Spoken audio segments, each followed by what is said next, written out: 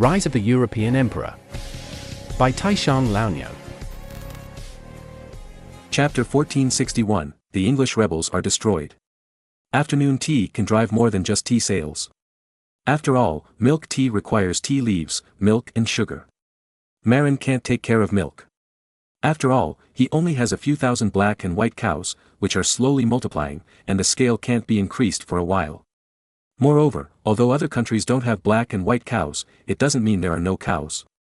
Although their cows are of inferior breed, they can also provide milk. For the nobles, it's not too easy to raise a few cows in the manor. As for sugar, the nobles will be at a loss. After all, Europe can't grow sugarcane because of its high latitude. Of course, beets can be grown.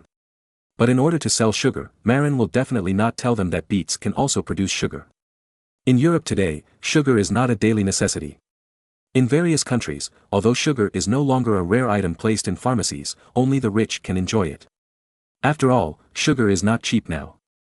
At present, the wholesale price of sugar in the European market is 1 shilling per pound, which is 12 pence per pound, 12 times the price of rye. Well, this is the wholesale price. The retail price in coastal areas with developed transportation is 1 shilling and 6 pence per pound. In inland areas, it can be as high as 2 shillings per pound, and 5 shillings is equivalent to a gold coin, that is, 2.5 pounds of sugar can be exchanged for a gold coin. Moreover, the popular sugar in the European market is basically black sugar, which is not even as good as brown sugar. At this time, Marin had brought back craftsmen who knew how to make white sugar from yellow mud from Fujian of the Ming dynasty. This time, the ship brought back a shipload of white sugar. Although it was not as white as the white sugar of later generations, and was a little yellowish, it was much more advanced than brown sugar. Marin rolled his eyes and ordered, "From now on, this kind of sugar will be called noble white sugar, and will only be sold to nobles. The price is 5 gold coins, 25 shillings, per pound." Kohler and Schwartz on the side were stunned when they heard this. Damn, when do we not know the cost of this white sugar? The price increased by 12.5 times in an instant. In their opinion, selling it at double the price was considered unscrupulous. Marin looked at their expressions and naturally guessed what they were thinking. So he said to them, "Don't tell others about the cost. Just say it's the royal sugar imported from the Far East. Do you understand?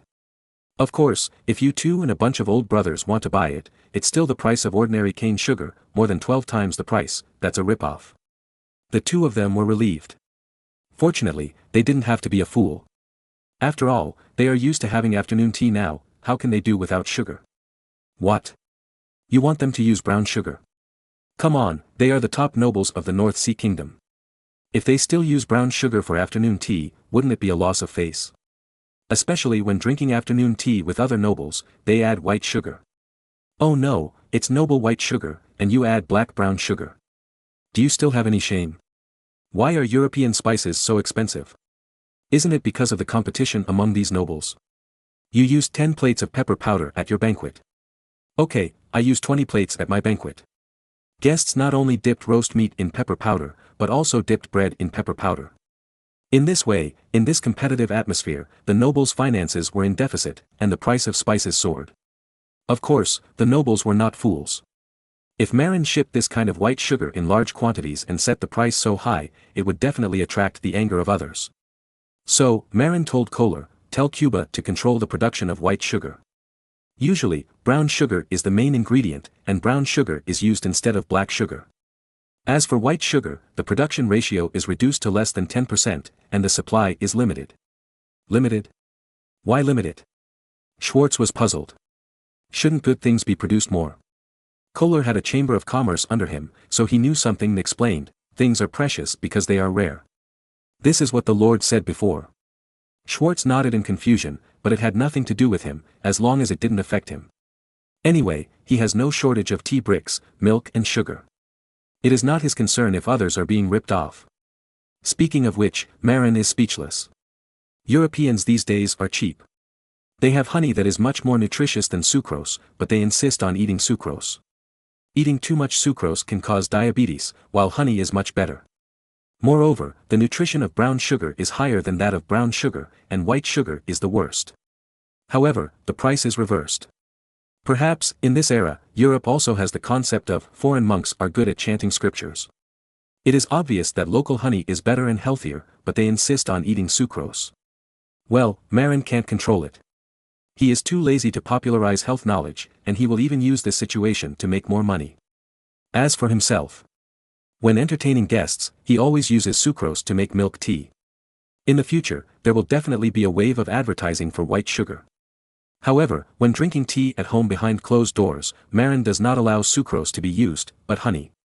At most, maple syrup can be used instead of honey.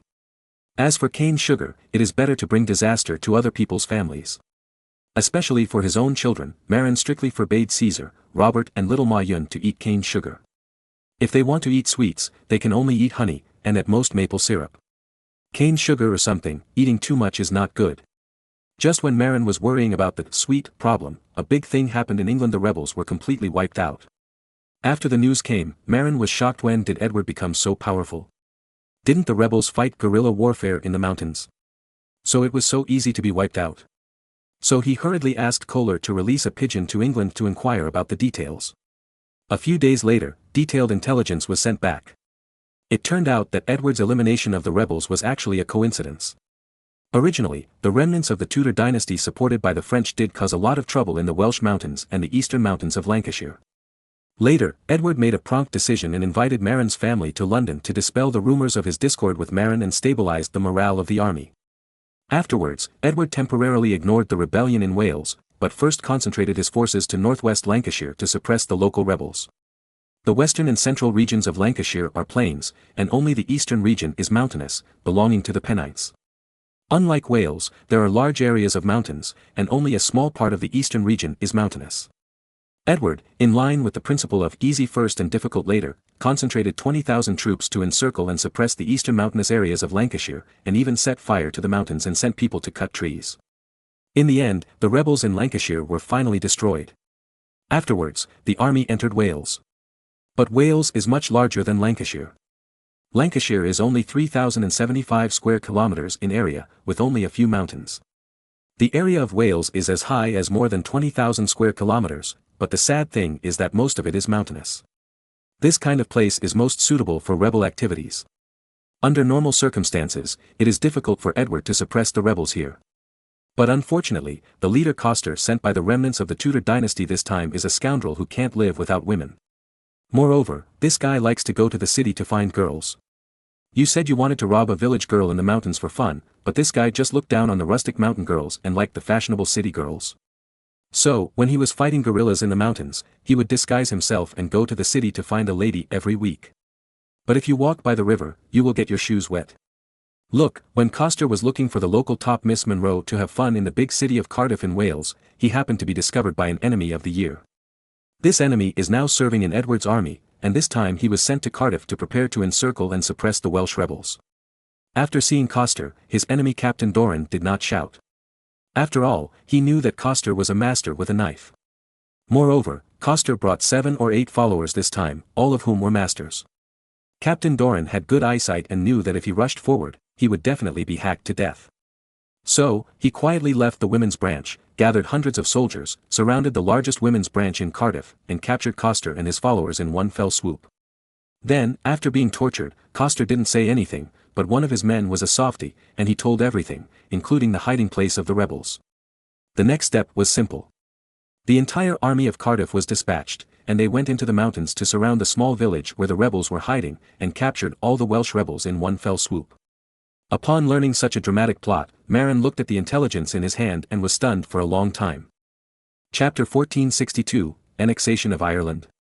In fact, Edward's suppression of the rebels was a small matter, and Marin would not worry about it.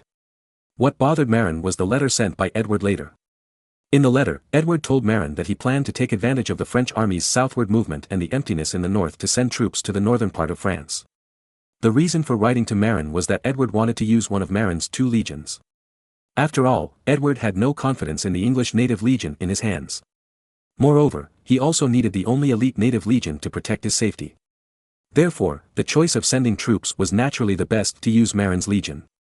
Now Marin was in a dilemma. He was unwilling to send his legion to attack northern France. Although it was a good opportunity for northern France to be empty at this time. However, the risk was also great. First of all, if Marin's legion was dispatched, Marin would offend the French to death. At this time, the French had no losses in Italy. If they admitted their fear to the Spaniards at this time and ran back to unite with the German princes to confront themselves, they would be miserable. In addition, Marin went to great lengths to provoke a war between France and Spain, with the goal of consuming the two countries of France and Spain, rather than helping Spain defeat France. After all, in Marin's eyes, Spain, with its strong maritime power, is more dangerous. At this time, sending troops to northern France is definitely to help Spain. If France is defeated and Spain wins, that is not what Marin wants to see. However, what Edward said is not wrong. The opportunity is rare, and the main force of the French army has gone south to Italy. It is the best opportunity to stab France in the back at this time. Before, Edward was unable to spare his hands because of domestic rebellion. Now that the rebellion has ended dramatically, he can spare his hands, and why not take the opportunity to confront France? Therefore, Marin didn't know how to refuse Edward. In fact, it has always been England's basic national policy to make trouble for France. Since the Hundred Years' War, after losing the Duchy of Aquitaine and other continental territories, successive monarchs of England have never been convinced. Therefore, all subsequent monarchs of England have taken it as their responsibility to find fault with France. Originally in history, after Henry VIII became the King of England, the British Army took the opportunity to loot the northern coastal areas of France because the then French King François I sent a large army south to Italy to compete for hegemony. However, that was only when Henry VII had the land base of Calais, so he could land smoothly in northern France. And Edward, without the base of Calais, made it much more difficult to harass northern France. But if the North Sea Fleet was used to attack northern France, it would be different. After all, Marin's North Sea Fleet had been practicing waiting landings for a long time, and was not very dependent on the docks. It was not impossible to attack northern France. But Marin felt that the English army was weak, and launching such an attack was purely thankless. You can't really bite off a piece of meat from France, and when France reacts, it will definitely be beaten away. So, what's the point of this attack? At most, it's a bargain for Spain. And England is like an ex-girlfriend abandoned by a scumbag, unyielding, but there is no way to destroy the unfaithful man, so he can only disgust the other party. In fact, the reason why France became strong was thanks to the 100 Years' War launched by England. Before the 100 Years' War, France was actually similar to Germany and was also divided. At that time, the King of France only had control over Paris and the nearby Isle de France, and the area controlled was only about 10,000 square kilometers. Although the other French fiefdoms did not reach the level of open independence of the German princes, they really didn't care much about the king. For example, the Duchy of Aquitaine inherited by the King of England was larger than the Isle of France. Moreover, England had the help of French traders such as Burgundy at that time, and some of them had the confidence to confront the King of France. Even in the early days of the 100 Years' War, the British army had the upper hand. It was not until the later period that the French constantly learned lessons from their failures. Moreover, they also came up with artillery tactics to counter England's longbow tactics. In this 100 Years of War, the French royal family not only annexed the Duchy of Aquitaine, the base of England, but also took the opportunity to annex the fiefs of many French nobles who died in the war. Then, by the end of the 100 Years' War, the French royal family had become the top royal family in Europe. And the French nobles, because of their inability to compete with the royal power, were seized by the royal family. So, no matter how you look at it, England's attack on France is a bit harmful to others and not beneficial to oneself. But it is difficult to make Edward give up the idea of invading northern France. Edward already had grievances against France, especially since this rebellion was instigated by France, which made Edward very angry. It is really difficult to make him give up attacking northern France. For a moment, Marin even thought about whether to kill Edward. But Marin thought about it, and it seems that it is not the right time yet. Because Edward has not taken over the island of Ireland yet. This pot was reserved by Marin for Edward. After all, the unification of Ireland is a big name, but it also attracts hatred. His son Caesar is still young, and it is always a bit inappropriate to let him unify the island of Ireland. What if the Irish hate Caesar and come to assassinate him? Marin loves his son so much that he thinks it is better to let Edward take this risk. Oh, Ireland. Thinking of this, Marin suddenly got an inspiration. If he wants Edward to give up invading the northern coast of France, he can only divert his attention by asking him to do another important thing. And annexing Ireland is obviously a very good choice. In fact, the monarchs of England have long had the idea of annexing Ireland. Even during the Norman conquest, England sent troops to the island of Ireland. Therefore, there were several small counties during the Norman conquest, such as the county of Kildare, the county of Desmond and the county of Ormond. However, for England, it seems that seizing the fertile land of France and seizing Scotland, which is also on the British Isles, is more important than conquering Ireland. The reason for seizing the territory of France is that the territory of France is warmer, fertile, and located in the mainstream European continent. England was a remote place at that time. Scotland, on the other hand, is more valued and hostile to England because it is also on the British Isles. After all, how can you let others snore beside your bed? Without the conquest of Scotland, England would not seek to seize such a remote place as the island of Ireland. Originally in history, it was the Stuart dynasty of Scotland that united England and sent out a large army to completely conquer Ireland. It can be seen that for England, unifying the entire island is the top priority. However, what was unexpected was that it was Scotland that accomplished this in history. And now, with the help of Marin, Edward has completed the great cause of annexing Scotland. After a few years, Scotland has almost been digested. Now, the time to annex the island of Ireland is indeed ripe. Moreover, now that the French are going south to fight for Italy, they have no time to take care of the things in Ireland, which is indeed an opportunity for England. There is no obstacle to sending troops to Ireland at this time. Because France and Spain, who have the ability to interfere with England's unification of Ireland, are busy fighting hard in Italy. Okay, just persuade Edward like this. Marin made up his mind and decided to go to London in person to persuade Edward to annex Ireland. To this end, he even planned to transfer troops from his homeland to help conquer the island of Ireland. I believe that if I help Edward conquer England, the French will be able to concentrate on their work in Italy. Then, everything will return to the track I set. Chapter 1463, Persuasion Success. Soon, after Marin arranged the things for the next few days, he went to Emden naval port to board the warship and went to London.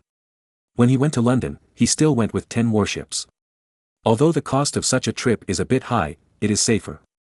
You know, the North Sea is not a pure land, and there are many pirates here. If you are not careful and take an ordinary ship and happen to encounter a powerful pirate fleet, you will be in trouble. So, it can be said that he cherishes his life or talks about pomp. Every time he goes to sea, Marin will take at least a few 500-ton warships with him.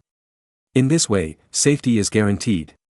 After arriving in London, Marin proposed to Edward in person the plan to take the opportunity to annex Ireland. Annex Ireland? Why annex there? It's a remote place, it's rainy all day long, and it's not easy to grow food. Edward frowned, and seemed to look down on the western part of the island of Ireland. Indeed, the island of Ireland faces the warm current of the Atlantic Ocean, and most of its western parts are rainy all year round, and it's rare to have sunny days. Such weather is not suitable for growing food. Because, when it comes to the autumn harvest, it is very likely that you will have continuous rain and the grain will rot in the ground.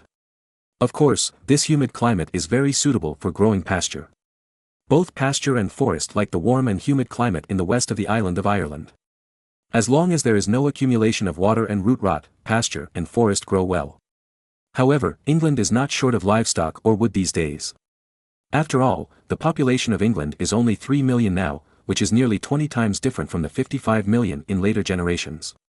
Therefore, there are large tracts of wasteland in England that have not been reclaimed, and there is no shortage of forests, grasslands, or livestock. Therefore, England is not very interested in the pastures and forests on the island of Ireland. As for the eastern coastal counties on the island of Ireland that are suitable for growing crops, they are now under the control of England. Therefore, Edward had little interest in annexing the rainy areas in the west of the island of Ireland. There was no other way. Marin could only persuade him earnestly, "Your Majesty, why do you want to send troops to the northern coast of France? What's the benefit?" I want to recapture the Calais fortress." At this point, Edward himself felt a little guilty. The Calais fortress was England's only stronghold on the European continent at that time, so England spared no expense to build the Calais fortress very tall and solid. The French besieged it many times, but all failed. Now, the Calais fortress has fallen into the hands of the French, who also attach great importance to Calais, stationed heavy troops in it, and strengthened the city defense. The British now want to recapture the Calais fortress. It is not ordinarily difficult. According to the French general's speculation, the current Calais fortress can withstand England's full siege for 8 months or even longer.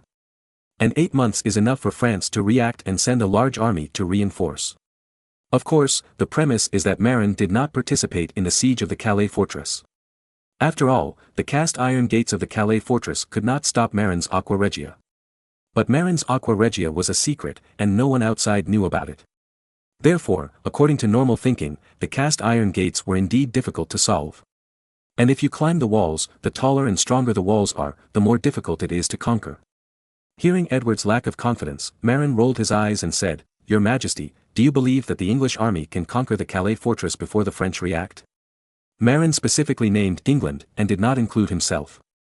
Because he has Aqua Regia. Edward stopped talking.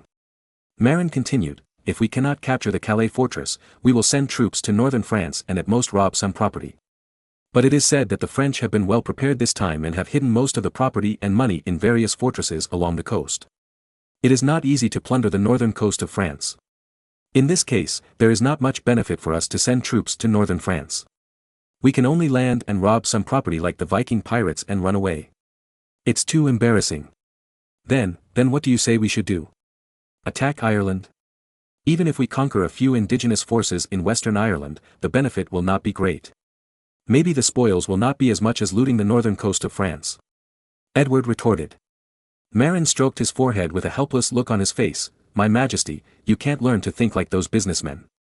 You are the king, you have to have a long-term vision. Indeed, even if you don't get much wealth from those indigenous small countries on the island of Ireland.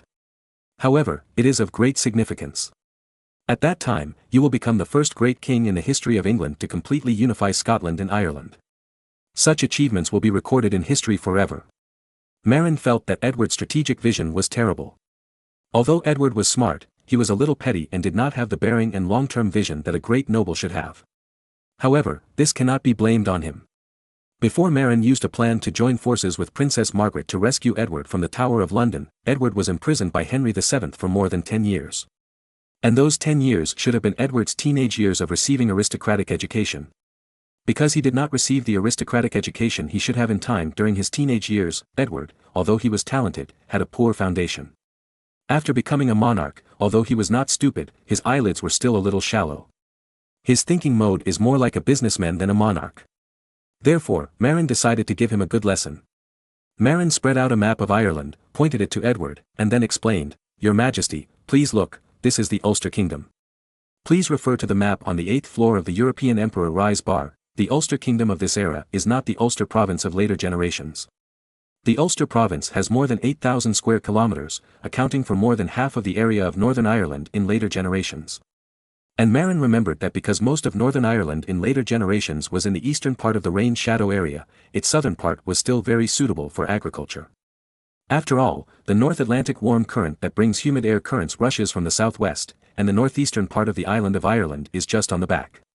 Of course, the coastal areas on its back are still affected by the warm and humid air currents, but the southern part of Northern Ireland is still suitable for agriculture.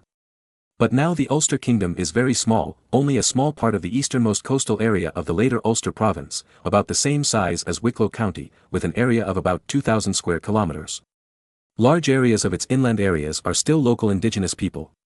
As long as troops are sent to sweep away the natives of Ireland, let alone other things, the large tracts of land to the west and south of the current Ulster state and to the north of the direct territory of the King of England can be reclaimed into a lot of fertile fields. If troops are sent to occupy this place, according to my estimation, 1 million acres of arable land should be reclaimed here, and it will completely belong to you.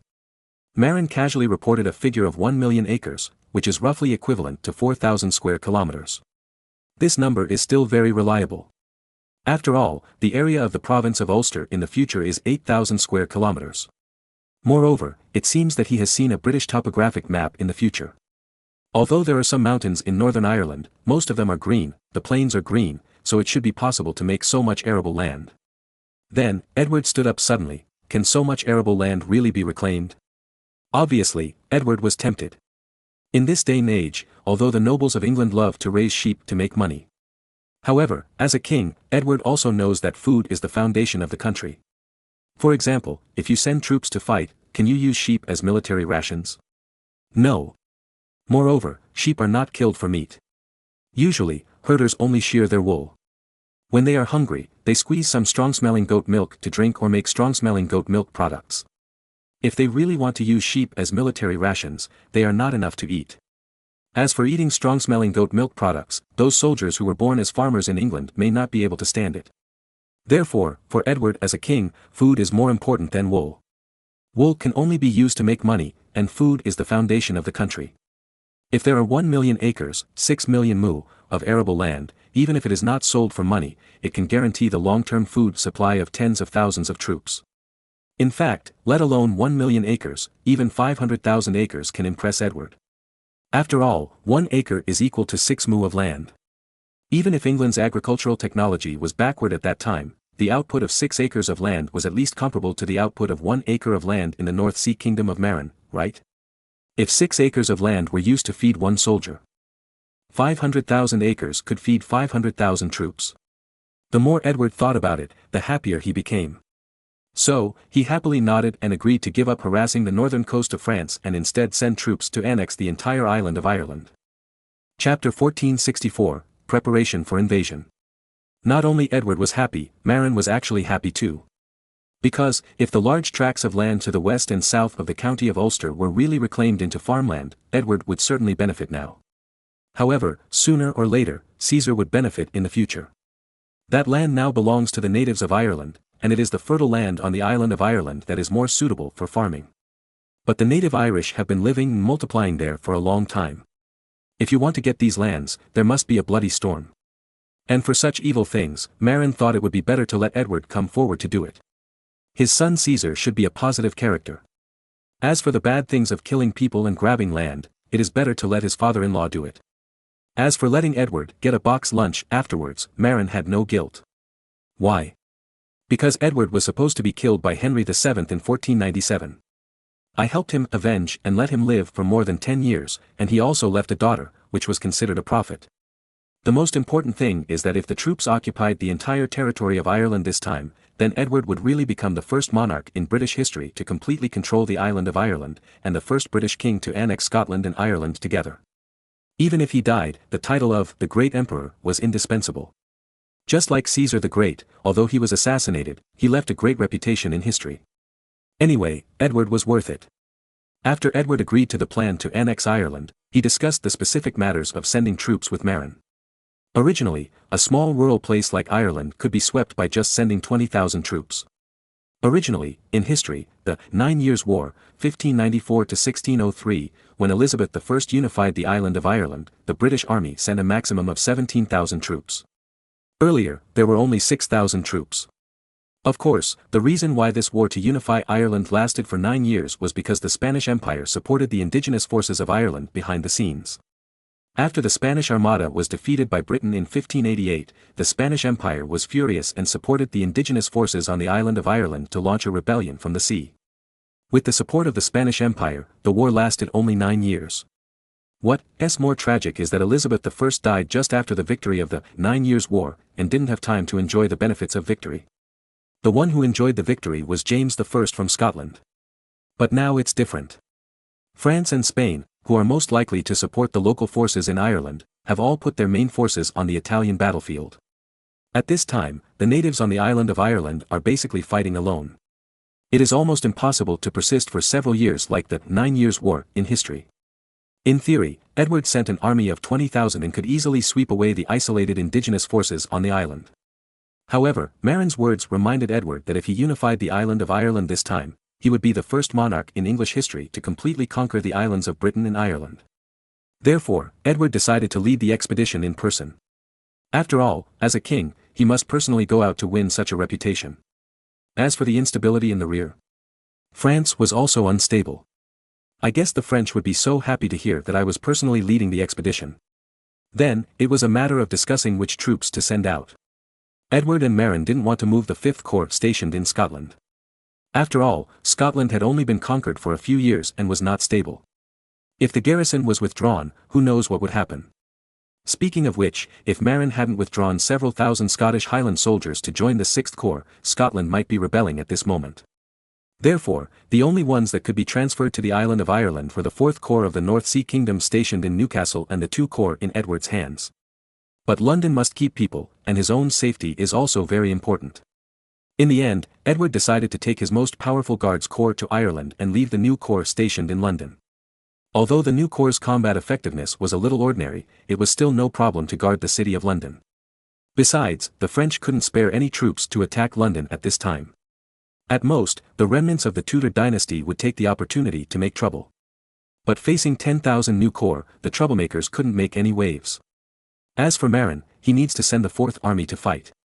At the same time, Marin also took the initiative to propose to send the Sixth Army to assist in the war. The reason why Marin proposed to send the Sixth Army to participate in the war is that since the Sixth Army was established, it has not participated in any decent battles. It has only participated in sporadic battles of going to the door to confiscate the house in the later period of the Eight-Nation Alliance. But that basically can't be considered a battle, because the main forces of the Eight-Nation Alliance have been eliminated. At that time, going to the door was basically taking advantage of the opportunity and there was no challenge. Therefore, taking advantage of this Irish unification war, Marin decided to send the Sixth Army to help. If nothing else, it was for training. In addition, with the participation of the Sixth Army, Marin did not plan to send out the entire Fourth Army. He planned to send only 5,000 troops out of the 10,000 troops in the Fourth Army. The other half of the troops continued to be stationed in Newcastle to protect local security. Now, Newcastle has become an important salt boiling center and coal export center under Marin's rule, and it cannot be lost. Moreover, 15,000 troops, plus Edward's 10,000 troops, a total of 25,000 people, are enough to abuse the natives on the island of Ireland. In addition, Adler, the Earl of Wicklow who stayed in Wicklow County, will also take most of his knights and more than 1,000 lords to participate in the war this time. Adler will never give up this opportunity to abuse the weak. Then, both England and the North Sea Kingdom began to actively operate to prepare for the upcoming war. The so-called preparation is naturally to prepare sufficient supplies for the army. Marin doesn't need to prepare much, the supplies are sufficient, and it is actually Edward who needs to prepare. Moreover, this war is fought for Edward. Therefore, although Marin has sufficient supplies, he will not be a sucker. Therefore, the supplies and food for this war all need to be paid by Edward. But Edward is not Marin, and he can't get the supplies and food needed for 25,000 troops at once. Therefore, everyone has to wait. Of course, Marin is not a fool who sits and waits. When Edward was raising supplies, Marin sent his spies, disguised as various identities, such as French businessmen, to various parts of the island of Ireland to gather information and draw topographic maps to prepare for the army's actions. Back then, before the Japanese invaded China, they also sent a large number of spies in advance, disguised as Chinese people, traveling around, and actually drawing topographic maps to prepare for the invasion of the Japanese. Ah, I'm not a devil. Thinking of this, Marin shuddered, and a picture of the North Sea Army, each with a mustache, walking with bow legs, and ferociously burning, killing and looting in the villages on the island of Ireland appeared in his mind. This picture is too much, Marin dare not think about it. Speaking of which, the role they played this time is really an invader for the Irish. However, even if Marin does not take action this time, the future King of England will take action when conditions permit. So, it's better to take action now. Moreover, the notorious scapegoat for the invaders has been found: Edward. Chapter 1465, Raw Rubber Raincoat. As batches of spies were sent out, various messages were also sent back from the island of Ireland by pigeons. Marin looked at the intelligence and couldn't help frowning. Speaking of which, the situation on the island of Ireland is not very complicated. Now, there are probably only a dozen indigenous forces. Each of them is similar to the daimyo of Japan. To put it bluntly, it is a more powerful village chief. Among them, the most powerful O'Neill family has only 1,000 or 2,000 soldiers. However, the Irish in this era still have some barbarian characteristics. In other words, ordinary residents can also go to the battlefield. Unlike the mainstream serf society in Europe, the serfs have almost no combat power. The difference between serfs and barbarian people is that serfs are domesticated into sheep by the nobles and have no spirit of resistance. And the barbarian people are more combative because they like freedom by nature. For example, the O'Neill family, which is close to the direct territory of the King of England, can probably gather thousands of soldiers in wartime. And others such as the Dempsey family, the O'Reilly family, the Brooks family, the O'Connor family, etc., can also gather 2,000 or 3,000 soldiers each. It seems that the Irish have more surnames starting with AO and Mac. If you meet someone starting with AO or Mac / MC, they are generally of Irish descent. Of course, the fat man O'Neill does not count, because that is a name that black people imitated white people. For example, McDonald's was founded by Irish descendants, and the English name of McDonald starts with MC. McCarthy is also a surname from Ireland. As mentioned earlier in this book, the McCarthy dynasty was destroyed by the protagonist. But the problem is that it is generally difficult for these natives to gather together to fight. They are more accustomed to fighting in their hometowns rather than joining forces with other tribes. Fortunately, the English can defeat them one by one. Otherwise, England's 30,000 troops may not be enough. Marin is not worried about how strong the military power of the Irish natives is. In front of the powerful North Sea army, the Irish native armed forces are all scum. However, the intelligence sent back by the spy made Marin frown. Because the spy reported that the western part of the island of Ireland is rainy all year round. Fighting there will greatly affect the use of firearms. Of course, this refers to matchlock guns, but it also includes artillery. After all, the current artillery still uses an ignition cord. If it rains heavily, don't even think about firing. Clockwork muskets can be used, but when loading, you have to hide in a rainproof shed to prevent the gunpowder from getting damp. Only when firing can you not be afraid of rain.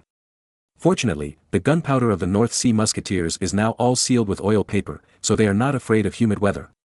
If it were an old-school musketeer, he would put the gunpowder in a copper pot and stir it before the battle, so the gunpowder would not get damp. But because the artillery is ignited by the ignition port, there is really no way. When encountering the weather in the west of Ireland, it's called a blind man. What's even more confusing is how these 25,000 soldiers, including nearly 20,000 civilians, can avoid the rain. Speaking of which, ordinary soldiers are actually easy to deal with. Because the North Sea has a rainproof artifact such as a straw raincoat. But the trouble is the trouble with those nobles, including Edward himself. It's okay to let ordinary soldiers wear raincoats woven with straw to keep out the rain, but it seems that they can't afford to let the nobles, including King Edward, wear clothes made of straw. But how can these people keep out the rain without wearing raincoats? Should we stop military operations on rainy days? These nobles are all commanders. Without them, the soldiers can't attack alone. Do you want me to make raincoats for them? Marin muttered depressedly. In fact, it's not impossible to make raincoats these days. For example, using tung oil produced in the Ming dynasty in soaking cotton cloth, you can make waterproof oilcloth. However, while this kind of oilcloth is waterproof, it is very afraid of fire. If hit by the opponent's rockets, the soldiers will roll in the fire. After all, tung oil is also oil, and cotton cloth is inherently flammable. Besides, Marin doesn't have enough tung oil and cotton cloth to make oilcloth at this moment. No, I seem to have materials for a raincoat. Marin suddenly remembered something he had previously discarded: raw rubber. Raw rubber is unvulcanized rubber, which is not very practical. Generally, rubber vulcanization is best done after the rubber latex has just been cut from the rubber tree. Because, at this time, sulfur is easier to evenly spread in the rubber latex. Vulcanization with raw rubber is more difficult. Because raw rubber will not melt into a liquid state, it is more difficult to process. Maybe future professionals don't think it's difficult, but for Marin, a half-baked chemist, finished raw rubber is really difficult to handle. So, he plans to cut the pile of rubber blocks shipped on the ship into rubber balls and distribute them to the children to play with. Of course, it hasn't been implemented yet. And this time, thinking of raincoats, Marin's memory deep in his mind was turned out. It seems that the earliest raincoats were made by applying rubber latex on cloth. Rubber is not flammable, and soldiers wearing it are not afraid of being dealt with by the enemy using the method of burning rattan armor soldiers. Of course, Marin's idea is not right. Oilcloth made of tung oil is indeed flammable. However, as long as it is taken out to protect against rain on rainy days and put away on sunny days, there is no danger. Are you sick to wear a raincoat made of oilcloth on sunny days? However, it is better to have a raincoat made of rubber. Marin also recalled an interesting story. The earliest raincoat was made by Indians, who directly applied rubber latex on clothes to achieve the purpose of waterproofing. Later, the Frenchman Fresnel also used this method to make the earliest raincoat, but it was not made public. Later, a British worker named Mackintosh accidentally rubbed the rubber sticky substance on his clothes when processing raw rubber sticky substance. Natural rubber will not melt, but it will soften into a solid glue state after high temperature. After it dried, he suddenly found that the clothes with raw rubber sticky substance had waterproof function. Then, other workers also imitated it. However, this method of sticking raw rubber on the surface of clothes is not effective. Because, after the rubber dries and hardens, it becomes brittle and easy to break. Later, an engineer named Parks used carbon disulfide as a solvent to dissolve the raw rubber, and then soaked the clothes in the solution. After taking it out, wait for the carbon disulfide component to evaporate, and it will be made into a raincoat. But this kind of raincoat still has a disadvantage, that is, when exposed to high temperature and sun, the rubber on the clothes will easily become soft and sticky. If you wipe it with your hands at this time, the clothes will be ruined. Therefore, later generations used vulcanized natural rubber to dissolve and then make raincoats to solve this problem.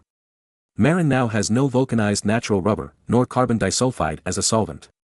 However, he knows that natural rubber is not only soluble in carbon disulfide, it is also soluble in gasoline. Marin does not have carbon disulfide, but he really has gasoline. At present, Marin can receive oil extracted from Galicia every month, which can be distilled into gasoline as a weapon to reduce the cost of burning wood in the future. Now, it is just right to use it to make a wave of raincoats. Although Marin now only has unvulcanized raw rubber, the raincoats made cannot be exposed to high temperatures. But Marin is not worried. Why? Because the latitude of the island of Ireland is high, there is basically no high temperature exposure. Therefore, the raincoats he made with raw rubber generally will not encounter the situation of half melting and becoming sticky. Besides, Marin can ask Edward and other noble users to take out raincoats on rainy days. In this way, Marin took out the raw rubber blocks and gasoline and started to make primitive raincoats. This batch of raincoats is mainly for the English nobles. After all, these nobles are unwilling to wear face-losing clothes like straw raincoats on rainy days. As for the officers of the North Sea Kingdom, they don't have this idea. After all, Marin himself took the lead in wearing a straw raincoat. However, Marin has enough raw materials this time, so he might as well make one for each of them. After all, it is a bit embarrassing for the British nobles to see their own officers wearing straw raincoats. Wait until Cuba brings back vulcanized natural rubber next time, and then produce cooked rubber raincoats that are not afraid of high temperature and exposure. Chapter 1466 Carbon Disulfide and Prussian Blue. When he was actually making the raincoat, Marin realized that he had thought too simply. Gasoline can indeed dissolve natural rubber. After several hours of dissolution, the raw rubber cut into slices was basically dissolved in gasoline. Afterwards, Marin asked the tailor to make a raincoat of later styles, made of linen, with a hood. Moreover, there is a brim in front of the hood to keep out the rain. The cut linen raincoat was thrown into the gasoline solution of natural rubber and soaked thoroughly. Then, it was taken out to dry, rinsed, and the gasoline was washed off. The raincoat produced had no problem when testing its rainproof performance. But the fireproof test. After all, it was a raincoat soaked in gasoline, and gasoline is a super-resistant substance. A raincoat soaked in gasoline for a long time, when it encounters fire, is like dry wood encountering a raging fire, maybe a little more active. Then, the raincoat quickly becomes a fire coat. Flame windbreaker. Marin suddenly remembered an equipment in a certain game. This kind of clothes, when worn by a person, encounters a fire attack. Forget it, let's not talk about it. Marin was very frustrated. Let's follow the original history. Marin decided to act as a chemist and get the rubber solvent used to make raincoats in history, carbon disulfide. Speaking of which, carbon disulfide is also flammable. However, the boiling point of carbon disulfide is lower than that of gasoline, only 46.5 degrees. The warm water in the bathhouse can reach this temperature. After soaking the raincoat, soak it in 50-degree warm water to absorb the carbon disulfide gas in the raincoat. Because this temperature exceeds the boiling point of carbon disulfide.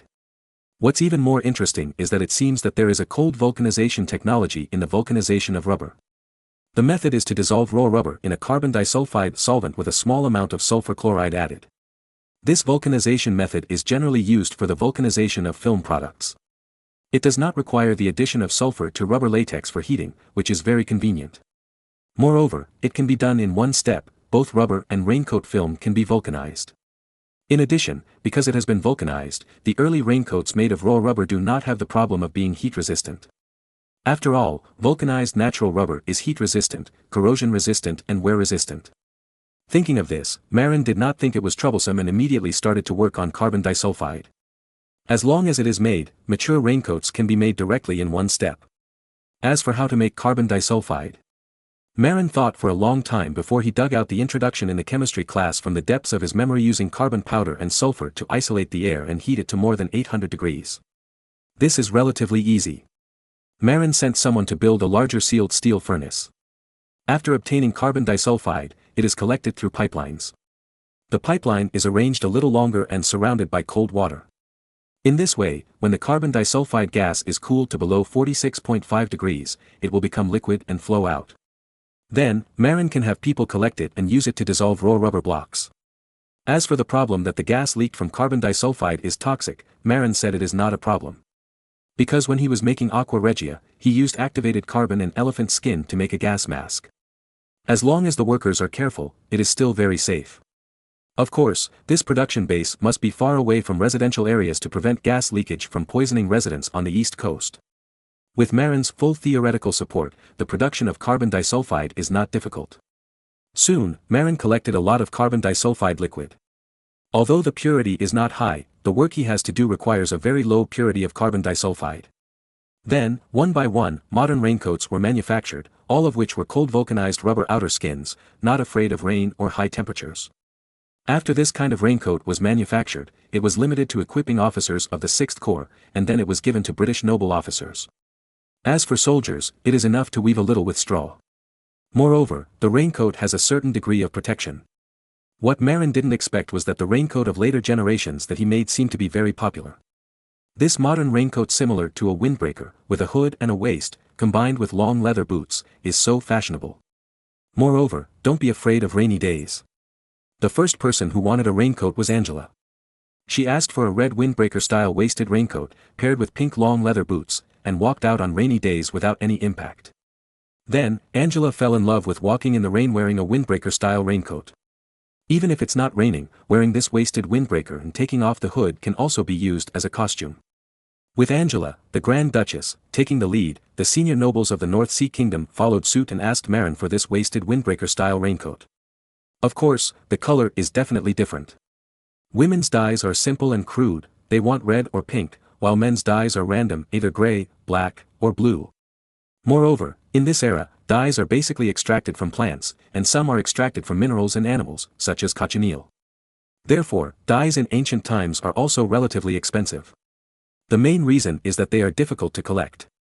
Unlike later generations, synthetic dyes of various colors are obtained by chemical means at low cost. In this day and age, the generally cheap red and blue in later generations are all relatively high-end dyes and are relatively expensive. For example, red, the most important red in Europe now, is extracted from safflower or made from the corpses of cochineal. Among them, the dye used in the red uniforms of the famous lobster soldiers in later generations is mainly made from the corpses of female cochineal. And this kind of cochineal generally parasitizes on cacti in dry tropical and subtropical areas. Europe obviously does not have a dry climate suitable for the growth of cacti, so now European cochineal is generally imported from the North African desert or West Asia. Of course, Mexico is also a region rich in cacti. In later generations, Mexico was even called the country of cactus, and it was also a major producer of cochineal.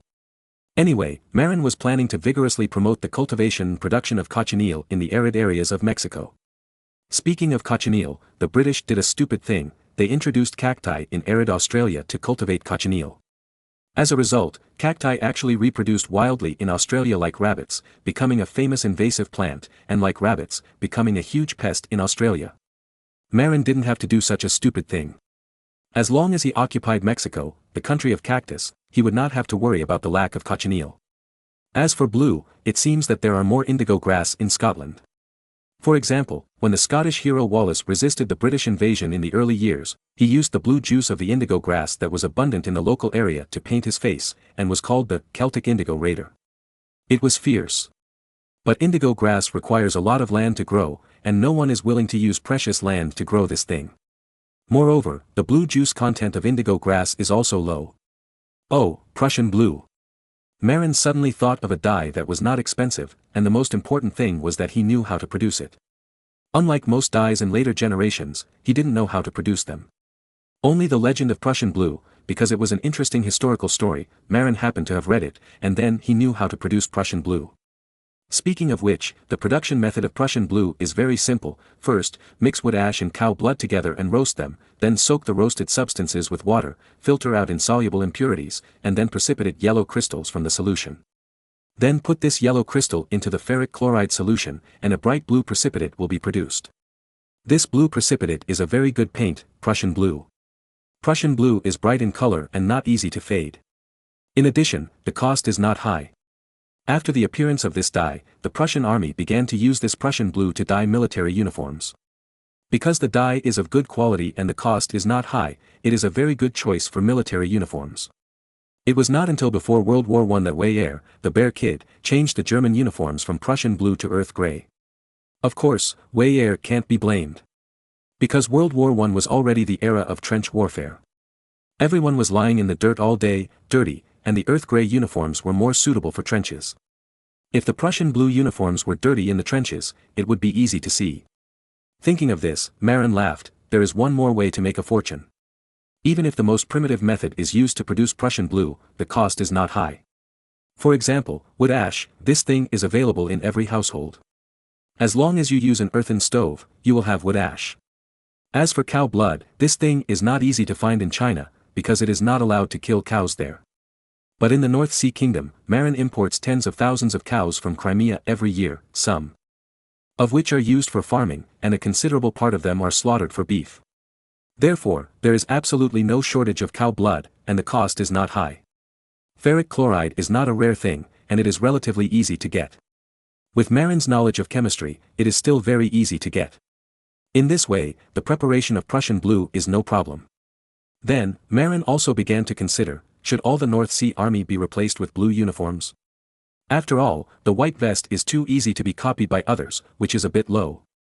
Chapter 1467, Encircling Way to Save Zhao. France is indifferent.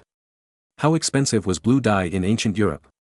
It is said that in ancient Europe there was a pigment called ultramarine, dark blue, which was widely used and often used in oil paintings. However, this pigment was very expensive in ancient times. How expensive was it? The same weight of ultramarine pigment was 5 times that of gold. Moreover, there was only one source of ultramarine pigment in ancient Europe, lapis lazuli from Afghanistan. As for the blue of indigo grass, it is close to cyan, just like the blue on the Scottish flag in later generations, which belongs to blue cyan. Prussian blue, on the other hand, is a dark blue, similar to ultramarine. Ultramarine is also dark blue. Because ultramarine is too expensive now, it has to be imported from Afghanistan. Therefore, the cost of oil painting is also quite high now. After all, ultramarine is an important raw material for oil painting. It is said that Michelangelo gave up his creation because of insufficient ultramarine. Later, after the emergence of Prussian blue, a color-stable dye, many painters began to switch to Prussian blue with lower cost to replace the expensive ultramarine. After all, ordinary painters cannot afford Afghan ultramarine, which is more expensive than gold. Generally speaking, ultramarine is exported from Central Asia to West Asia, and then sold to Venetian merchants at a high price by Arab merchants in West Asia. Venetian merchants said that after ultramarine was shipped back to Europe, the price was more expensive than gold. Moreover, in oil paintings, ultramarine is the exclusive color of the Virgin Mary, which is very noble. In fact, it is mainly because ultramarine is expensive. Expensive things are naturally used for noble objects. Prussian blue, which appeared later, is somewhat different from ultramarine. But because they are both dark blue, they are adopted by many poor painters to replace ultramarine. Mainly, it is cheap. In this year, dark blue is a symbol of high-end in Europe, representing expensiveness. Marin suddenly didn't want to promote dark blue clothing in the army so early. If it is used as a military uniform, it is a bit of a downgrade. So, it's better to make more money while it's expensive. Here, Marin has a headache for Angela who likes to walk in the rain. Angela has been pregnant for several months and is now a pregnant woman. But this woman likes to walk in the rain, saying it is very poetic.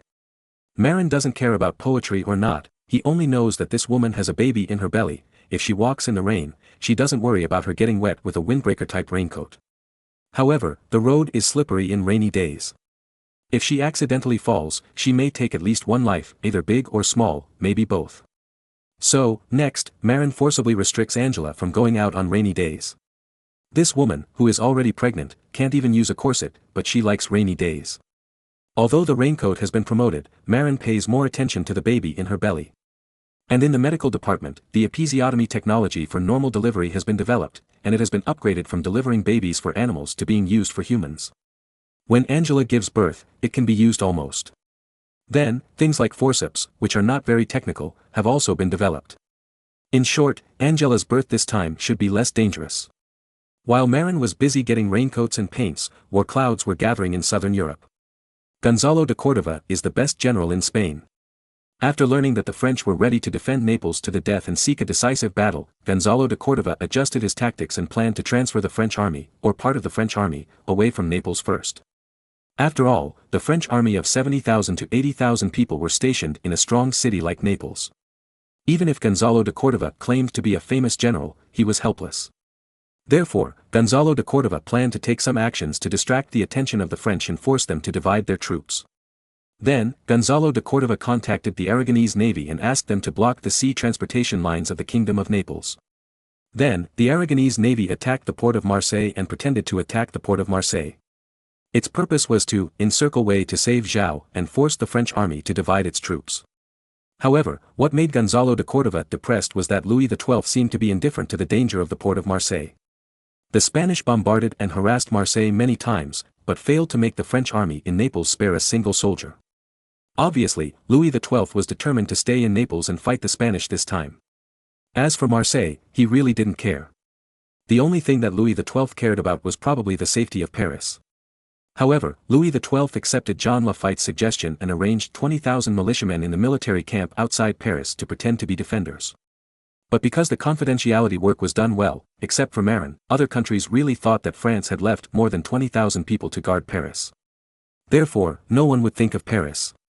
Therefore, Gonzalo de Cordova's plan of encircling way to save João failed.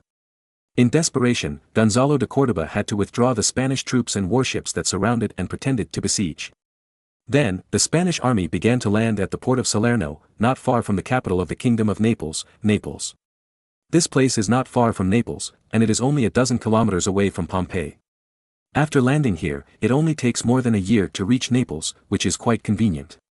Gonzalo de Cordova has realized that the other party is clearly going to fight the Spaniards to death in Naples this time. He has no choice but to send troops to surround Naples first. At least, the French supply source must be cut off first. Wait until the supply is cut off, and then talk about attacking the city. After all, Gonzalo de Cordova is not a fool. Facing a larger enemy force, the siege will not only suffer heavy losses, but may also fail. This is a national war, the top national war. The combined size of the armies of both sides has reached more than 100,000 troops. Remember, it is a real army of more than 100,000, not a fake army that uses food transporters to make up the numbers. No one can afford to lose here. Because once one side loses, the price paid is too high. The most direct thing is to lose the Kingdom of Naples. This is still a light loss. Losing the Kingdom of Naples is just losing territory. But if tens of thousands of troops were defeated in Naples, what would be destroyed might be the fate of the country. The fate of a country is often linked to the outcome of a war. If the war is won, the country will prosper and become strong. If the war is lost, the country may also be unable to recover. Whether it is King Louis XII of France or the Supreme Commander of Spain, Gonzalo de Cordova, they dare not joke about the future and fate of the country. Therefore, both sides are particularly careful to prevent the defeat from affecting the development of the country's fate.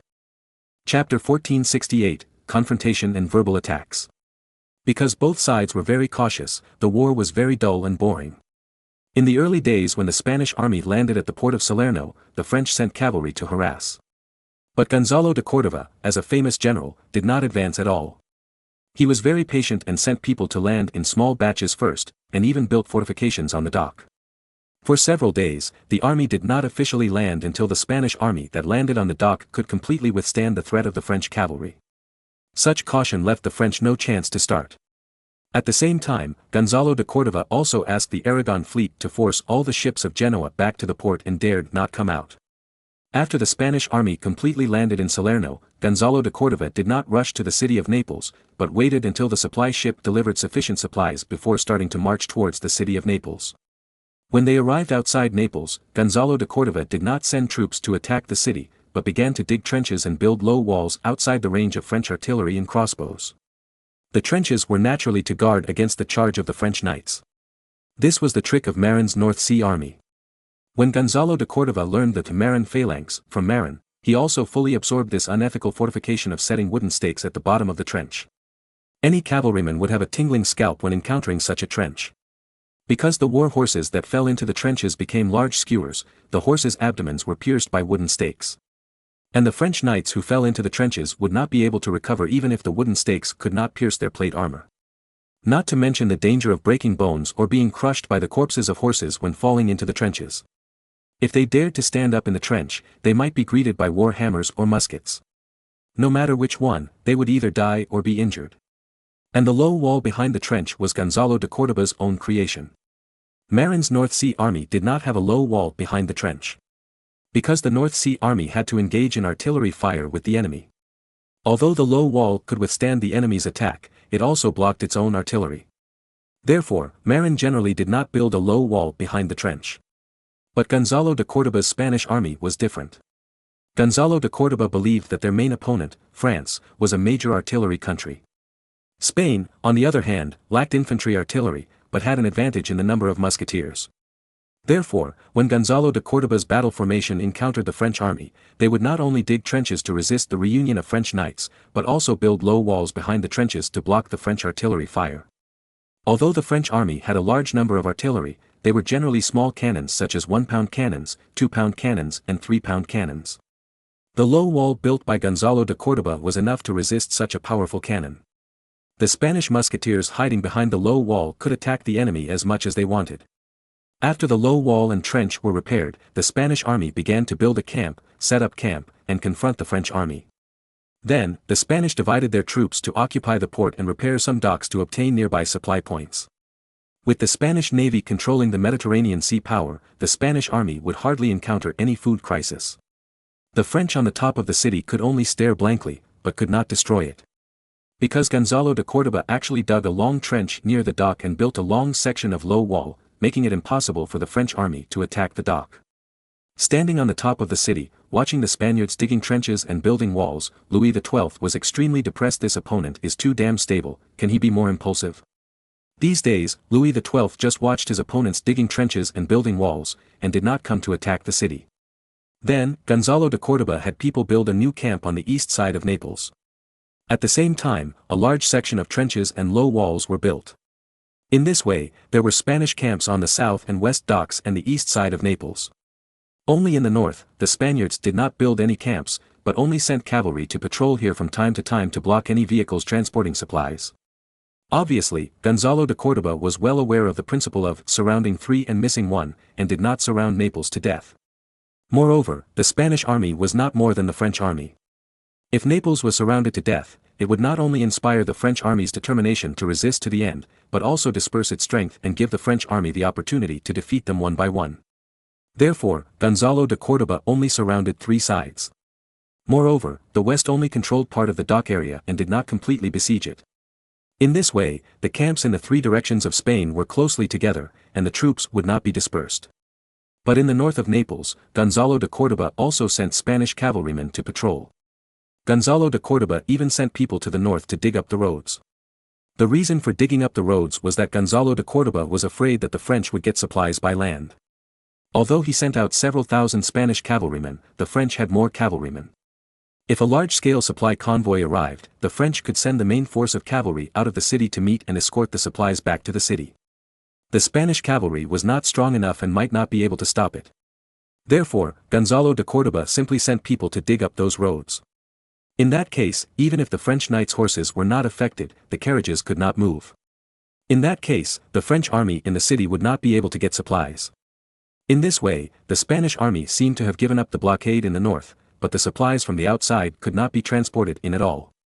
And this unblocked direction also gave the French soldiers a retreat, making it difficult for them to fight desperately. As for the small-scale movement of people in the north of the city, Gonzalo de Cordoba didn't care at all. His intention was to hint to the French army that, I have a chance to escape, so he naturally wouldn't block the north. You know, the number of French troops in the city is too large. If the other party is determined to defend, the Spaniards really dare not guarantee that they can storm it.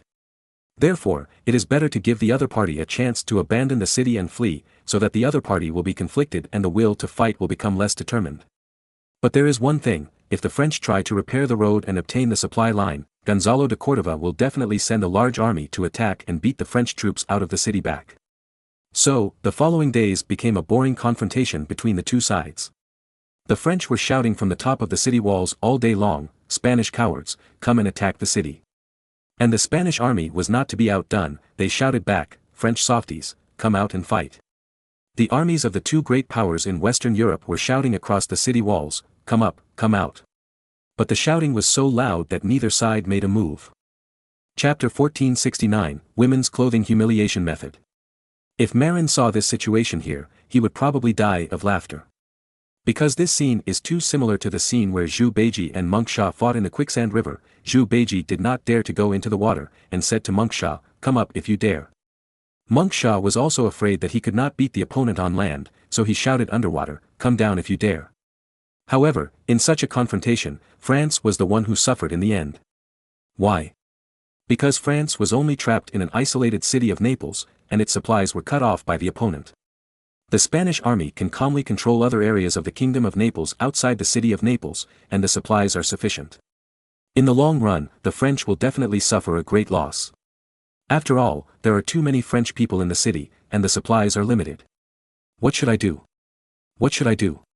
Louis XII was so anxious that he turned around and around, not knowing what to do. After all, his plan was to wait for the Spanish army to attack the city and then consume the enemy. However, who knew that the opponent would not be fooled? At this time, John Lafitte stood up again and offered a strategy, prepared by Marin, "Your Majesty, that Gonzalo is a cunning and shameless general, but he has someone above him." "Oh, what do you mean?" Louis XII asked with some confusion. "What I mean is that since that Gonzalo is unwilling to attack the city, we might as well find a way from Spain to force Spain to urge Gonzalo to take the initiative to fight." "How to do it?" Louis XII asked happily. "Your Majesty, we can send people to send women's clothes to Juan III and the great nobles of Spain, laugh at them for being as timid as women, and persuade them to change into women's clothes and be women." This trick was learned by Marin from Romance of the Three Kingdoms. Zhuge Liang wanted Sima Yi to fight a decisive battle, but Sima Yi ignored him. In desperation, Zhuge Liang thought of this strategy to humiliate Sima Yi and hoped to provoke him to fight. However, he used the wrong object. Because Sima Yi was extremely thick-skinned and didn't mind this little humiliation. But Sima Yi didn't mind, which didn't mean that the European nobles of that era didn't mind. In those days, European nobles attached great importance to honor, and they would definitely be furious if they were humiliated like this. Especially Juan III, who was still a young man and was easy to provoke. Therefore, John Lafitte followed the script given by Marin and suggested that Louis XII send envoys to send women's clothes and lipstick to the young Juan III and the arrogant nobles of the Kingdom of Castile to achieve the purpose of provoking them. As for Ferdinand II of Aragon, he was an old fox and might not be fooled. Louis XII felt that there was a good chance, so he sent a pigeon back to his country, ordering the mainland to send an envoy to deliver women's clothes to King Juan III of Castile, and asked the envoy to laugh at the fact that Spain was full of women and had no courage. Soon, France immediately sent an envoy from Toulouse in the southwest, passing through the Kingdom of Navarre and going to Toledo, the capital of the Kingdom of Castile, to send a few very revealing red skirts to the young Juan III. Juan III was stunned and asked, "Why did the envoy send me women's clothes? My queen has no shortage of clothes." The French Baron Navarre sent from Toulouse said seriously, "No, Your Majesty, this is not for your queen, but for you to wear. It is said that this is the most popular style for women in Paris." Juan III was immediately angry. "What did you say? What do you mean? Do you really think I dare not kill you as an envoy?" Baron Navarre said calmly, "Nothing, it's just that Our Majesty wants to laugh at the Spanish men for being bloodless. Just like your General Gonzalo, who stays in the barracks in Naples all day and refuses to go to war. Our Majesty thinks that the Spaniards are too bloody, otherwise they don't know what honor is. So, just give women's clothes to Your Majesty and suggest that all Spanish men change into them." "Shut up. Get him out." Juan III roared. Then, several guards blasted Baron Navarre out of the royal palace of Toledo.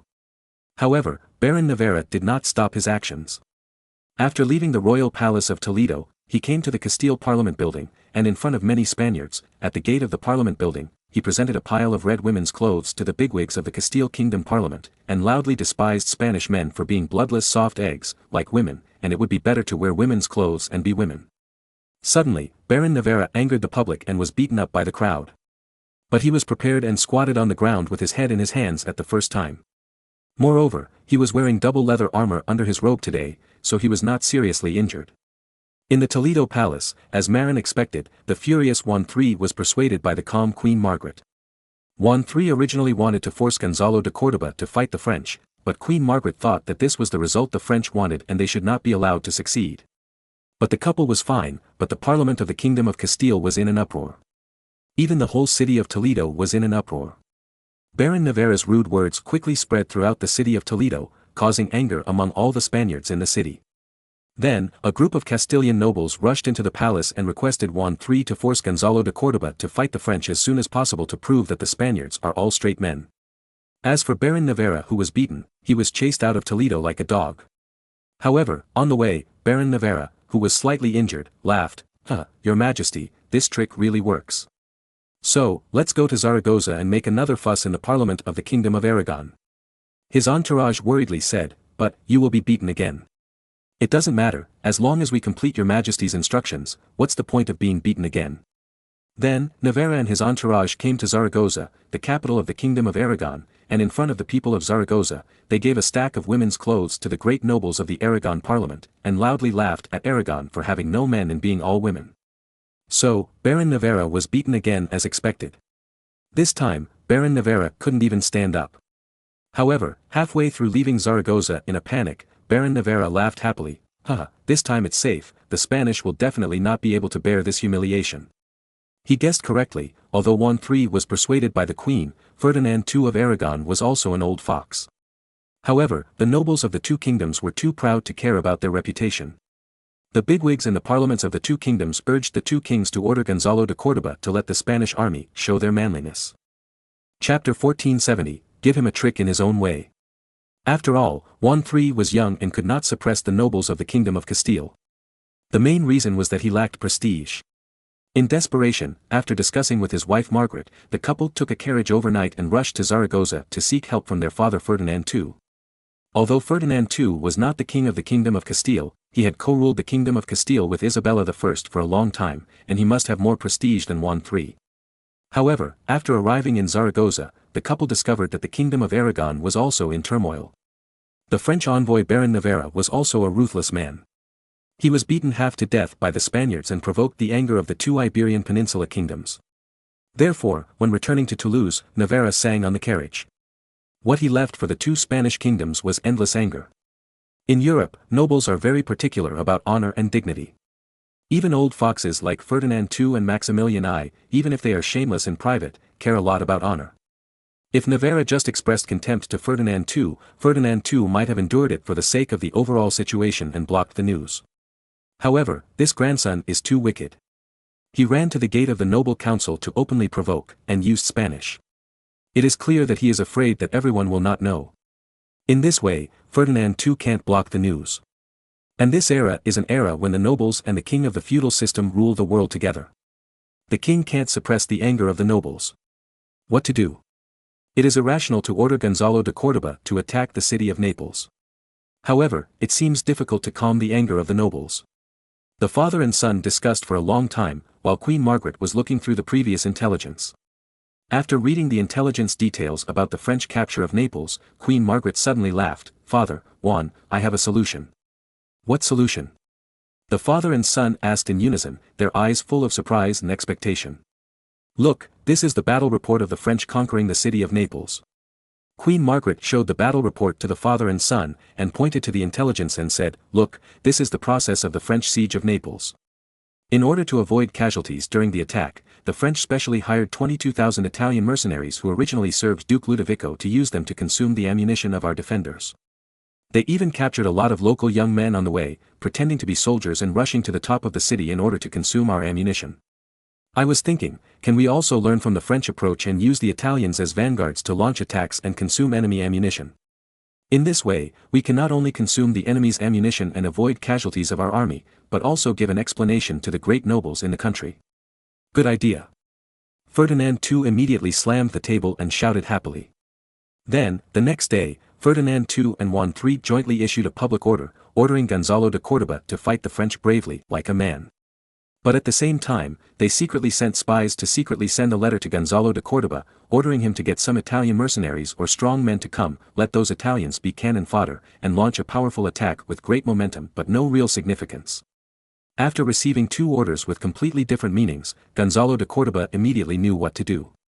He separated 20,000 troops from the 60,000 troops and marched to several other cities in the Kingdom of Naples to occupy those cities and capture the Italian mercenaries stationed there. Soon, those weak-willed Italian mercenaries were captured by the Spanish army. During this period, the French also tried to take advantage of the reduction of the Spanish army to launch a surprise attack. As a result, they were successfully repelled by the steady Gonzalo de Córdoba. No matter how brave the French knights were, it was difficult for them to break through the wicked trenches with wooden stakes that Marin had built. The artillery group that France was proud of was too small in caliber, and the small shells could not blow open the earthen low walls that Gonzalo de Córdoba had his men build for the city. Therefore, despite the advantage in numbers, the French could not break through the defense line of Gonzalo de Cordova's 40,000 troops. In fact, they lost a lot of elite soldiers in the attack. In desperation, the French had to retreat back into the city and wait for the other side to attack. Soon, the remaining Italian mercenaries of less than 15,000 who were originally used as cannon fodder by the French were taken outside the city of Naples by the Spaniards and were forced to be cannon fodder to attack the city again. Now these Italian mercenaries were not happy and wanted to resist this tragic fate. As a result, the group of Italian mercenaries who took the lead in the resistance were beaten into sieves by the Spanish musketeers like Su Wenxiang. Seeing their companions who took the lead in the resistance turned into bloody sieves under the Spanish bullets, the remaining Italian mercenaries had no choice but to surrender. But the Italian mercenaries were obviously unwilling to be cannon fodder, so the leader of the Italian mercenaries, Pastor, stood up and asked Gonzalo de Cordova to allow him to go to the surrounding villages again to capture local young men as cannon fodder and die in their place. Gonzalo de Cordova certainly didn't care about this, but the Neapolitan generals in the Spanish army didn't want to do it. They all entered the army to serve Spain after Spain ruled the Kingdom of Naples. However, they are all Neapolitans after all, and some of them are simply people from the countryside around Naples. How can they tolerate watching the people of their hometown being used as cannon fodder to block bullets? So, a local general named Leonidas protested loudly, "Since it is to die, why not let the French go? We Neapolitans are now loyal to the two Spanish majesties. Please don't ignore their lives, Lord Gonzalo. Because they are also the subjects of the two majesties." Gonzalo de Cordova thought, "That's right. We are not invaders of the Kingdom of Naples now, but defenders. We really can't let the locals die. And letting the French die instead of the locals seems to be a good idea. It's really ironic to use French methods to deal with the French. However, the Spanish like it very much. After all, they won't feel bad no matter how many French people die." So Gonzalo de Cordova called Morientes, the commander of the Aragon Kingdom fleet who was on standby at the dock, and gave him an order: "You lead the fleet and thousands of troops to the coastal areas of southern France to capture local strong men. I can use them." Then, the Spanish army prepared while waiting for news from Morientes. Not long after, Morientes' fleet escorted 2,000 to 3,000 French coastal farmers to the dock of Naples port. "Quick, quick, while there is time, let the local women sew them some clothes similar to those of Spanish soldiers. You, go get some broken doors to use as shields and equip these French farmers. Then, let them climb the city wall." Chapter 1471, Food and Grass Calculation. Soon, the first group of French peasants were forced to train by Gonzalo de Cordova for a few days, and they were able to form a decent formation. The main thing was that if they didn't line up properly, they would be whipped by the Spaniards. At the same time, they also put on the grey inferior woolen vests that marked the Spanish army. This was also learned by Gonzalo de Cordova from Marin. At present, the monarchs of various countries in Europe are very poor and have no money to issue uniform military uniforms to all soldiers. Therefore, the soldiers in the army now wear a variety of clothes, which looks very inconsistent. When Gonzalo de Cordova went to the North Sea Kingdom to learn phalanx tactics from Marin, he saw the white-bottomed black cross vests worn by the North Sea Kingdom army and was very envious. Because this can greatly improve the neatness of the military appearance, and it looks very deterrent. Moreover, a woolen vest made of inferior wool doesn't cost much. What's more, Spain is a major wool-producing country. So, after returning home, Gonzalo de Cordova also suggested that the Spanish army be issued with uniform vests. At the beginning, the two Spanish kings actually tended to dye the vests red and yellow. The flags of the Kingdom of Castile and the Kingdom of Aragon were both red and yellow, and the Spanish national flag in later generations was also mainly based on these two colors, using a red background with a yellow cross, or a yellow background with a red cross. This looks very beautiful and expresses Spain's piety to Catholicism. However, after the Spanish ministers calculated, they found that red and yellow dyes in this era were really expensive. The cost of dyes used to dye vests was enough to buy several low-quality wool vests. So, in the end, the Spaniards gave up the plan to dye the vests. But in order to distinguish them from the North Sea vests, they specially selected grey wool that was not popular in the market and wove them into grey vests. Then, use the blood of cattle and sheep to draw a cross on the grey cloth vest. After the animal blood dries, it becomes a red and black cross shape. Then simply soak it in lime water to remove the perishable components in the blood and disinfect it, and a low-cost vest with a grey background and a red and black cross is made. This vest is very low-cost, easy to make and mass-produce, so it is very popular with the military supply department. Anyway, the Spanish do not eat animal blood, and it is all wasted. Therefore, most Spanish soldiers now wear a gray background with a red and black cross vest on the outside of their clothes, which makes them look very neat. In the past few days, Gonzalo de Córdoba asked the officers to severely discipline the French farmers, and asked the local Naples women to cut and make this vest with inferior wool cloth, and put it on the French farmers to make them look like Spanish soldiers. Sure enough, when the attack was launched on the first day, the French did not know that they were their own farmers, but thought they were Spanish soldiers, so they opened fire fiercely and killed thousands of Spanish soldiers in one breath. Louis XII said to his generals with a smile, it seems that this method of provoking people really works. But in the afternoon, some French soldiers guarding the city felt something was wrong. Why did they cry in French when they were shot? So some French soldiers guarding the city loudly asked the French peasants who were climbing the siege ladders in French, "Who are you?" At first, many French peasants did not dare to speak, because the Spanish officers who trained and tortured them strictly prohibited them from speaking, and they would be beaten if they spoke. Therefore, these peasants climbed the siege ladders for most of the day, and the French did not realize the problem. At this moment, hearing the inquiries of their own soldiers, most of them did not dare to answer because of fear. But there were still some brave men who rushed forward on the ladders and shouted in French, "Sirs, please let me go. The Spaniards are forcing us to climb the city wall with swords. I don't want to die." One person took the lead and other French peasants also begged, "Yes, sirs, please let us go. If we speak, we will be killed by the Spaniards when we go back." The French officer guarding the city was shocked, then thought about it and made up his mind, "I will let you up, but you must throw away your shields and weapons first. Then come up and be inspected first." In fact, the so-called shields and weapons were just shields that the Spaniards sawed out of broken doors. Even the weapons were wooden swords, smeared with some gray things, which looked like real swords from a distance. It can be said that the Spaniards were quite professional in using French peasants as cannon fodder this time. Unlike the last time, when the French forced the local peasants to charge the city wall, they only gave them the door, without any processing, nor fake wooden swords, and no red and black cross vests on a gray background. It was obvious that they were local peasants at a glance. But the trick would be exposed sooner or later. With the brave French peasants speaking, the idea of using French peasants to consume the enemy's bullets failed. "General, are we still driving those French peasants to charge the city wall?" asked the subordinate. Gonzalo de Córdoba waved his hand nonchalantly and said, "Of course, arrange for people to continue to charge the city wall. Then arrange for Italian mercenaries to pretend to be French peasants and rush up with them." The subordinate continued to ask. It seems that this is also an important means for the French to capture the city of Naples. However, Gonzalo de Córdoba shook his head and said, "Don't use this trick, it's useless. After all, this was first invented by the French. Using this trick on them is ineffective." Sure enough, the French officers used the method of throwing away weapons and accepting inspection to avoid the possibility of enemy spies hidden in the peasant team. The next day, most of the French peasants who rushed to the top of the city were let go by the French defenders. The Italian mercenaries who tried to blend in were exposed during the inspection and were arrested or killed.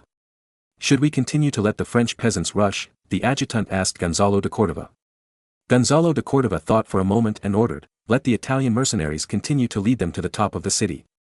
"Why?" "General, after these French peasants are taken into the city by the French, they can easily become helpers of the French army, making it more difficult for us to attack the city." The adjutant didn't understand. Gonzalo de Córdoba smiled and said, "Francis, have a long-term vision. In a short period of time, those French farmers rushing to the top of the city can indeed help the French army. However, we keep transporting farmers from southern France and letting them rush to the top of the city. Do you know what this means?" The adjutant named Francis shook his head and said he didn't understand. Gonzalo de Córdoba exhaled and explained, "No matter how well prepared the French are, food is limited. In order to save food, the French drove all the Neapolitans out of the city. If we keep letting farmers into the city, then these French farmers who rush in will also consume the food in the city.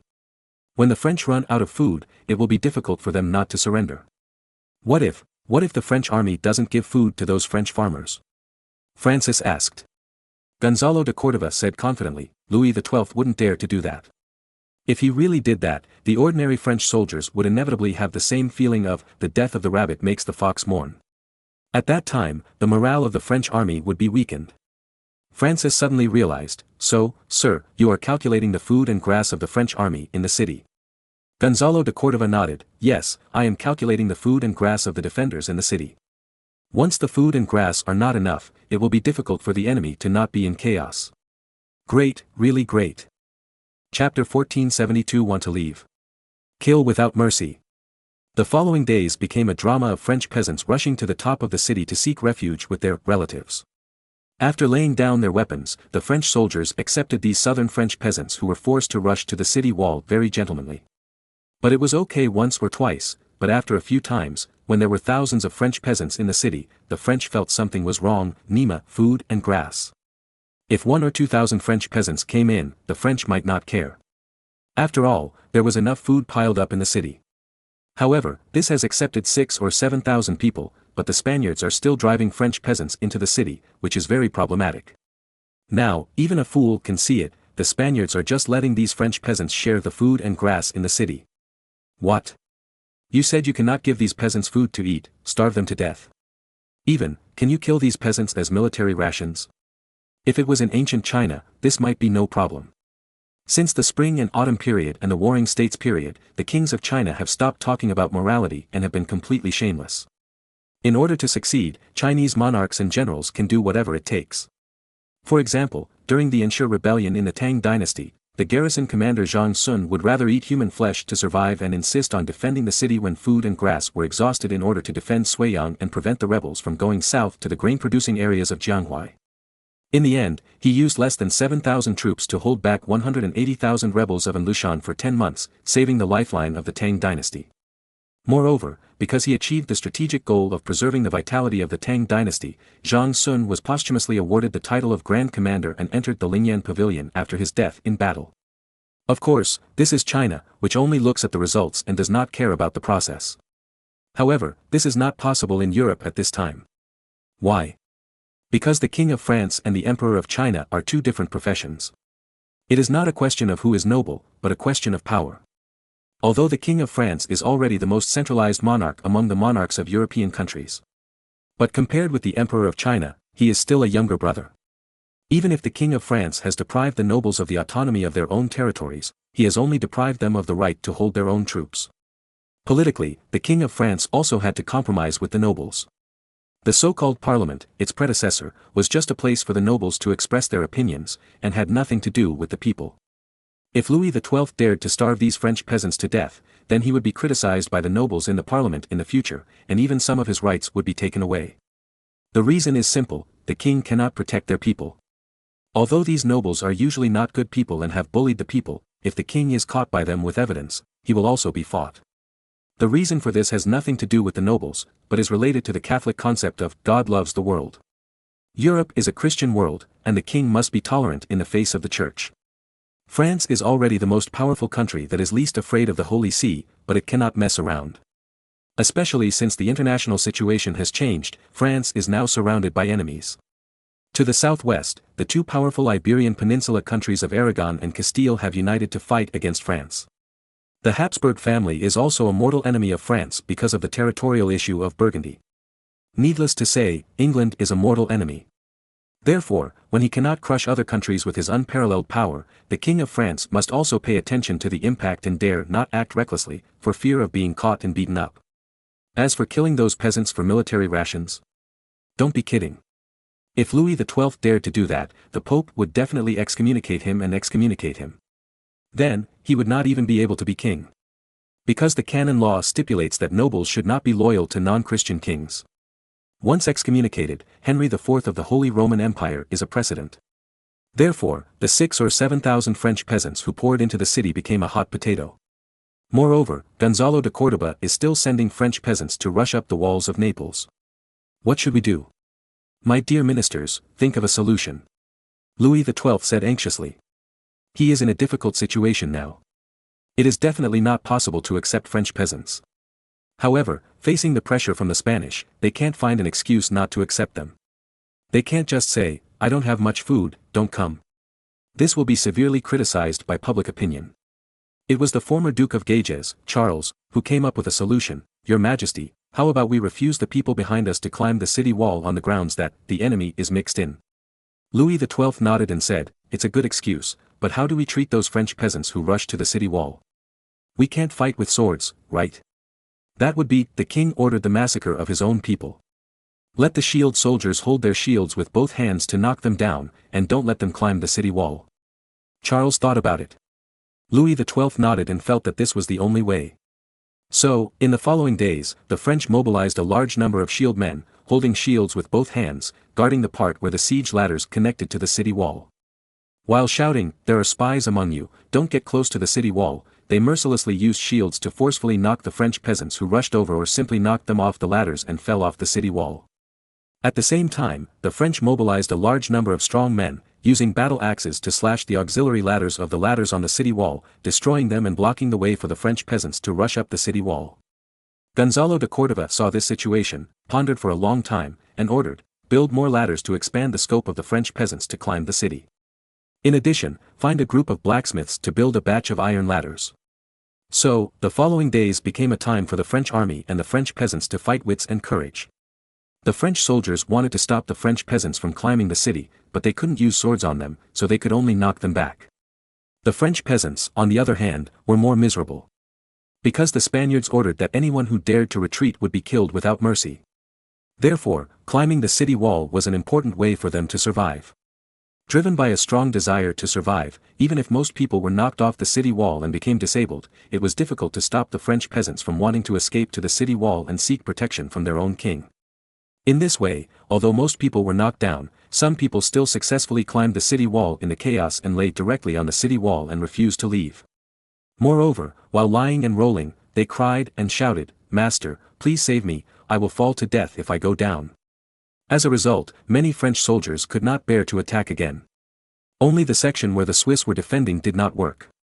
Because the Swiss mercenaries spoke German and did not understand what the French peasants were crying for, they only knew to execute orders.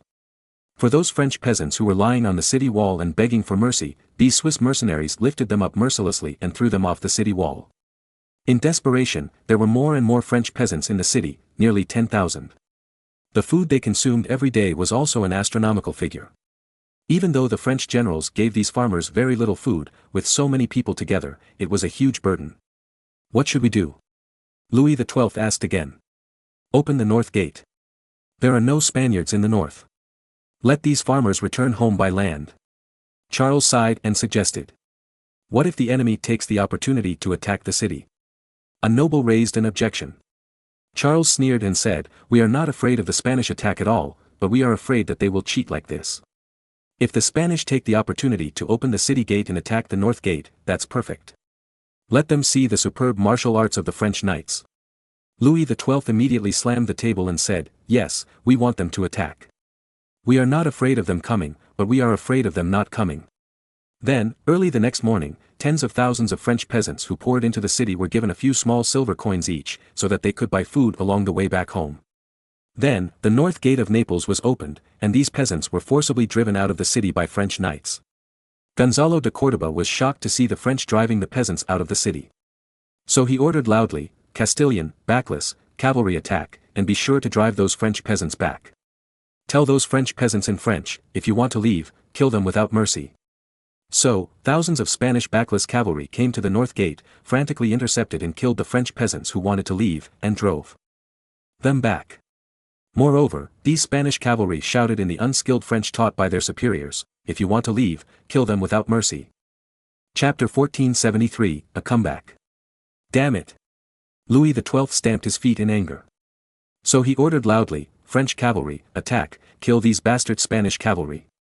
However, at this time, tens of thousands of French peasants were blocked at the north gate and could not move forward or backward. Although the French knights were ready to go, they could not get out of the door at all.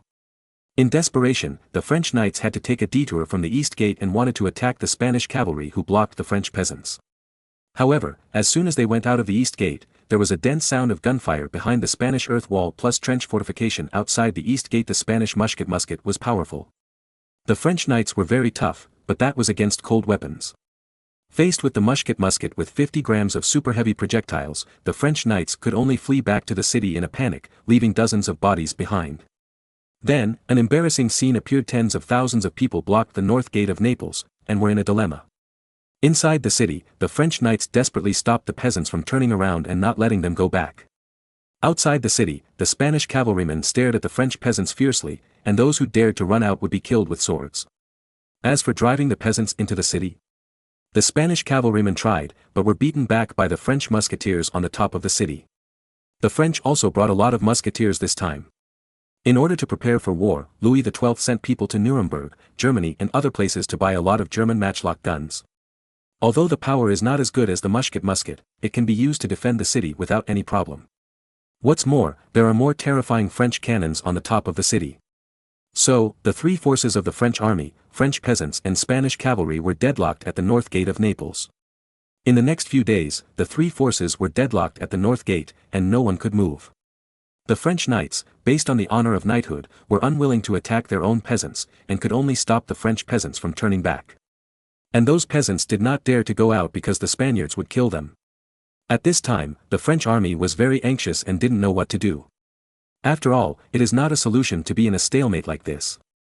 So, John Lafitte could not help but secretly release a pigeon in the middle of the night to ask Marin for help. The pigeon flies very fast, traveling hundreds or even thousands of kilometers a day, and Marin soon received the news. Marin was unhappy to learn that Gonzalo de Córdoba was so sinister. After all, Marin intended to let Spain and France fight to the death, not to let Spain abuse France. So, Marin quickly wrote back to John Lafitte and gave suggestions. What? Let those tens of thousands of peasants starve for a few days, and then throw bread out of the city? Louis XII was a little surprised. Yes, Your Majesty, the reason why these peasants dare not go out is that they are afraid of death. However, starving them for a few days will make them jealous and eager for food. At this time, we throw bread out from the top of the city, and these hungry peasants will go out of the city to pick it up. John Lafitte said respectfully. Okay, let's do it. Then, the French army stopped distributing food to these tens of thousands of peasants. 3 days later, many French peasants were so hungry that they felt dizzy and dazed. Suddenly, they heard that a lot of bread had been thrown outside the city wall. So, for the sake of bread, these hungry French peasants desperately squeezed out of the city, and even a stampede occurred. When they successfully squeezed out of the city and picked up bread outside the city wall, they were shocked to find that the city gate behind them was closed. Then, these French peasants cried and wanted to go back. However, the French soldiers in the city shrank their heads back and pretended not to see. There are masters in the city. Gonzalo de Córdoba sighed. Originally, he thought that the peasants would stay at the city gate and prevent the gate from closing. As a result, the French used a simple strategy to let the hungry peasants run out to pick up bread by themselves. After thinking about it, Gonzalo de Córdoba sent people to capture the French peasants who had left the city and use them as cannon fodder for the siege. Although it is of no great use, he can at least give an explanation to the country and prove that Gonzalo de Córdoba is not a coward. Of course, Marin's strategy is far more than just a bread plan. Along with the bread plan, there is another clever plan. What? A sudden attack? What does it mean? Louis XII was a little confused after hearing this. John Lafitte specially rode on his horse and performed the sudden attack tactics with a knight, and then explained, sudden attack means that we pretend to run away, and the other party will chase us. But if we suddenly attack them back, they will be caught off guard and easily defeated. What are the details? Pick a rainy day, and our 20,000 cavalry and tens of thousands of elite infantry will escort Your Majesty out of the city, pretending to flee back to the country. The enemy will definitely send people to chase, because Your Majesty is here. At this time, our knights suddenly attack back, and it is easy to defeat the enemy. How do you know we can definitely win? The enemy is not weak.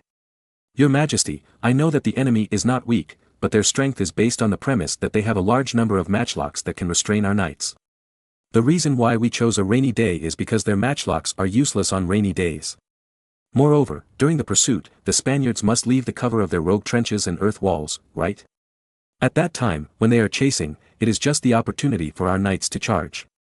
Louis XII and his generals deduced that it was true. On rainy days, the enemy's matchlocks are indeed useless, and they certainly cannot dig trenches and build earth walls at any time while chasing the French. While they are not yet stable, the French knights suddenly turn around and kill back, which can indeed catch the opponent off guard. But how to make the enemy believe that you really want to return home? John Lafitte continued to offer advice. As instructed, Your Majesty, you can secretly send someone out of the city in the middle of the night, and then bring a piece of false intelligence sent from the country, deliberately be captured by the enemy cavalry, and let Gonzalo see this intelligence. As for the content of the intelligence, it will say that there is a rebellion in Paris, and Your Majesty needs to lead the troops back to suppress it. In this way, it is reasonable for Your Majesty to rush out of the city and return home with 20,000 knights. Okay, let's do it. Then, a few days later, on a rainy morning, Gonzalo de Cordova's men intercepted a piece of intelligence from mainland France. Gonzalo de Cordova was very happy to see the intelligence. At the same time, he learned that one of the two messengers had escaped into the city. Then, Gonzalo de Cordova discovered that 20,000 French knights were escorting King Louis XII out of the city in a hurry from the north gate. Are they rushing back to quell the rebellion? We can't let them go back easily. Gonzalo de Cordova didn't have time to think about it, so he sent 30,000 troops to chase the French. But halfway through, in an open area, the French knights who were originally rushing back suddenly turned around as a whole, split into two groups, and surrounded the Spanish army from the left and right. The Spaniards were a little confused and immediately changed their defensive formation. But at this time, they found that their proud muskets could not be used at this time. Because it was raining. The French knights' left-right outflanking charge tactic made the Spanish infantry very uncomfortable. After all, the European knights were popular with frontal charges. Therefore, the Spanish defense focus was also on the front row. However, this tactic of stabbing the enemy's waist on both sides was really wretched. When John Lafitte first proposed it, it was refuted by many French generals. But John Lafitte said that this was a classic tactic of the Mongolian cavalry that once swept across Eurasia, and everyone reluctantly accepted it.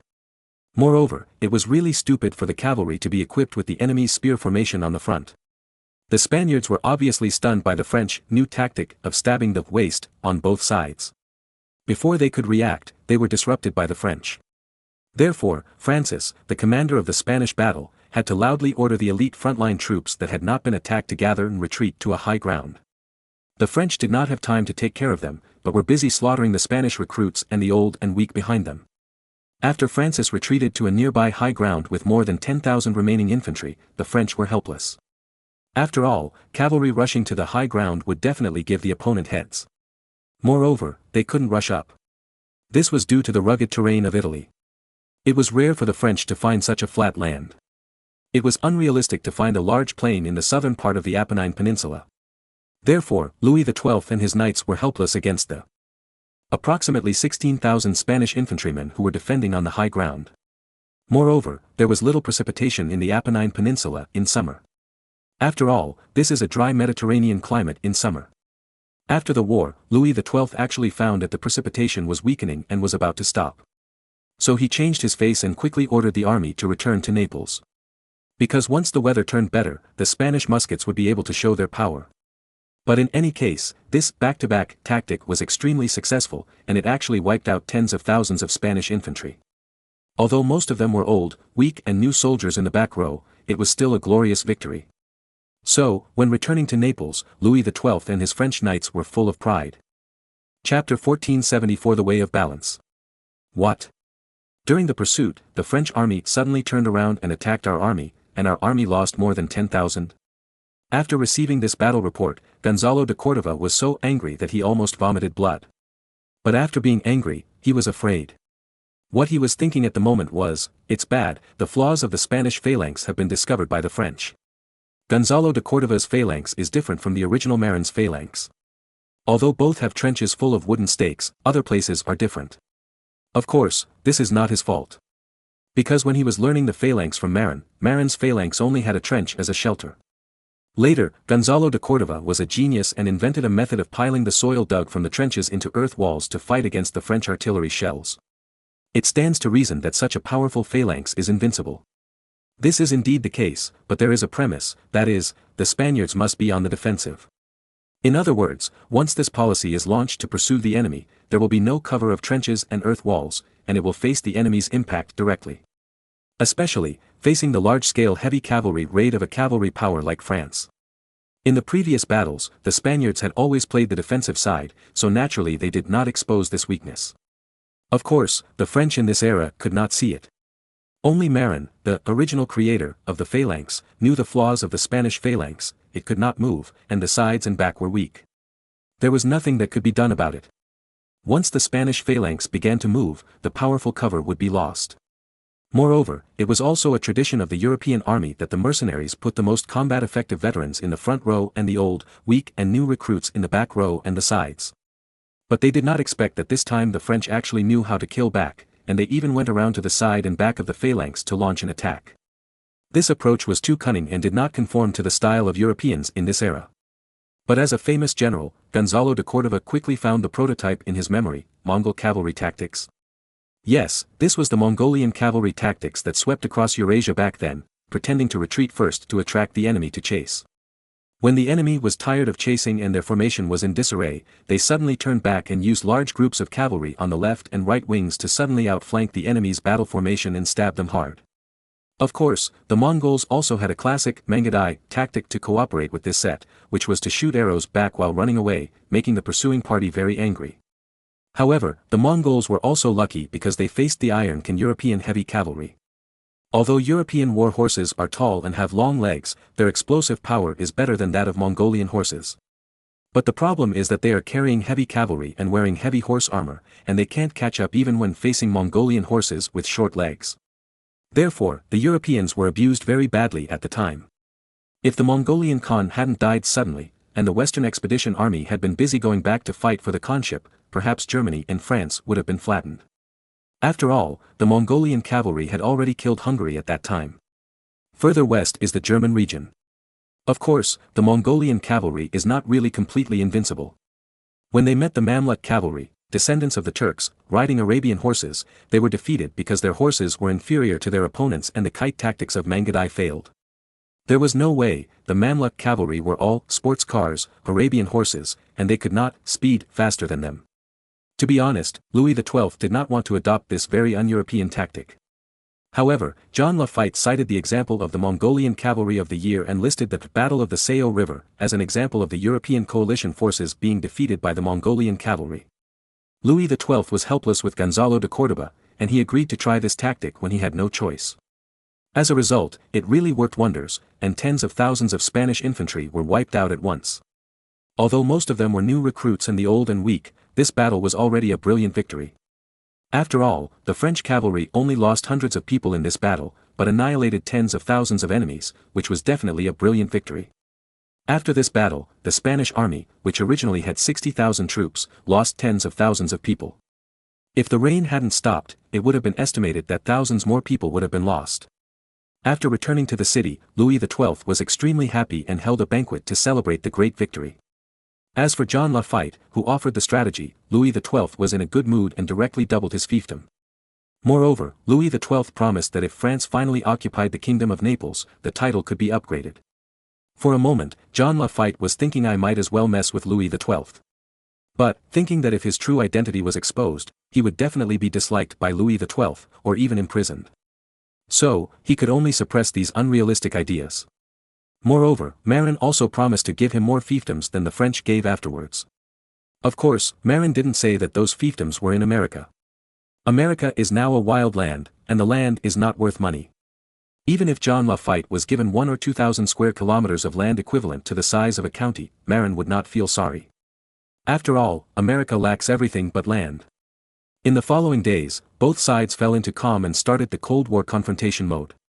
The French wanted to repeat the old trick and went out of the city on a rainy day to lure the Spanish to chase them, but Gonzalo de Córdoba ignored them. Anyway, as long as the French army did not leave the city, he did not care. Moreover, Gonzalo de Córdoba has been studying solutions to the defects of his phalanx these days. After all, if this major defect is not solved, he will suffer a great loss when he encounters the French in the future. How to ensure that the enemy's large-scale heavy cavalry will be prepared for the assault from the side and rear during the march is indeed a big problem. Even a famous general like Gonzalo de Córdoba would find it difficult to come up with a countermeasure even if he racked his brains. Moreover, this is also a world-class problem in ancient times. Of course, for the time traveler Marin, it is not a problem at all. Marin's own ability is limited, but there are many great people among the ancient Chinese ancestors. That person, the famous General Qi Jiguang who has not yet been born, knows how to use the sidecar to resist the sudden attack of the Mongolian cavalry during their march. And this is not Qi Jiguang's first invention. In fact, as early as the Western Han dynasty, during the Battle of Mabe, during which Emperor Wu of Han went on an expedition to Mabe, the famous General Wei Qing of the Han dynasty had surrounded the ox carts carrying supplies in a circle to prevent the Xiongnu cavalry from charging. In the end, the Han army won a great victory and defeated the Xiongnu. Those who could come up with these ideas were all super generals in Chinese history. And Marin was just standing on the shoulders of giants. In fact, this war was provoked by Marin himself, and his purpose was to consume the strength of Spain and France. For Marin, unilateral consumption of Spain's strength was obviously not in his interest. It would be best to weaken both sides to achieve a balance. Therefore, Marin had been prepared for this. What? An Italian businessman offered me a chariot? Gonzalo de Cordova, who was thinking hard about how to deal with it, was a little stunned. Soon, an Italian businessman named Giovanni came to Gonzalo de Cordova and presented him with a high-quality replica of Eudaio's chariot, which was commonly used by the Bahá'í National Army. "General, please look. This is a chariot that I saw being equipped in large quantities by the North Sea Army when I was doing business there. It is said that it came from the distant China. This chariot is very light, but it can carry a lot of cargo. And, most importantly, it can hold 4 spears on its top. Once it stops and faces outward, the enemy cavalry who want to rush up will be easily stabbed to death by the 4 spears on the top of the chariot. As long as a large number of these light chariots are placed on the side of the battle formation, then there will be no need to worry about the impact of the enemy cavalry during the march." Gonzalo de Cordova nodded after listening, and finally said with emotion, "Archduke Marin is really a genius, I am not as good as him." "You are very good, a real friend of Spain. Don't worry, I will ask His Majesty for credit for you." Alas, why didn't Archduke Marin tell me about such a good thing? The Italian businessman named Giovanni wanted to laugh in his heart, because he was actually a spy from the North Sea sent by Marin. His mission was to balance the French and Spanish armies. He didn't care about any credit, because his name was a pseudonym. After completing this task, he should leave, and with this kind of chariot, the Spanish army will no longer be afraid of the French's counterattack tactics. Chapter 1475 I will get you, sir, and I will accomplish great things. The structure of Eudaio's chariot is very simple, that is, a few holes are made on the Chinese wheelbarrow to insert spears. Among them, 4 holes are in the front, which are used to insert 4 spears in the front during wartime. The other 4 holes are around the top, which are used for normal transportation. Usually, the 4 spears are inserted upright on the car to avoid hurting people. At the same time, it can also be used as a barrier for the goods on the car. Of course, the high-imitation Eudaio chariot sent by Giovanni, a spy from the North Sea Kingdom, is not a Chinese wheelbarrow as a carrier, but a European wheelbarrow with front wheels as a carrier. Because the center of gravity of this wheelbarrow is not in the middle, the load capacity is much less than that of the Chinese wheelbarrow. However, it is also a convenient small means of transportation. The most important thing is that there are many such wheelbarrows in Europe at this time. For example, in Italy, there are many such European wheelbarrows at this time. It is said that this wheelbarrow has a long history and was invented by the ancient Greeks. The reason why Marin asked Giovanni to take out this model of unicycle for Gonzalo de Cordova was not because he was reluctant to give up the more efficient Chinese unicycle. It was because if the European unicycle was used to modify the chariot, the source of materials was wide and the modification was convenient. If the original Chinese unicycle was used for modification, a large number of Chinese unicycles had to be manufactured first. After Gonzalo de Cordova accepted Giovanni's suggestion, he quickly and vigorously ordered to requisition European unicycles from various villages. At the same time, he asked Giovanni what reward he wanted. Giovanni was a spy, so he naturally would not accept any title or land, so he asked for a discount. Gonzalo de Cordova said nothing, but just wrote an IOU, and also gave a few hundred gold coins in cash. After all, he was a general and had no right to issue financial rewards. All these rewards need the king's approval. After Giovanni left, Gonzalo de Cordova began to order the modification of the European version of Eudaio's chariot sent by Giovanni, which was actually drilling holes. In the end, Gonzalo de Cordova requisitioned a total of 3,000 European chariots from many nearby villages and converted them into Eudaio's chariots. Then, on another rainy day, when the French repeated their old tricks, Gonzalo de Cordova sent 20,000 soldiers and horses to pursue, and brought these chariots. The French still killed a backhanded shot and launched a charge from both sides.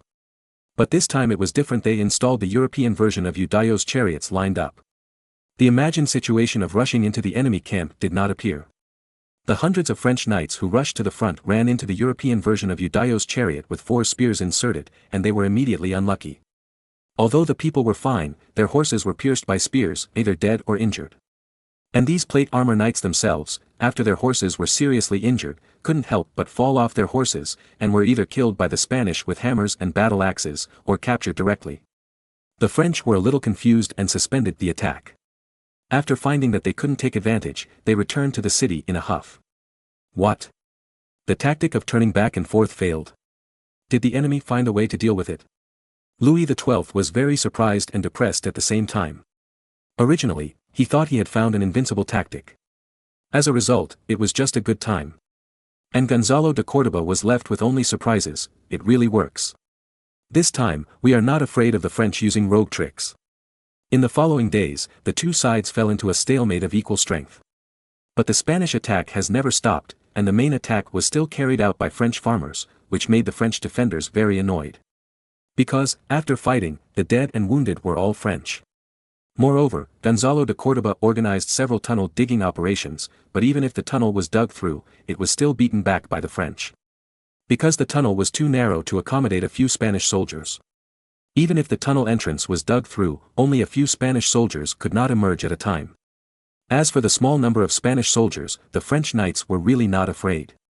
Because they were all masters of cold weapons with martial arts, and it was no problem to repel a few Spanish assault soldiers. And in Rome, at this moment, Giovanni di Lorenzo de' Medici, the patriarch of the Medici family, the future Pope Leo X, was receiving a distinguished guest. This distinguished guest was not a person of noble status, but just a pastor of a local church. However, this person was an important talent recommended to him by Marin. This person was named John Tetzel. In the original history, he was the big man who sold indulgences in the German region on the orders of Leo X and Archbishop Albert III of Mainz. Speaking of which, Martin Luther, the pioneer of the Reformation, was largely stimulated by John Tetzel, the church messenger who sold indulgences. Because Martin Luther thought it was too shameless. Of course, shamelessness was Martin Luther's opinion. But for Giovanni di Lorenzo de' Medici, who was eager to make money, shamelessness was an excellent quality. Because only shameless people could help him make a lot of money. To be honest, John Tetzel is not doing well now. He was once sentenced to death by the emperor in Germany, but was later pardoned. Then, he couldn't make it in Germany, so he went to Rome for further studies, and was assigned to Poland in 1509 to serve as a religious inquisitor of a regional church, specializing in interrogating heretics. In fact, this guy is smart and uses this position to frame those wealthy businessmen who have money but no background, slander them as heretics, and then take the opportunity to blackmail them. When he was found by Giovanni di Lorenzo de' Medici and summoned to Rome, he had already collected hundreds of thousands of gold coins. This was not a small number. You know, in those days, the average family only earned 2 pfennigs a day, which was about 12 gold coins a year. Tens of thousands of gold coins were almost the annual income of nearly 1,000 ordinary people. However, Giovanni di Lorenzo de' Medici was now a big shot in front of Pope Julius II and one of the most important cardinals in the Holy See. Moreover, it was said that he was likely to become the pope in the future. Faced with such a big shot, John Tetzel, who was always good at speculation, came to Rome without hesitation to hug his thighs. Giovanni di Lorenzo de' Medici briefly introduced some of Marin's ideas to him, mainly some propaganda methods for selling indulgences. Giovanni di Lorenzo de' Medici didn't know much about sales and publicity, but John Tetzel did. As a church veteran who had worked at the bottom for many years, he knew too well the importance of those propaganda methods. So, he took the initiative, supplemented the rough parts of Marin's idea, and put forward many good suggestions. In short, John Tetzel's opinion was that the bigger the momentum, the better, so that it would be enough to fool people and get more money. Giovanni di Lorenzo de' Medici was very happy after hearing this, so he shook John Tetzel's hand and said happily, "My sir, you will achieve great things." Well, that's about it, the Latin version. Chapter 1476, An Excuse for Selling Indulgences. Both of them were very interested in making money, so naturally they had similar tastes. Then, Giovanni di Lorenzo de' Medici learned the ancient Chinese skill of getting close to wise ministers without a teacher, talking all night and sleeping with feet touching. After discussing many ways to make money, the two suddenly remembered one thing: if they wanted to sell indulgences, they needed a legitimate reason. Historically, those popes who issued indulgences generally had to set up a name. For example, the most common one was to repair churches. Or, when inciting those nobles to launch the Crusades, indulgences would also be issued to the soldiers participating in the crusade. In fact, repairing churches has always been the only excuse for religious organizations to make money. For example, when Chinese monks go down the mountain to beg for alms, they will also say, "Donor, please donate some money to a certain temple to repair temples and Buddha statues." But in fact, most of the money is used to support the monks themselves, and only a small part is used to repair temples and Buddha statues. However, when begging for alms, you can't always say, "The monk is hungry and wants money for food," right? That's too lame. And the excuse of repairing temples and Buddha statues is much more lofty. Coincidentally, after Julius II came to power, he had actually planned to repair the historic St. Peter's Basilica, also known as St. Peter's Basilica. It was only because there was no money and there were many things to do that he had to postpone it. In fact, it was not that the Vatican could not collect the money, but most of the money collected was privately divided up by the bigwigs of the Vatican. Only a small amount fell into the treasury of the Papal States. Moreover, there were so many officials and troops to feed, so naturally there was no money left to repair St. Peter's Basilica. In later generations, St. Peter's Basilica in the Vatican was the world's largest cathedral, with an area of 23,000 square meters, or 34.5 acres. Its main building is 45.4 meters high and about 211 meters long. It can accommodate up to 60,000 people praying at the same time, which is extremely magnificent. Of course, that is the scale of later generations. For now, St. Peter's Basilica is just a very old church. After all, this was built by Constantine the Great on the tomb of St. Peter from 326 to 333 AD, which is 1,180 years ago. It would be strange if a 1,000-year-old church was not dilapidated. But because the main church of the Holy See is now in the Lateran Basilica, the Holy See has no urgency to repair St. Peter's Basilica. After all, they have a place to live. However, St. Peter's Basilica is of great significance. Because this is a church named after St. Peter, the leader of the 12 disciples of Jesus. Moreover, it was built on the tomb of St. Peter, which is naturally of great significance. In addition, St. Peter is also the first pope of the Roman Catholic Church and the founder of Catholicism. Therefore, this church is of great significance to Catholicism. Even the Lateran Basilica of St. John, where the Holy See is now stationed, is named after St. John, one of the 12 disciples of Jesus, also called St. John in English, which is also the origin of the European name John. Legend has it that Jesus liked St. John very much, but St. John was only the fourth oldest disciple, and St. Peter was the first oldest disciple. If we compare it to the Huashan sect, St. Peter is the eldest brother Ling Huchong. St. John is just the fourth brother Shi Daisy. Of course, St. John is the most valued by Jesus, much better than the invisible Shi Daisy, but not as good as St. Peter at the level of Ling Huchong. After all, he is the eldest brother. So, although the Holy See is mainly stationed in the Basilica of St. John Lateran, many popes want to renovate St. Peter's Basilica. After all, it is the founder of the Roman Catholic Church. In the Wudang sect, it is a figure like Zhang Sanfeng. However, the Roman Catholic Church was seriously corrupt in the Middle Ages, and the money collected by the church was divided up by the Pope and the cardinals, so there was not much money available for repairing the church. Moreover, repairing the church is not an ordinary house repair, it is very expensive. Apart from anything else, the countless statues and murals inside and outside the church alone cost an astronomical figure. As mentioned above, many sculptures and murals require a lot of dyes, and ultramarine is one of the commonly used dyes. The price of ultramarine is 5 times that of gold. It can be seen that building a cathedral is really a very expensive project. In history, in order to repair St. Peter's Cathedral, planning began after Julius II ascended the throne, and it was not until 120 years later in 1626 that the new cathedral was completely completed. Marin didn't know how much money he spent in these 120 years, but he knew that there were a lot of priceless statues in St. Peter's Cathedral in later generations. After all, many statues in the church were made by the master Michelangelo. Of course, the reason why the repair was so slow was not entirely because of the difficulty of the project, but also because the popes and cardinals of all generations wanted to get a share of it. After all, the longer the construction period, the easier it would be for everyone to benefit from it. If it was repaired in a few strokes, everyone would have nothing to gain. Just like the road construction in some places in later generations, it is obviously a good road, but they insist on destroying it with excavators and rebuilding it, and deliberately delaying the time to defraud wages and chicken farts. Obviously, Giovanni di Lorenzo de' Medici and John Tesser also used repairing St. Peter's Basilica as the best excuse to sell indulgences to make money. Of course, Giovanni di Lorenzo de' Medici is not really greedy for money. He lives a luxurious and wasteful life, but he doesn't care much about money. However, because of his luxurious life, he also needs a lot of money to spend.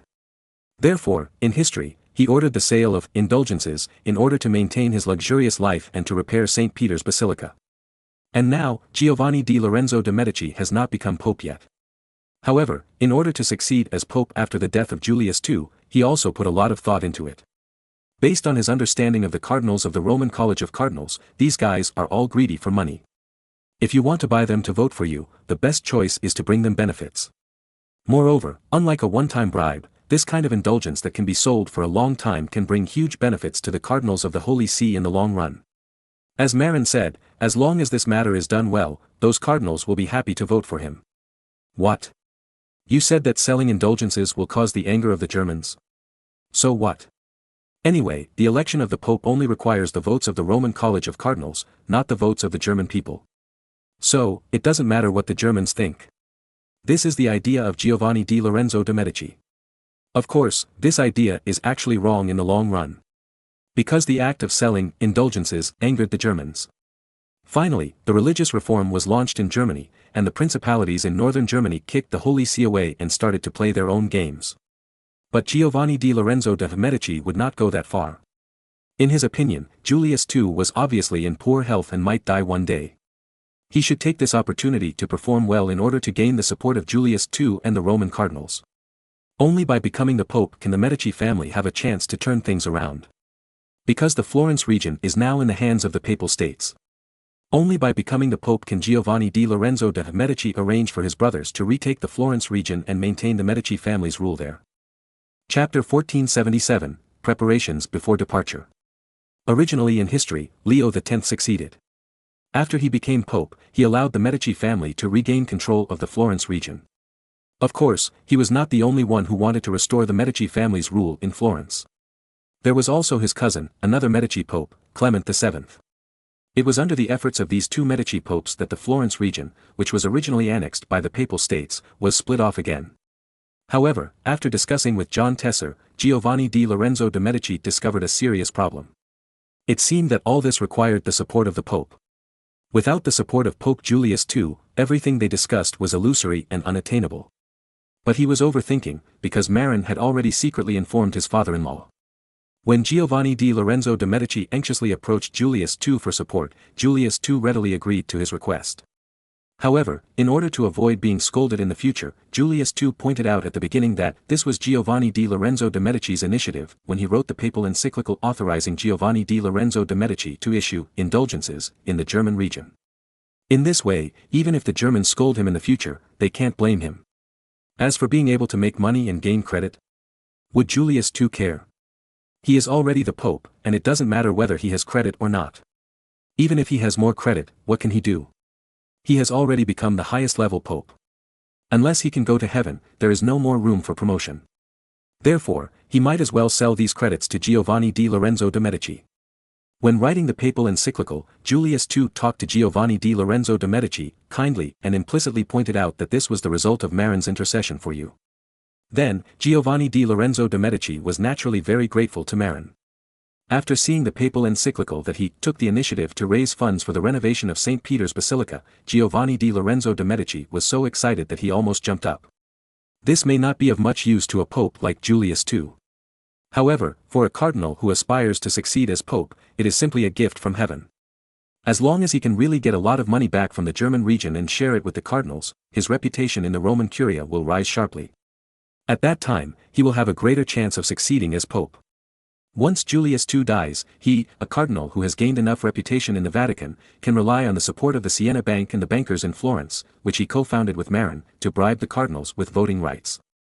Isn't it just a matter of time before he is elected pope? After getting the papal letter, Giovanni di Lorenzo de' Medici and John Tesser began to get busy, preparing to go to the German region to make money. While he arranged for craftsmen to print a large number of indulgences needed for peddling, he also asked people to make a huge flag with fine velvet. Then, he arranged for women with good embroidery skills to embroider the contents of the papal letter on the flag as a show for selling indulgences. After all, Marin had said that when you sell religious things such as indulgences, you must dress up sacredly enough and have a strong aura. In this way, you can bluff the common people and make them willing to pay for indulgences. Therefore, in addition to the banner embroidered with the papal encyclical, various matching ceremonial guards, crosses and flags are also needed. In short, the bigger the formation, the better. In addition, after listening to the religious divine song, the Mass, sung by the Vatican choir and, composed by Marin, John Tesser suddenly had an idea and asked Giovanni di Lorenzo de' Medici to equip his team with a choir. Every time they arrived in a city, the choir would sing the Mass in unison when entering the city, mobilizing the emotions of the people and making them more fanatical. Originally, John Tesser planned to directly dig members of the choir of the Lateran Temple. After all, these people often sing the Mass and have become extremely proficient in singing. They are all absolutely experienced. If they are taken to Germany, the performance effect will definitely be good. However, when Giovanni di Lorenzo de' Medici applied, he was directly rejected by Julius II. Why? Because the members of the Vatican choir are all family members of the leading figures in Rome, or priests of the Lateran Temple, with higher levels. They are all rich or noble people. Why should they go to Germany to suffer with John Tetzel, a country church judge with a bad reputation? You know, John Tetzel's team plans to travel all over Germany, and ordinary people may not be able to bear this hardship. Therefore, the bosses of the Vatican choir are definitely not willing to go. In desperation, Giovanni di Lorenzo de' Medici had to ask for the hand order of Julius II, allowing John Tetzel to go to the small churches in the countryside of the Papal States to select those young novice deacons, the lowest level priests, with high singing skills, and some low-level nuns to form a choir and follow John Tetzel to Germany to support the scene. These young priests and nuns have no power and can only accept the selection unconditionally in the face of the hand order issued by the Pope himself. Then, follow John Tetzel to Germany to run errands. Although it is hard, because they are all young people, they can bear it. Moreover, Giovanni di Lorenzo de' Medici also promised these selected young monks and nuns through John Tetzel that as long as they performed well, they would have the opportunity to be transferred to the sacred city of Rome in the future. Those who performed particularly well could also be promoted. This temptation was not small, just like a teacher in a certain countryside in the future, someone from above said to run an errand with me, and then transfer you to Beiping No. 4 Middle School as a teacher. Damn, as long as the teacher is not willing to be a salted fish, he will definitely be happy. Moreover, they are not worried about being deceived. After all, Giovanni di Lorenzo de' Medici is now very famous in the Vatican. The priests in the Italian region all knew that Giovanni di Lorenzo de' Medici might become the Pope in the future. Therefore, there is no fear that he will break his promise. If it was John Tetzel himself who made this promise, no one would believe it. In the end, relying on the resounding reputation of Giovanni di Lorenzo de' Medici, John Tetzel successfully put together a choir. Because they were carefully selected and followed a route similar to a talent show, the difference is that the tutors came to select, the selected choir members all had good singing talents. The only shortcoming is that the tacit understanding when singing in chorus is not enough. After all, this is a temporary choir and there is no tacit understanding at all. If you want to sing in unison, you have to train hard. Fortunately, these young choir members without background are very honest and willing to obey the command. As long as you persist in training, you will be able to perform well when selling indulgences. As long as the choir's cooperation training is completed, John Tetzel plans to lead the team to Germany to make money. This time, he will return to Germany as a special envoy of the Holy See and don't have to worry about being harassed. Chapter 1478 Volcanic Ash Fertilizer. While Giovanni di Lorenzo de' Medici and John Tetzel were busy forming a choir, Marin was not idle either. He sent a small military band to Giovanni di Lorenzo de' Medici. Although the majestic electronic music effect at the beginning of the Mass in later generations could not be played, most of it could still be played with orchestral instruments, such as the violin and cello, invented by Marin. As for the electronic music at the beginning, Marin used drums instead. Although the effect was much worse, it was better than nothing. With the accompaniment of these orchestral instruments and drums, the singing effect of the Mass was improved by n times, which was extremely shocking. Marin had long been looking forward to John Tetzel's indulgence sales team arriving in Germany to make money as soon as possible, because without John Tetzel's indulgence sales team, Martin Luther's anger could not be aroused, and it would be difficult to launch the Reformation movement. Although Marin had sent 007 to lurk around Martin Luther and began to try to influence Martin Luther's thoughts. However, because he did not see the complete corruption of the Church, the young Martin Luther had not yet made up his mind to break with the Roman Catholic Church. Therefore, John Tetzel's indulgence sales group will be the most important part of Marin's plan, to arouse Martin Luther's anger and rebellious psychology. When this big man is angry and disappointed with the Church, then 007 will persuade him to carry out religious reforms smoothly. Originally in history, Martin Luther did not begin to publicly oppose indulgences until 1517. Marin did not want to wait that long, so he planned to let Giovanni di Lorenzo de' Medici expand the sales scale of indulgences and go to the electorate of Saxony to sell them many times. The electorate of Saxony is where Martin Luther lives. John Tetzel performed in front of Martin Luther many times, which could also arouse his anger as soon as possible. In fact, Martin Luther didn't know that Marin had prepared for him the 95 Theses that refuted indulgences in history. Once 007 found that Martin Luther began to hate indulgences, he would spread the content of the 95 Theses to him. Then, through his mouth, spread the program. In addition, Marin was ready for Martin Luther's Protestant ideas, ready to let 007 secretly influence Martin Luther. Among them, the most important point is to encourage the princes to confiscate church land and property. This is very, very important, because, originally in history, Protestantism took decades to let most of the princes in northern Germany accept it. And Marin threw out confiscation of church land and property early in order to attract the princes to join Protestantism. After all, the church is rich, and it would be strange if those princes didn't envy it. But Marin is very sensitive to the issue of tithes. Because this thing is a nuclear weapon. Originally in history, Martin Luther agreed in principle to pay tithes to secular monarchs, but Marin would never agree, and would even desperately oppose it. Why? Because Marin is worried about France. In France today, the King of France can only rely on the output of territories, commercial taxes and tariffs to obtain income. Therefore, the number of troops that can be supported is very limited, generally only 10,000 or 20,000 people, and at most tens of thousands of people in wartime. It can be said that due to income constraints, France has not made use of the population dividend of 15 million people at all. And if the French royal family can collect tithes on behalf of the church, it would be terrible. The entire German population combined is not as large as that of France. If Louis XII has the French tithe in hand, it would be effortless to feed an army of more than 100,000 or 200,000. At that time, facing France with sufficient tax revenue, Marin, the traverser, will also tremble. Therefore, Marin's bottom line is you can confiscate the land and property of the church during the Protestant reform, but you must not touch the tithe. Whoever touches it, even if it is the King of France, Marin will send troops to kill him. And from now on, Marin has quietly begun to prepare for the religious war. In terms of military, Marin is training domestic police forces while planning to hide troops overseas. The American Legion has been quietly recruiting. In order not to stimulate other vassal states, Marin did not raise the flag, but sent spies to quietly penetrate into the German countries, especially the southern mountainous areas, to select suitable soldiers. After being recruited, these people will be shipped to the North American colonies, undergo systematic training in the early stage, and then go out to attack those Indian tribes to exercise their courage and combat capabilities. Of course, they also need to master logging skills, because the battle to conquer North America will eventually require cutting down forests and reclaiming arable land. In this way, European immigrants can gain a foothold. Otherwise, the vast forest is definitely the home of the Indians. Faced with the Indians' elusive archers in the deep mountains and old forests, even the most powerful army will have a headache. Therefore, Marin decided to let the army play steadily and cut down trees wherever they hit. Without the cover of the forest, the Indian archers are lambs to be slaughtered. In addition to military preparations, Marin also made a lot of economic preparations. For example, the land of the 8 new principalities he acquired. Although Marin has controlled his greed, half of the arable land in these 8 principalities still fell into Marin's hands. The other half of the arable land belongs to the local church and the more obedient small nobles and junker landlords. The arable land of the 8 principalities is not a small number.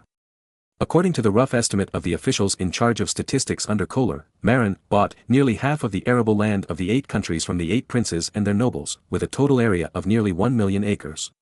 In other words, the half of the arable land of the 8 principalities that belongs to Marin is nearly 6 million acres. Excluding the need to take out 100,000 acres to reward meritorious soldiers, the remaining 900,000 acres are all under Marin's name. And the autumn harvest of these lands this year will belong to Marin. So Marin is also very concerned about this. However, for the sake of confidentiality, Marin did not use the 3-fertilizer mixture on the newly acquired land of the 8 countries, but only planned to use volcanic ash as a cover on the millions of acres of arable land, including the land distributed to his men. Of course, the yield will not be too low. At least, it is much better than not using fertilizer. Moreover, Marin applied not only volcanic ash to the millions of acres of arable land. In these volcanic ashes mined from the Italian region, Marin also had people mix a lot of potassium salt into it. In this way, the fertility of these volcanic ashes will be greatly increased. By then, the land taken by Marin and his men in these 8 principalities will have an output of more than 100 pounds per mu. By then, more than 200 pounds will only be the starting point, and 300 pounds per mu will not be a myth. After all, the fertility of volcanic ash plus potassium salt is already high enough. However, with the French invasion of the Kingdom of Naples, the several volcanoes in Naples that Marin bought privately for cover were all lost. Fortunately, Marin later thought of Iceland, which has many volcanoes, and spent money to buy Iceland and regained the volcanic ash. With the volcanic ash added with potassium salt as fertilizer, Marin believes that the yield of 200 or 300 pounds per mu of the millions of acres of arable land in the 8 newly acquired countries is not a problem. In this way, Marin can obtain high yields on the newly acquired land without exposing the real fertilizer secrets. Although it is not as good as the yield of more than 500 pounds per mu in the early 4 provinces using mixed fertilizers with 3 complete fertilizers, it is already a high yield compared to the current grain yields in other European countries. As summer quietly passed, Marin was already waiting for the arrival of autumn. In autumn, both the local arable land and the newly acquired arable land using volcanic ash fertilizer will have a good harvest. Although the yield per mu may be very different, it is much higher than the grain yield per mu in other countries anyway. Chapter 1479, Simon's Enfeoffment. Marin is now waiting for the autumn harvest. Once the autumn harvest is over, he can send troops to Ireland. Of course, Marin's preparations are very sufficient and he doesn't have to wait for the autumn harvest. After all, the mainland only needs to send a 6th legion composed mainly of Scottish Highlanders to fight with Edward. The other legions don't need to move at all.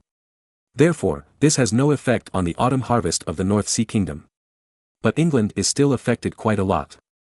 Apart from anything else, Edward relies on this autumn harvest to provide the military rations for this expedition. In addition, the 20,000 to 30,000 civilians who follow the army are also the main force in the busy farming season. If the troops are sent out before the autumn harvest, the civilians who participate in the war will definitely delay the farming season. In this age without machines, people are the most valuable labor force. If the troops are sent out before the autumn harvest, it may lead to a shortage of labor for the autumn harvest in England. Moreover, this problem is particularly important for England. Why? Because England is an island country with a humid and rainy climate. Although most of the North Atlantic warm current is blocked by the island of Ireland, England is inevitably affected by the North Atlantic warm current, and the climate is warm and rainy. If it is normal, warm and rainy, it is nothing, but it will make people feel that the climate is suitable. However, if it rains during the autumn harvest, it will be very terrible. In the absence of modern harvesters with drying equipment, rainy England needs to race against time and play hide-and-seek with the weather during the autumn harvest. Otherwise, the crops that have not been harvested in time will easily rot in the fields. Therefore, before the end of the autumn harvest, Edward is unlikely to waste labor to do other things. Because, at the time of autumn harvest, the more labor in England, the better.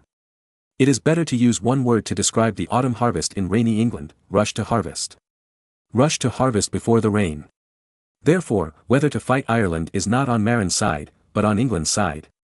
In fact, there is a reason why the English have not sent troops to unify the island of Ireland for hundreds of years. Because it rains there, and there were no rainproof raincoats and umbrellas in ancient Europe, so it was very inconvenient for the army to go on an expedition. Fortunately, this problem is a piece of cake for Marin. He not only introduced the Chinese raincoat, but also developed the raincoat of later generations, which perfectly solved the problem of rain protection. In fact, if the rubber production is not high enough now, Marin plans to sell raincoats on a large scale.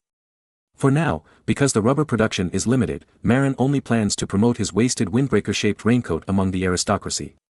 When the rubber production increases, selling raincoats will definitely become a big business in the future. Apart from anything else, the sales of raincoats will definitely not be bad in the rainy islands of Ireland and Britain. The only problem is the threat of the raincoat. After all, the cost of the raincoat is lower and more economical. But the only problem with the raincoat is that it looks too ugly and shabby, and people with a little money will not be willing to wear it. And ordinary people in this era certainly don't have the money to buy raincoats. Therefore, I am not worried that the raincoat will not be sold. Before Chiu Show arrived, good news came from Kiev, Ukraine. The city walls of Kiev and the old palace in the city have been repaired and can be used. Previously, Marin sent a more professional engineering team from the North Sea Kingdom to Kiev to repair the city walls and the old palace in the city to prepare for Simon's arrival. Kiev was once the capital of the Grand Duchy of Kievan Rus hundreds of years ago, so there was naturally an old palace. But after the Grand Duchy of Kievan Rus was destroyed by the Golden Horde, the old palace in Kiev became a decoration and began to decay. Fortunately, most of the palaces in Europe are stone buildings, which will not break down for hundreds of years. The only problem is that they need to be repaired and renovated. Therefore, the engineering team sent by Marin actually did not have a large amount of work. They just cleaned up the old castle that was covered with moss, and then repaired the walls and the ground with the cement they brought, which was almost the same. The same is true for the city wall, and the condition of the city wall is much better than that of the old palace. Because the walls of Kiev have been in use to defend against the Crimeans in the south and the Muscovites in the east. Therefore, the walls are usually maintained and are in much better condition than the old palace. The energy and material resources spent by the engineering team to repair the walls are not too great.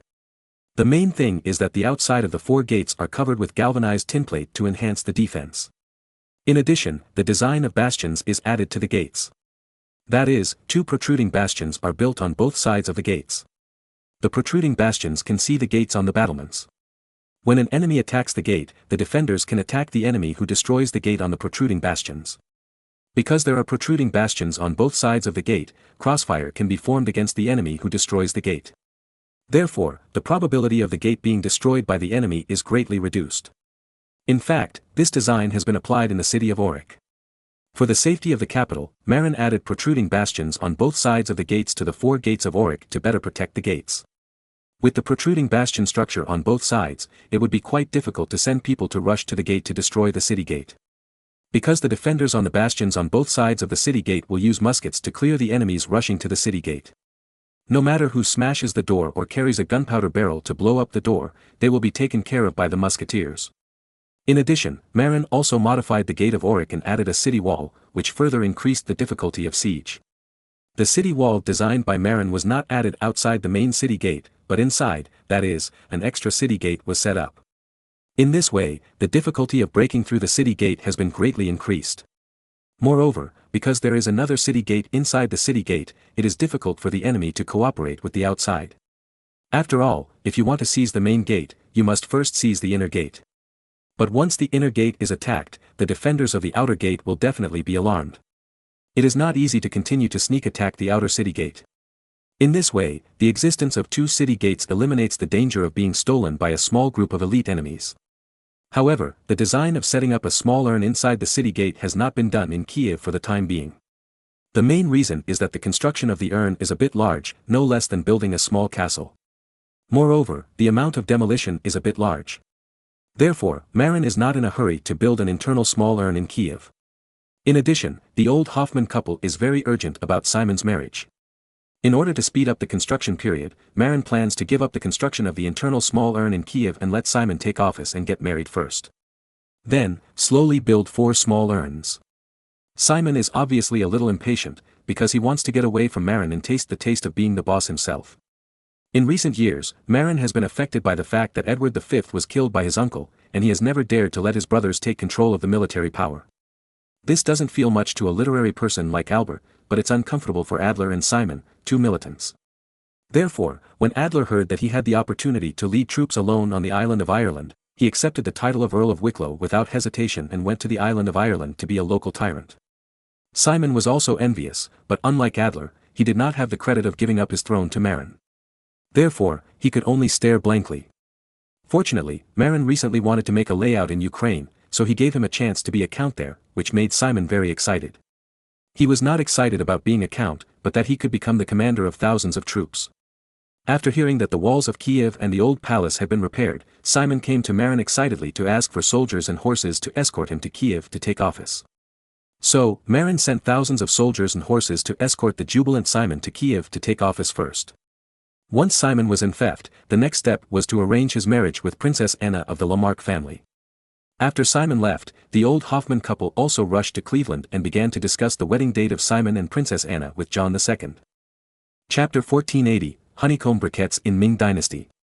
Marin is now looking forward to Simon getting married soon, because once Simon gets married, he can take the opportunity to launch honeycomb coal.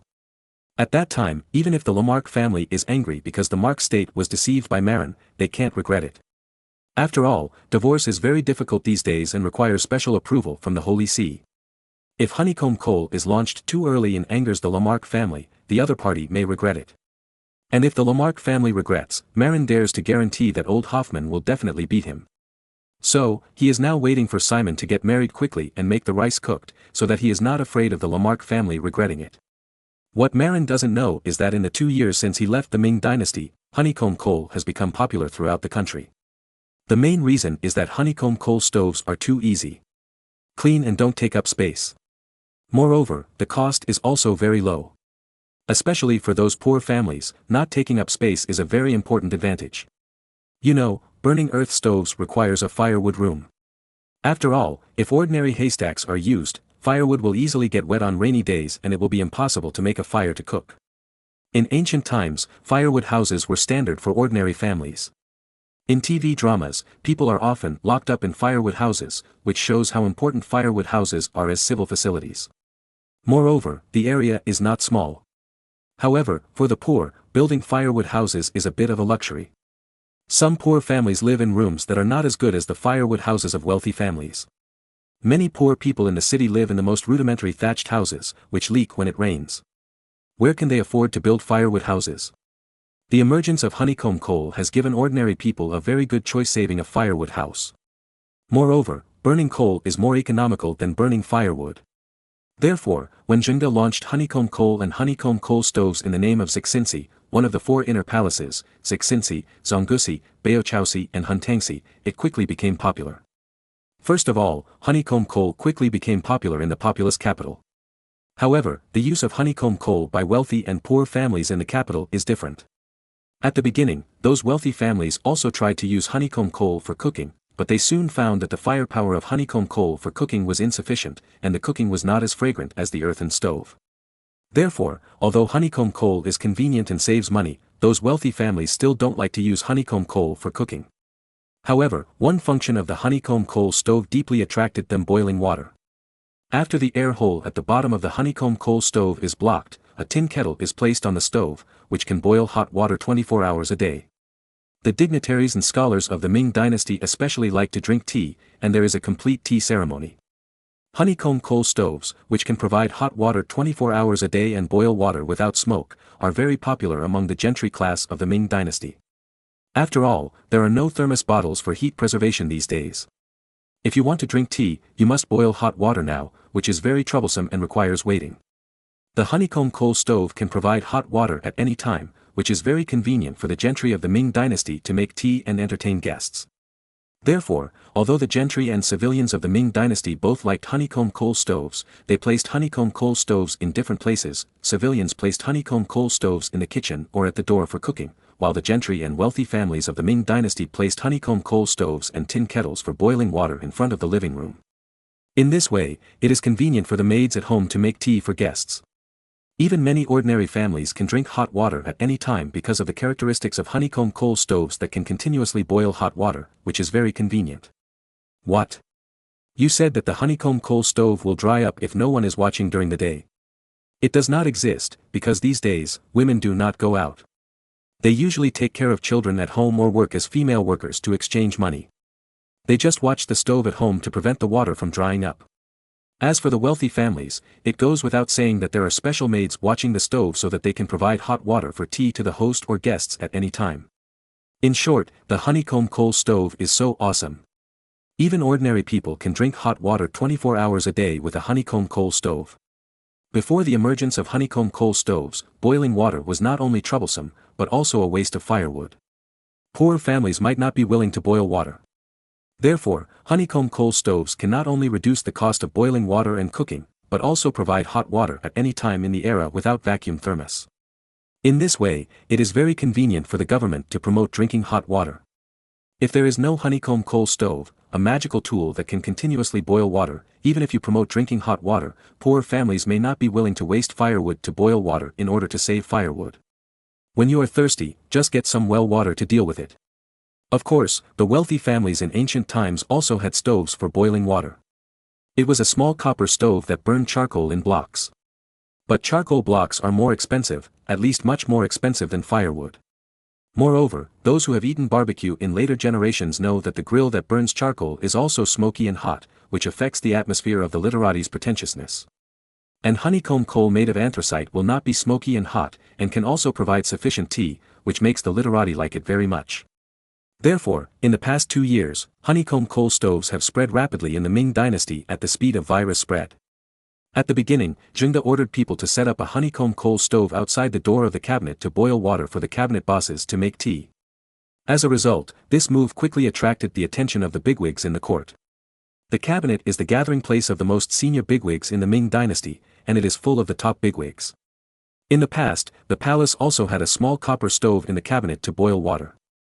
However, that kind of small copper stove boils a small amount of water and is very expensive.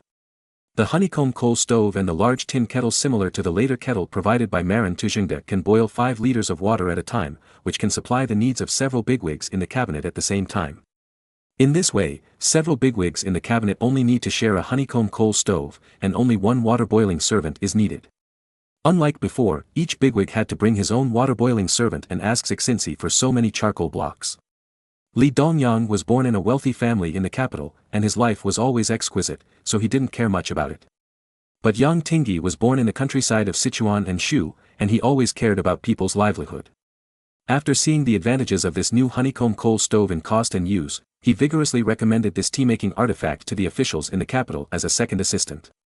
Then, the honeycomb coal stove first became popular in the capital, and then became popular in the homes of wealthy households and local officials in the capital. Then, rows of honeycomb coal stoves for boiling water and making tea appeared at various literary meetings. In this way, Zhengde didn't pay any advertising fees, and a group of officials helped to promote it for free. However, when the officials in the court noticed the huge potential of the honeycomb coal industry, they were shocked to find that the coal mines in Jinsei province, which produced the most coal in the whole Ming dynasty, were basically controlled by the Saxony in the palace. The benefits went into the hands of those eunuchs, who dared to rob them. Although Lu Jin had fallen and Zhang Yong and others were not very successful, Lu Jin's prestige was still there, and a group of ministers did not dare to compete with the palace for the coal resources in Jinsei province. Then, everyone began to compete for coal mines in other places. In this way, the Mentugu coal mine near the capital was discovered and occupied and developed by several bigwigs in the court. Although the scale of the Mentugu coal mine is not as large as the large coal mines in western Shaanxi, it is right next to the capital, with low transportation costs and price advantages. The Datong coal mine in western Shaanxi is hundreds of kilometers away from the capital, and has no cost advantage. Subsequently, the Kailuan coal mine near Shanhaiguan, the first modern coal mine in modern China, was also found by the local garrison generals and became the interest of the bigwigs and the army. In this way, a mere honeycomb coal industry has leveraged the great development of the coal mining industry in the Ming Empire. Although the Ming dynasty did not have a steam engine industry, the demand for honeycomb coal was huge. The consumption of coal in the capital alone, with a population of 1 million, is an astonishing figure, not to mention that there were so many cities in the Ming dynasty. Of course, due to the limitations of transportation conditions, honeycomb coal can only be successfully promoted in cities near the coal mines. And those places far away from coal-producing areas and with inconvenient transportation cannot promote honeycomb coal for the time being, because the cost of land transportation in this era is too high. Chapter 1481 Oil and Camphor. At first, Marin didn't know that honeycomb coal was so popular in the Ming dynasty, but he soon found out. Because Kong Tai sent a batch of local products from Taiwan. At the same time, the news of honeycomb coal was also sent back. As the governor of Taiwan Island, Kong Tai organized a large-scale army, mainly rattan shield soldiers. When the rattan shield soldiers were trained, Kong Tai ordered them to start expanding in the northern part of Taiwan Island. Faced with thousands of rattan shield soldiers and musketeers, the aborigines on Taiwan Island were no match at all. No matter how brave they were, it was difficult for them to break through the defense of the rattan shield soldiers. And if they attacked each other remotely, they couldn't beat the musketeers. Moreover, the huge sound of the musket also had a scare effect. Therefore, in the past 2 years, Kong Tai has dispatched troops and has already fought to the coast of Tainan in the future. And a tribal alliance of the Fanmin people, the predecessor of the Big Dumb Kingdom, in the future, was also defeated by Kong Tai's expeditionary army. The two sides fought a battle at the mouth of the Dajia River in Taichung, and Kong Tai dispatched 2,000 rattan shield soldiers and 100 musketeers. The tribes of the Big Belly Alliance gathered more than 4,000 tribesmen and took the initiative to attack the newly landed colonial army. However, their attack failed to break through the defense of the rattan shield soldiers, and the bravest warriors in the front were killed by the musketeers at close range. Then, the tribes of the Big Belly Alliance were defeated and fled. Afterwards, many defeated tribes of the Big Belly Alliance were forced to flee to the depths of the jungle on the island. Kong Tai did not dare to go deep into the jungle easily, so he occupied the coastal areas and the downstream riverside areas of several large streams on Taiwan Island, and began to develop slowly and build fortresses to make steady progress. Afterwards, Kong Tai began large-scale development in the occupied areas. First of all, what Marin attaches the most importance to is naturally the oil produced from chushunking. Although the daily output is only about 20 kilograms, a little bit makes a lot. After more than 2 years, about 15 tons of oil have been accumulated. Of course, this ship has been heading to Panama City since last year, and only brought back more than 7 tons of oil, which is 1 year's output. As for the output of the second year, it has not been accumulated yet to be sent back. Marin was also very happy to see so much oil. After all, with more than 7 tons of oil, even if the gasoline yield is only 10%, more than 700 kilograms of gasoline can be refined. It can be used to burn the enemy, and it can be used freely. With these oils, and the fact that the Galicia region of Poland is also producing oil, there will definitely be enough gasoline in the future. Therefore, Marin decided to start developing a bed crossbow that can fire glass bottles filled with gasoline. These days, ships are all made of wood. If wooden ships are made thicker, they may be able to withstand the bombardment of iron ball shells. After all, thick wooden boards are also very strong. However, wooden ships are absolutely afraid of fire. In particular, gasoline burns a flame that cannot be extinguished by water. Originally, Marin planned to try to use a catapult to throw a simple cocktail incendiary bottle at the enemy's ship. However, after testing, Marin found that the catapult really relied on luck to hit the target with the bottle. So, he thought of the bed crossbow. The heavy crossbow arrows of the bed crossbow were made into the appearance of the later generation of the sky-piercing monkey, and the arrow shaft was tied with a Molotov cocktail, an incendiary bottle filled with gasoline. When the crossbow arrows were inserted into the enemy's clothes from hundreds of meters away, the gasoline glass bottle tied to the arrow shaft broke due to the impact, and the gasoline splashed on the enemy ship due to inertia. Next, the crossbow was used to shoot rockets. After this set, the enemy wanted to save the ship, which was simply wishful thinking. Unless the other party knew the existence of gasoline in advance and prepared sand to cover the fire. Otherwise, if you want to use the conventional watering method to put out the fire, you will definitely die ugly. However, because the current oil production is very limited. Therefore, Marin generally does not use gasoline easily. Only when attacking a fortified city with a wooden gate, or when launching a decisive naval battle with the enemy country at sea, will this kind of killer weapon be used. In addition to the oil produced in Chuxiangking, the most important product of Taiwan Island by Marin is probably camphor balls. In the northern part of Taiwan Island, in this era, the primeval forests were full of camphor trees that produced camphor. After Kong Tai sent troops to occupy the northern coast of Taiwan Island, he quickly relied on Ming craftsmen to cut down a lot of camphor trees and extracted hundreds of kilograms of camphor and sent them back. After getting these powdered natural camphors, Marin was very excited. Because his research on smokeless gunpowder could continue.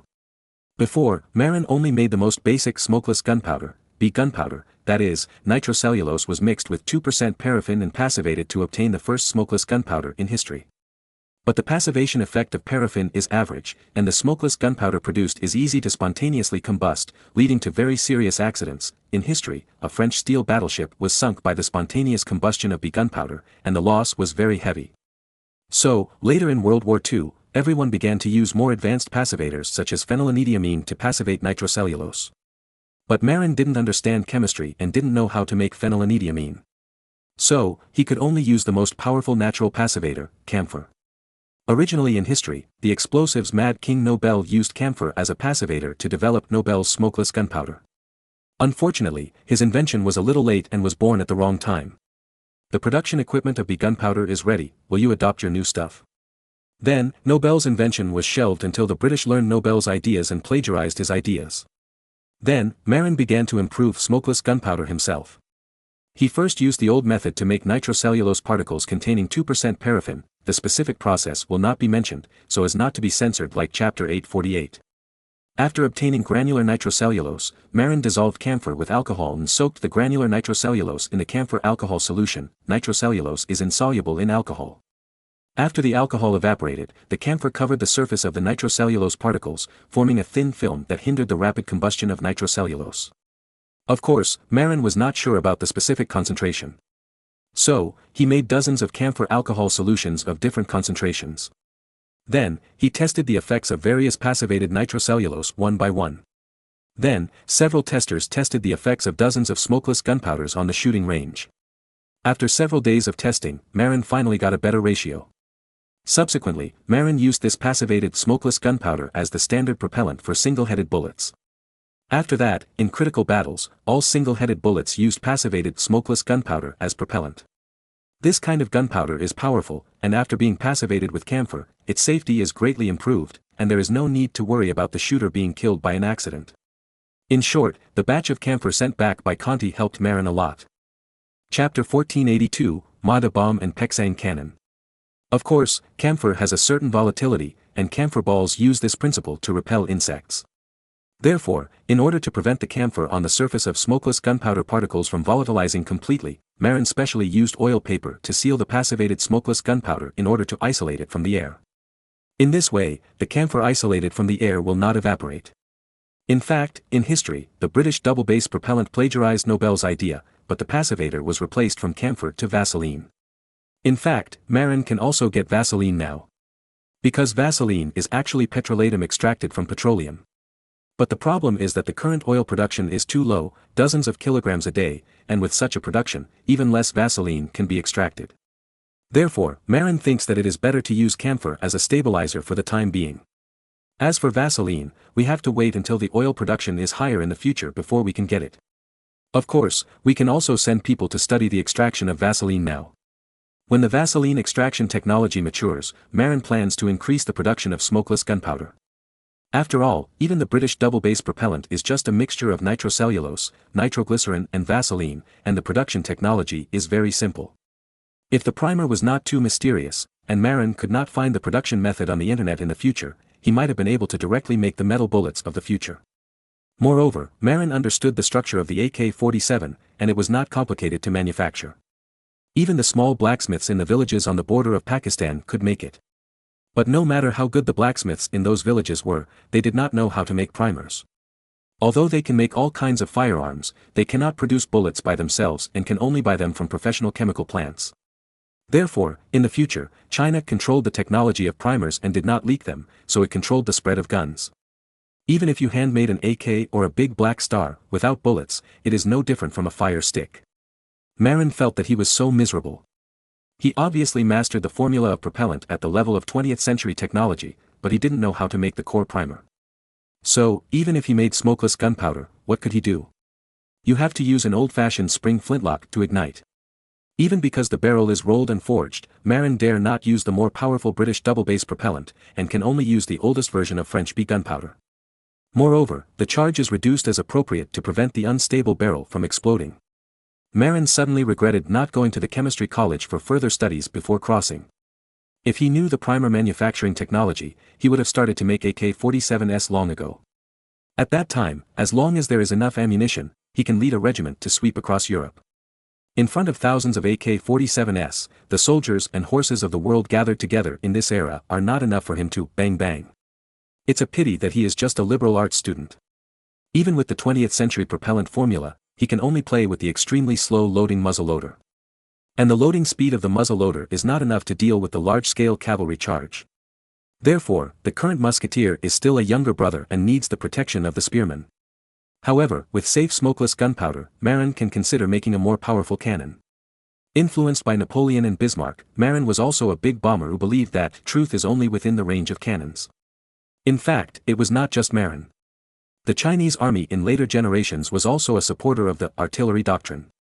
When fighting the South Vietnamese monkeys, our army used artillery shells to wash the ground every day, leaving no room for the opponent's jungle warfare skills. Although the Vietnamese monkeys have rich experience in jungle guerrilla warfare and even forced the Americans away. However, facing the Chinese army at their doorstep, their set was useless. The Americans had to travel half the world to transport artillery shells, while China directly used trains to pull artillery shells to the front line, and they could not finish washing the ground with artillery shells every day. Then, the regular army of the Vietnamese monkeys on the opposite side was dumbfounded, and they were not as threatening as their villagers who were good at sneak attacks. With safe and reliable smokeless propellants, the restless bomber heart of Marin was agitated. Marin felt that the current cannons were too weak and could not even blow open the stone walls, which was not very practical. Therefore, he decided to make a powerful cannon, not asking for anything else, just to be able to blow open the enemy's city walls and destroy the enemy's warships. Of course, with the current level of technology, it is a bit difficult to make rifled cannons. Because the rifling of the cannon is very deep, it is difficult to carve by hand and difficult to produce. Moreover, the life of a rifled cannon is much shorter than that of a smoothbore cannon. The reason is that the rifling is easy to be worn flat. Therefore, Marin decided to make a smoothbore cannon, a powerful smoothbore cannon. When it comes to smoothbore cannons, the most pinnacle is the Pexan cannon made by the French in the mid-19th century. Its 68-pound super-large caliber directly ended the wooden ship era of warships. Because no wooden ship can withstand the impact of a 68-pound iron ball. What Marin wants to make is this Pexan cannon that ended the wooden ship era and led to the birth of iron-hulled warships. This is the pinnacle of smoothbore cannons. Whether it is used to bombard wooden warships or to bombard the walls of this era, it is easy and enjoyable. The only problem is that the casting of heavy artillery is much more difficult than that of light artillery. Because the wall of the heavy artillery is very thick, structural problems are likely to occur during the casting process. Once a problem occurs, the artillery will be scrapped. Fortunately, Marin knows the Rodman cannon casting method of inner membrane water cooling, which can greatly improve the success rate of casting heavy artillery. Otherwise, he really has no confidence in casting a behemoth like a 68-pound cannon. Moreover, in order to improve the quality of artillery, Marin does not intend to use ordinary steel to cast the cannon, but intends to use the best quality chromium-nickel alloy steel to cast it, which is the legendary stainless steel. Since Hayter's younger brother Wilts discovered a small chromite mine in Cuba, Marin has the conditions to make stainless steel. Although the effect of stainless steel casting is not as good as tungsten steel, Marin does not have tungsten in his hands now, so he can only take out the best chromium-nickel alloy steel to cast the Pexan cannon. Once this super-powerful cannon is cast, Marin will be invincible at sea. No matter what kind of warship the enemy has, just approach it and sink it with one shot. Even if you don't use the original shrapnel design and only use solid bullets, the 68-pound shells of the Pexan cannon can easily smash the side of the enemy ship, causing it to leak and sink. Moreover, there were no heavy battleships in this era, and the sides of the warships were generally not thickened, making them even more unable to withstand the 68-pound iron ball shells. Stainless steel heavy artillery, plus powerful smokeless propellant, Marin felt that once it was developed, his navy would sing. Invincibility is a kind of loneliness. There is no other reason, it is really invincible. Once this ultimate heavy artillery is developed, the navies of other countries will be GG. Even if Spain and Portugal know that America is a rich continent at that time, what does it matter? Dare to rob? Let me, Marin, introduce you to an invincible heavy artillery, the Pexan cannon. Come on, sink all your warships to the bottom of the sea to lurk. Chapter 1483 Counter-Espionage. Once the Pexan cannon is developed, it will not only be invincible, but also very useful for land sieges.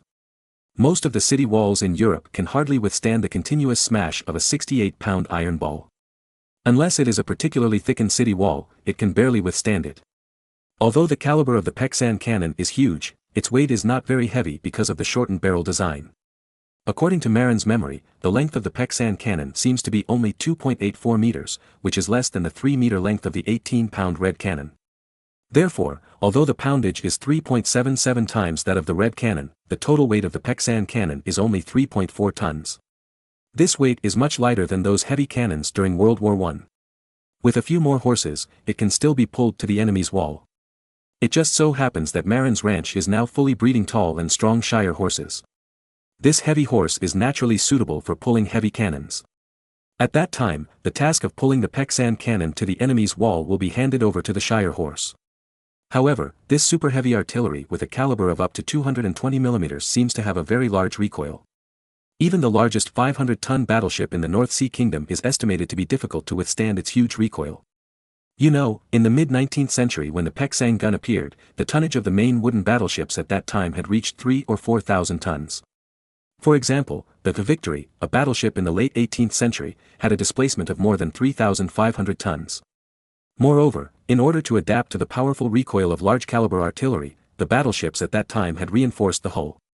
Especially the keel part, so that the battleship itself would not be shaken apart by the recoil during the artillery battle. Therefore, even with the Pexan gun, Marin had to have a solid warship to equip it. Therefore, Marin had to order to mobilize the best group of designers in the North Sea shipbuilding industry to design the most solid warship. Moreover, the displacement is required to reach more than 1,000 tons. Otherwise, it is difficult to adapt to the recoil of heavy artillery such as the Pexan gun. If the ship is too small, even if the structure is reinforced, it will be useless. The huge recoil of the Pexan gun can cause the hull to capsize. In short, whether it is the development of the Pexan gun or the development of a 1,000-ton battleship, it cannot be done in a short time. It may take 10 or 8 years. But Marin can wait and is willing to wait. Because, if this ultimate weapon and warship are developed, the sea will be named Ma. If a few more of these warships are produced, Marin can only learn from Deng Chao to dance and sing how lonely it is to be invincible at home. At that time, Marin decided to send such an invincible fleet to besiege Lisbon, the capital of Portugal, and sink all the Portuguese warships in Lisbon. Then, force Portugal to sign an unequal treaty. For example, cede South Africa to him. Marin is not very interested in Africa, but he absolutely cannot ignore the tens of thousands of tons of gold in South Africa. Therefore, once the big bomb is produced, it is Marin who must go to the port of Lisbon, Portugal to wash the ground. Moreover, Marin also intends to scare Spain by knocking Portugal in order to achieve the goal of maintaining maritime hegemony. But now, Marin can only think about it. The North Sea Kingdom's dozen 500-ton warships are very powerful, but the scale is too small after all. Even if the Portuguese fleet is not as good in quality, it can win by relying on its numerical advantage. Therefore, Marin can only pretend to be a transparent person silently, so as not to be taught a lesson. For the sake of research and development and confidentiality, Marin ordered that the research and development team for the development of the Peksang gun and the 1,000-ton warship be moved to the port of New York in America. In this way, it will be difficult for other European countries to get any news. Moreover, it is very convenient to develop warships in America. Because the New York colony has accumulated too many red oaks suitable for shipbuilding, and they have been air-dried for more than 2 years. When the research and development team goes there, they only need to command the shipbuilders there to make big ships. It doesn't matter if the wood is wasted, because there are dozens of meters long red oak logs everywhere. The local red oak logs suitable for building large ships are thrown everywhere. Even if they are chopped up as firewood, there is no need to worry about waste. Because the local area is full of such towering trees. When Marin was imagining how to dance and sing, how lonely it is to be invincible, in the future, information came from Italy. John Lafitte asked Marin for help. He needed to offer a strategy to Louis XII to solve the current dilemma. Speaking of which, Marin's previous plan has now failed. For example, Marin originally planned to let the Spanish army and the French army fight bloody battles on the Italian peninsula, preferably to fight to the point of both sides being injured and fighting to the point of losing their minds. But the problem is that Gonzalo de Córdoba, the famous Spanish general, is too cautious and too wretched. He was unwilling to attack the city desperately, and only knew how to dig trenches and besiege the city, and he was very patient. The French originally expected the Spanish to attack Naples by force, and even sent people to Spain to use provocation for this. However, Gonzalo de Córdoba found a way to use French farmers as cannon fodder and pretend to attack, and cracked the French strategy. Now, every day, watching the French soldiers on the city wall hurting French farmers, Louis XII was so depressed that he wanted to vomit blood. Unfortunately, he had no other choice. The previous returning gun tactic was very useful, and it wiped out tens of thousands of Spanish troops at once. However, it could only be used once. Starting from the second time, the Spaniards took out chariots to defend against cavalry charges. So, the French are now in a dilemma and don't know what to do. Because of his previous outstanding performance, Louis XII now trusts John Lafitte very much and asks him for advice every day. But John Lafitte knows his own suffering. How can he be a resourceful person? The strategies he offered were all taught by Marin. In desperation, he could only release the pigeons back in the middle of the night and ask Marin for advice. It really can't be like this. It's always so deadlocked, which doesn't meet my expectations at all. Marin was also a little headache about the current situation. So, he decided to change all this. After thinking about it, Marin found that the biggest reason for the current deadlock was the famous Spanish general Gonzalo de Córdoba.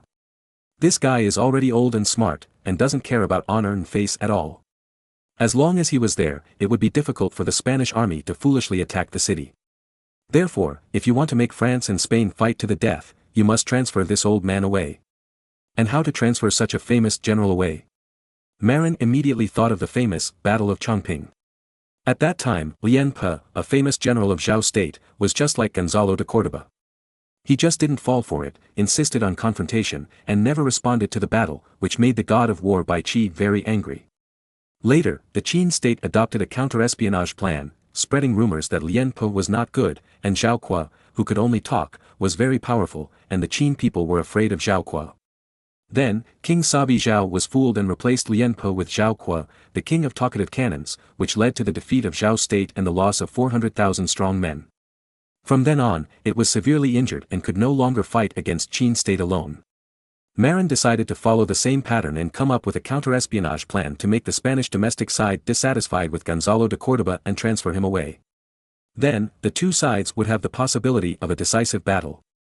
Marin thought about it overnight, wrote a lot of measures, and sent a reply to John Lafitte by pigeon. He wrote it in Morse code, which was incomprehensible to non-spies, and he was not afraid of the pigeon being intercepted. These counter-espionage measures were quickly delivered to John Lafitte, and then presented to Louis XII. Then, France also took action, and a large number of instructions were sent to Spain. Because, as a neighboring country and opponent, France has many spies in Spain, which is very suitable for this matter. Chapter 1484, Terrible Rumors. Marin gave a lot of suggestions, and they were very detailed.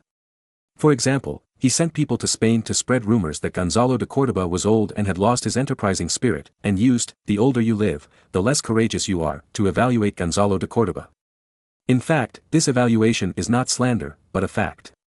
For Gonzalo de Córdoba, a 60-year-old veteran, the older he is, the more timid and cautious he is.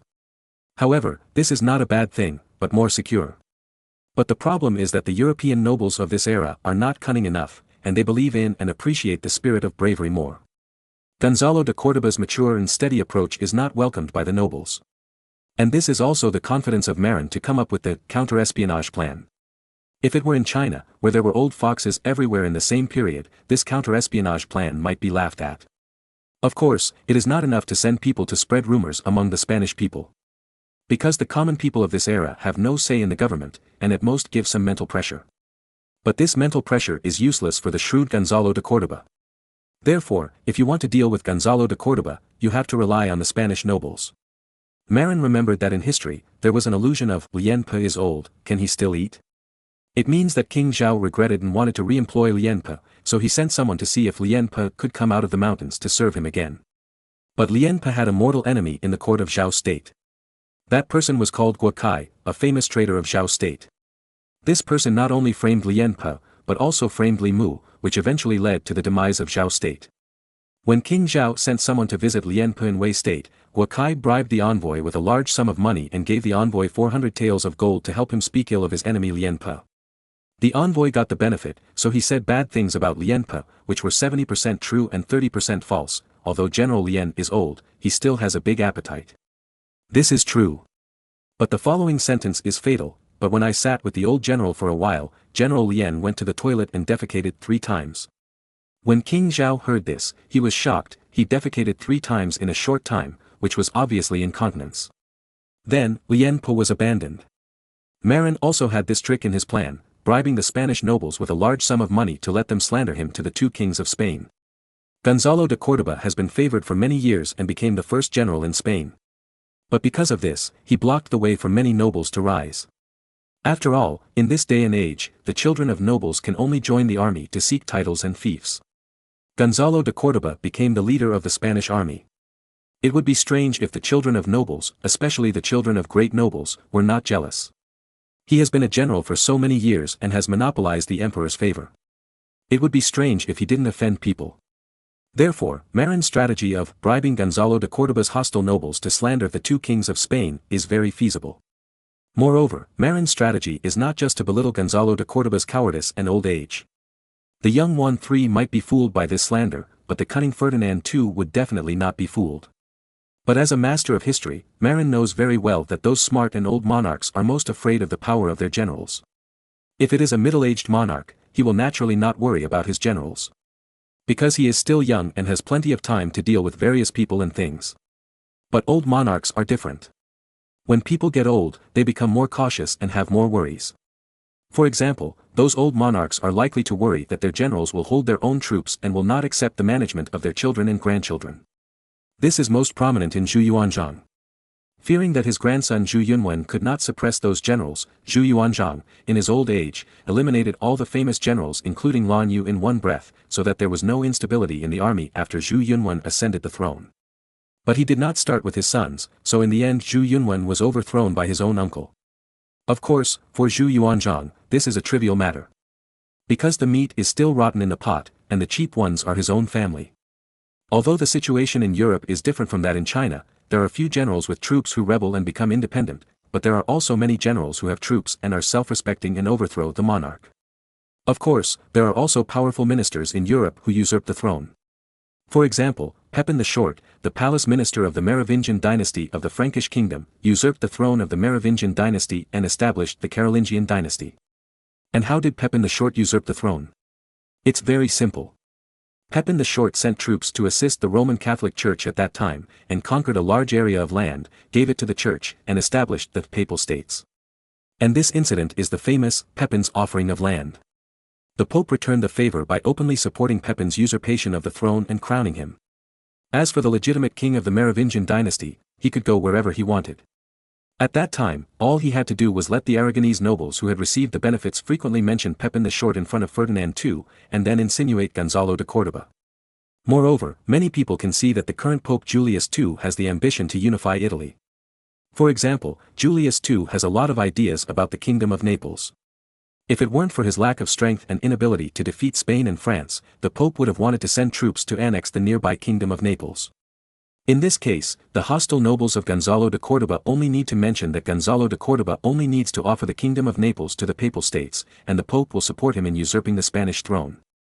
This rumor is very powerful, because if Gonzalo de Córdoba really dares to do this, Pope Julius II will really support him in usurping the Spanish throne. Because the monarchs of European countries can see Julius II's desire to unify Italy. Therefore, this rumor with a high possibility of happening is the most deadly. For the elderly Ferdinand II, even if he still believes in Gonzalo de Córdoba, he has to guard against this situation. After all, Gonzalo de Córdoba's prestige in the Spanish army is too high. Moreover, he now controls most of the Spanish army. As long as he wants, and with the death of Ferdinand II, it won't be very difficult to usurp the throne. So, the rumor that Marin gave is that Gonzalo de Córdoba wants to learn from Pepin the Short and offer the Kingdom of Naples to the Holy See in exchange for the opportunity to usurp the Spanish throne. As for why Gonzalo de Córdoba insists on confronting the French army, it is also rumored that Gonzalo de Córdoba is now integrating the military spirit and laying the foundation for the future usurpation of Spain. As long as Ferdinand II dies, he will depose Juan III and seize the throne of the two kingdoms of Spain. The reason is that once the war in Naples ends prematurely, Gonzalo de Córdoba may lose the opportunity to command tens of thousands of troops. So, he is waiting for Ferdinand II to die. Then, defeat the French army, seize the Kingdom of Naples, and offer it to the Pope in exchange for the Holy See support for his usurpation of the throne. Chapter 1485, Funding from the Venetians. When Louis XII received the strategy offered by John Lafitte, he couldn't help but take a breath when he heard the rumor part. Damn, this rumor is too cruel. This rumor is well organized and doesn't seem to be made up. And it is well founded and highly feasible. Louis XII was also very clear about Pope Julius II's desire to unify Italy. He thought that if he were Ferdinand II, he would inevitably be afraid when he heard this rumor.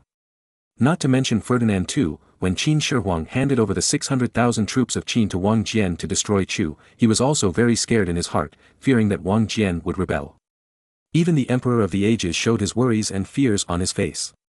Fortunately, Wang Jian deliberately defiled himself and asked Qin Shi Huang for good land and beautiful houses, which dispelled Qin Shi Huang's doubts. Similarly, Gonzalo de Córdoba now controls most of the troops of the two major kingdoms of Spain and has the absolute strength to usurp the throne. It would be fine if no one mentioned this, but once someone mentioned it, and a group of people, the general monarch really couldn't bear this kind of psychological pressure. Especially, the old monarch. Because the elderly are generally very suspicious. For example, Emperor Wu of the Han dynasty forced his own prince to death because of suspicion when he was old. Later, because he was worried that his mother would abuse power after his youngest son succeeded to the throne, he directly killed the youngest son's biological mother. In short, if the object of this rumor was the old Emperor Wu of the Han dynasty or Emperor Taizu of the Ming dynasty, Gonzalo de Córdoba, who had a large army, would definitely not escape death. There is no reason, just because of this worry, Gonzalo de Córdoba is dead, and his whole family will die, or even several clans. Even if this is Europe, Ferdinand II is not as cruel as Emperor Wu of the Han dynasty and Emperor Taizu of the Ming dynasty, but there will be no less doubts. Not to mention killing Gonzalo de Córdoba, but transferring him away is very likely. Louis XII himself is also a monarch, and he is also very old. After hearing this fabricated rumor, even though it was not directed at him, he broke out in a cold sweat. Therefore, he did not doubt the power of this rumor. It is foreseeable that once this rumor spreads, the famous General Gonzalo de Córdoba will have only two choices: either be transferred by the monarch and lose control of tens of thousands of troops, or take the initiative to attack, prove his innocence, show that he is not waiting for Ferdinand II to die, and then depose Juan III to usurp the throne. As for Ferdinand II continuing to trust Gonzalo de Córdoba and allowing him to continue to confront the French, it does not exist, because the French will bribe many Spanish nobles to whisper him every day. As the saying goes, 3 people make a tiger. If more people spread the rumor, it will become the truth. Especially, those who spread the rumors were the famous nobles of Spain. No matter how powerful Ferdinand II was, he couldn't bear this kind of pressure. Not only that, Marin also did something that made the Spanish absolutely terrified. He sent a letter by carrier pigeon, asking his father-in-law Julius II to send an envoy to Gonzalo de Córdoba's Spanish camp to comfort Gonzalo de Córdoba. Moreover, the envoy talked to Gonzalo de Córdoba alone for a long time. This envoy was none other than Marin's sworn brother, Giovanni di Lorenzo de' Medici, the future Pope Leo X. Moreover, although Giovanni di Lorenzo de' Medici sent others away, he didn't talk about any major events with Gonzalo de Córdoba, but talked about art for half an hour. However, they talked privately between the two of them. Who the hell knows what they talked about? Combined with this rumor, the power is no less than a nuclear bomb.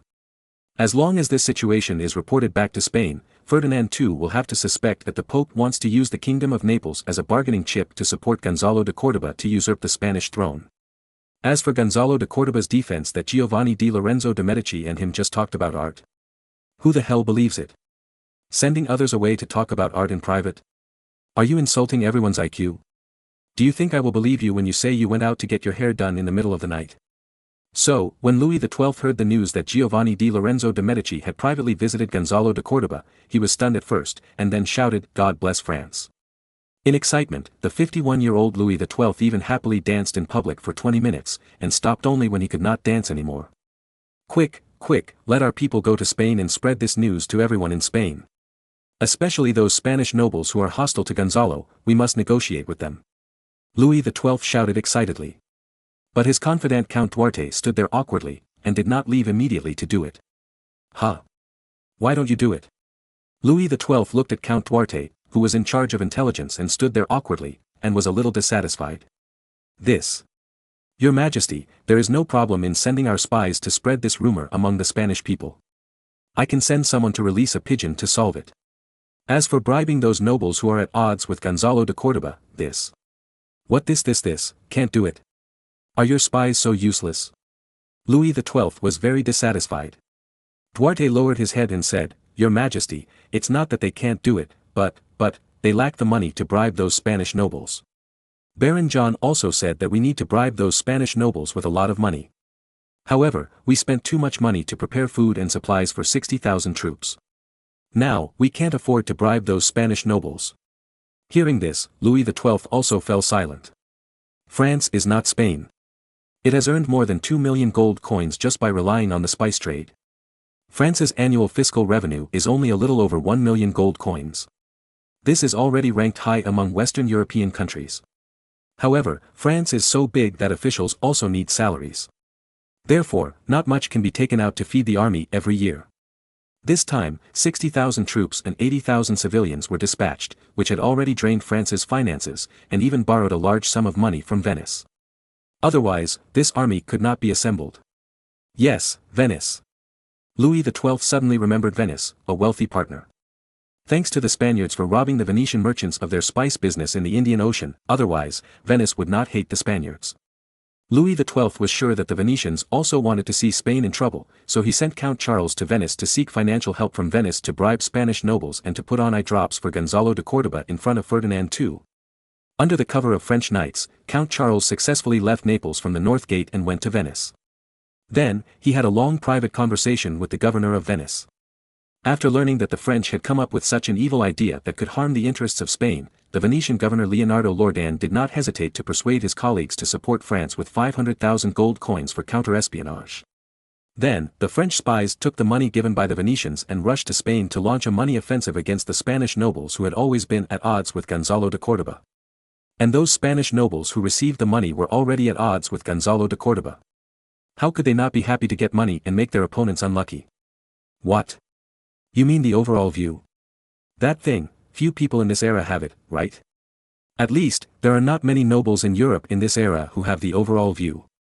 French spies have been lurking in Spain for many years and are very clear about the moral character of Spanish nobles. After all, the person who knows you best is your opponent. Even if there are one or two upright nobles in Spain occasionally, they are bypassed by French spies. After all, one or two upright nobles have little influence. Because such upright nobles are often not favored by the monarch. Such people actually have little influence on the monarch. For example, Chu Yuan who jumped into the river. Chapter 1486 Two-pronged approach. In fact, the Venetians not only funded the French counter-espionage plan in Spain, but also began to consider funding the remnants of the Juarez dynasty in Venice and the Saad tribe in southern Morocco, supporting them to take the opportunity to launch an attack on northern Morocco and seize lost territory. At this time, the Spanish transferred most of their troops to Italy to fight against France, and the northern Morocco that had originally conquered was empty. Although more than 10,000 Italian mercenaries were later introduced for guarding, the troops were very scattered because they had to guard multiple cities. Even in the city with the largest number of garrisons, the number of people did not exceed 4,000. Moreover, these Italian mercenaries were basically infantry. On the other hand, the remnants of the Juarez dynasty and the Saad tribe were all Arab scimitar cavalry, riding barbed horses. It would naturally be difficult to attack those cities by force. However, there was no problem in sweeping the wilderness. At the beginning, because the Juarez dynasty took the initiative to retreat to the Atlas Mountains, it retained the main force of 8,000 scimitar cavalry. Although the Juarez dynasty lost another 3,000 main scimitar cavalry in many conflicts later, the Sultan of the Juarez dynasty, Abu Abdullah Bertukali ibn Muhammad, recruited tens of thousands of tribal scimitar cavalry from the Berber herders in Morocco. In this way, the remaining forces of the Juarez dynasty still have a strong strength of 15,000 cavalry.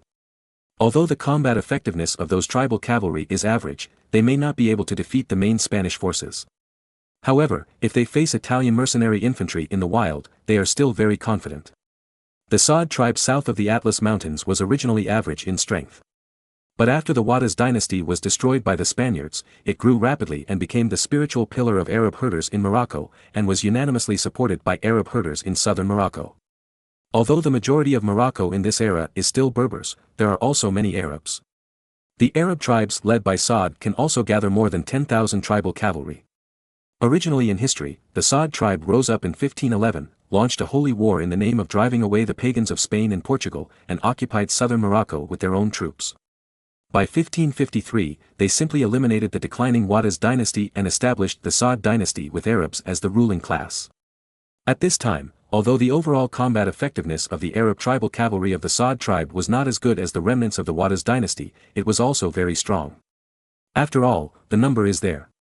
Moreover, under the lobbying of the Venetians and the French, in order to jointly fight against the pagan Spain, the two forces were considered to have joined forces.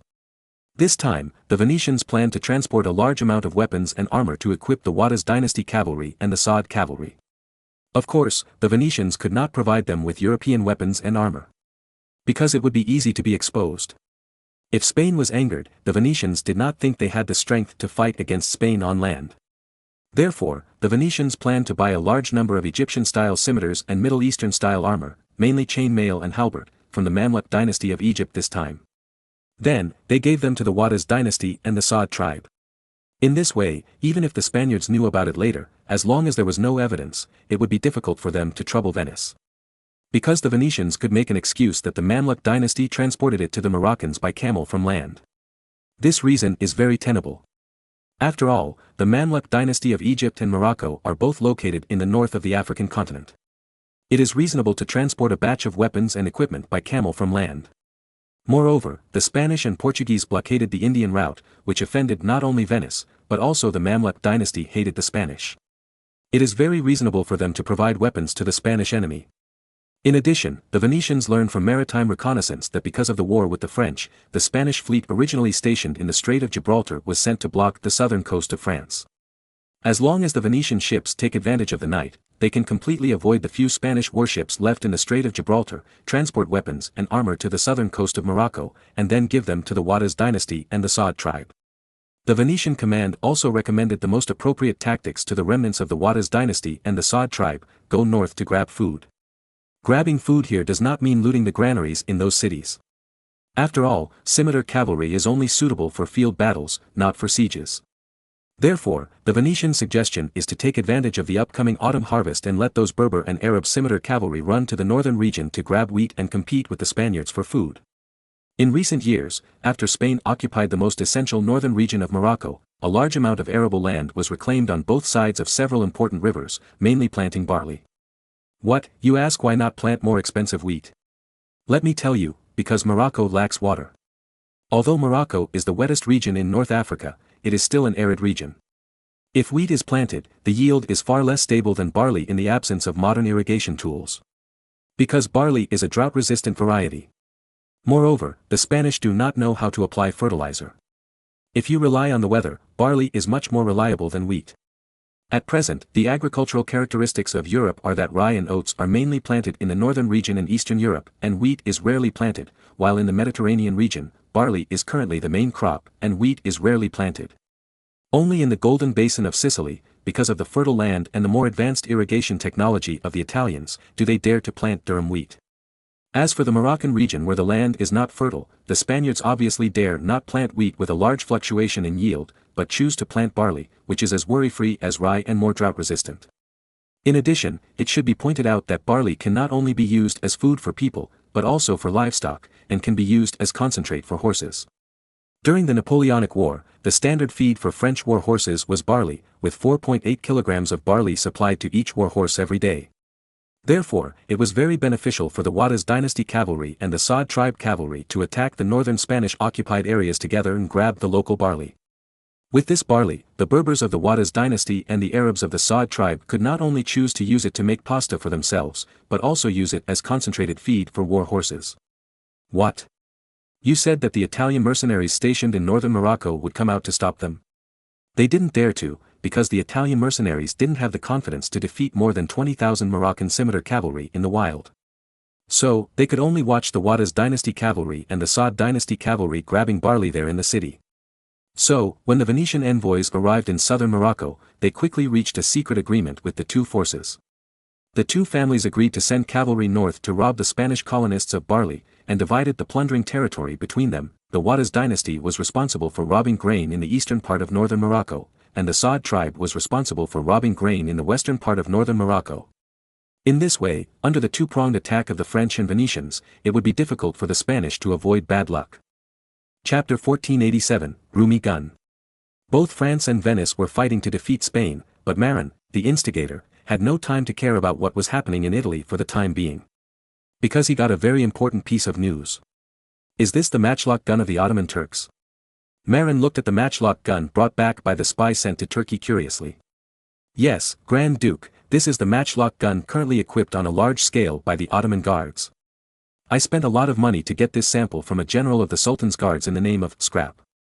It is said that the new Ottoman Sultan attaches great importance to firearms and has promoted this matchlock gun on a large scale in the Ottoman Guards. Mayer, a spy who had been lurking in Constantinople, now called Istanbul, for several years, said respectfully. Mayer is a Jew, and the Ottoman Empire is relatively kind to the Jews. When the two kings of Spain expelled the Jews in their country, the Ottoman Empire also specially accepted a large number of Jews who originally lived in Spain to live in Istanbul. It just so happened that Marin wanted to monitor the Jews in recent years, so he arranged for Mayer, a Jewish spy, to lurk in Istanbul, the capital of the Ottoman Empire, as a Spanish Jewish refugee. And Marin knew very well in his heart that the matchlock gun in front of him might be the famous Rumi gun recorded in the history of the Ming dynasty. However, Marin saw the shadow of the Spanish musket on this Rumi gun produced in the Ottoman Empire. Unlike the musket matchlock gun, the Rumi gun of the Ottoman Empire seems to be smaller, and its bullet is not as heavy as the 50 grams of the musket, which is probably closer to the 30.23 grams of the North Sea Army. Where did the Ottoman Turks' matchlock gun technology come from? Marin was a little confused. But suddenly, Marin thought of a possibility: the group of Jews taken away from Spain by the Ottoman Turks. The Jews are very smart and generally engaged in business or handicrafts. It is said that the total number of Spanish Jews taken away by Turkey is as high as 200,000. It is very likely that among these 200,000 people, there are craftsmen who know how to make muskets. After all, the musket was originally made in Spain. So that's how it is. The origin of the rummet gun is actually Spain. So, did the Spaniards lift a rock and smash it? No, not their own feet, but the feet of all Europeans. It is said that after taking away the 200,000 Jews, the Ottoman Turkish Sultan Bayezid II wrote a letter to the two kings of Spain with a triumphant smile, claiming that King Ferdinand II of Spain is really a great ruler who would rather be poor than give wealth to others. Obviously, Bayezid II gained huge benefits from this group of Jews. For example, technological progress. Of course, Marin didn't care how much benefit the Ottoman Turks had gained. The reason why he sent people to monitor the Ottoman Turks was because he was very concerned about the future military conflict between Turkey and the Mamluk dynasty of Egypt. The Battle of Dabik grassland near Aleppo, Syria, which took place more than 2 years later, caused the fall of the Mamluk dynasty and the complete rise of the Ottoman Empire. The Ottoman Empire, which gained Syria and Egypt, greatly increased its strength and had the power to crush Europe. After all, Egypt and Syria have always been the richest agricultural areas in the Middle East. With Egypt, the Ottoman Empire's strength went up to a higher level. But after the Ottoman Empire's strength increased dramatically, it became the most terrifying threat to Europe. Moreover, their troops were directed directly to the German region. This was obviously something that Marin, a German prince, did not want to see. Next, Marin had to reshuffle the cards within Germany, and did not want an extremely powerful Ottoman Empire to disrupt the situation. Therefore, Marin had to prevent the Ottoman Empire from destroying the Mamluk dynasty. Mayer was sent to Turkey mainly to observe Turkey's military movements. A year ago, Selim, the third prince of Ottoman Turkey, launched a coup, poisoned his father Bayezid II, and killed his two brothers, becoming the ninth Sultan of Ottoman Turkey, Selim I. Selim I attached great importance to the strength of the army, and also vigorously promoted artillery in the army, and began to promote matchlock guns on a large scale. Marin vaguely remembered that in the Battle of Dabik grassland, Selim I seemed to have dispatched 12,000 European infantry, using matchlock guns and chariot formations, similar to the Udayo chariot formation that Marin made. The difference is that there are no spears in front of the chariot, and the vehicle is larger.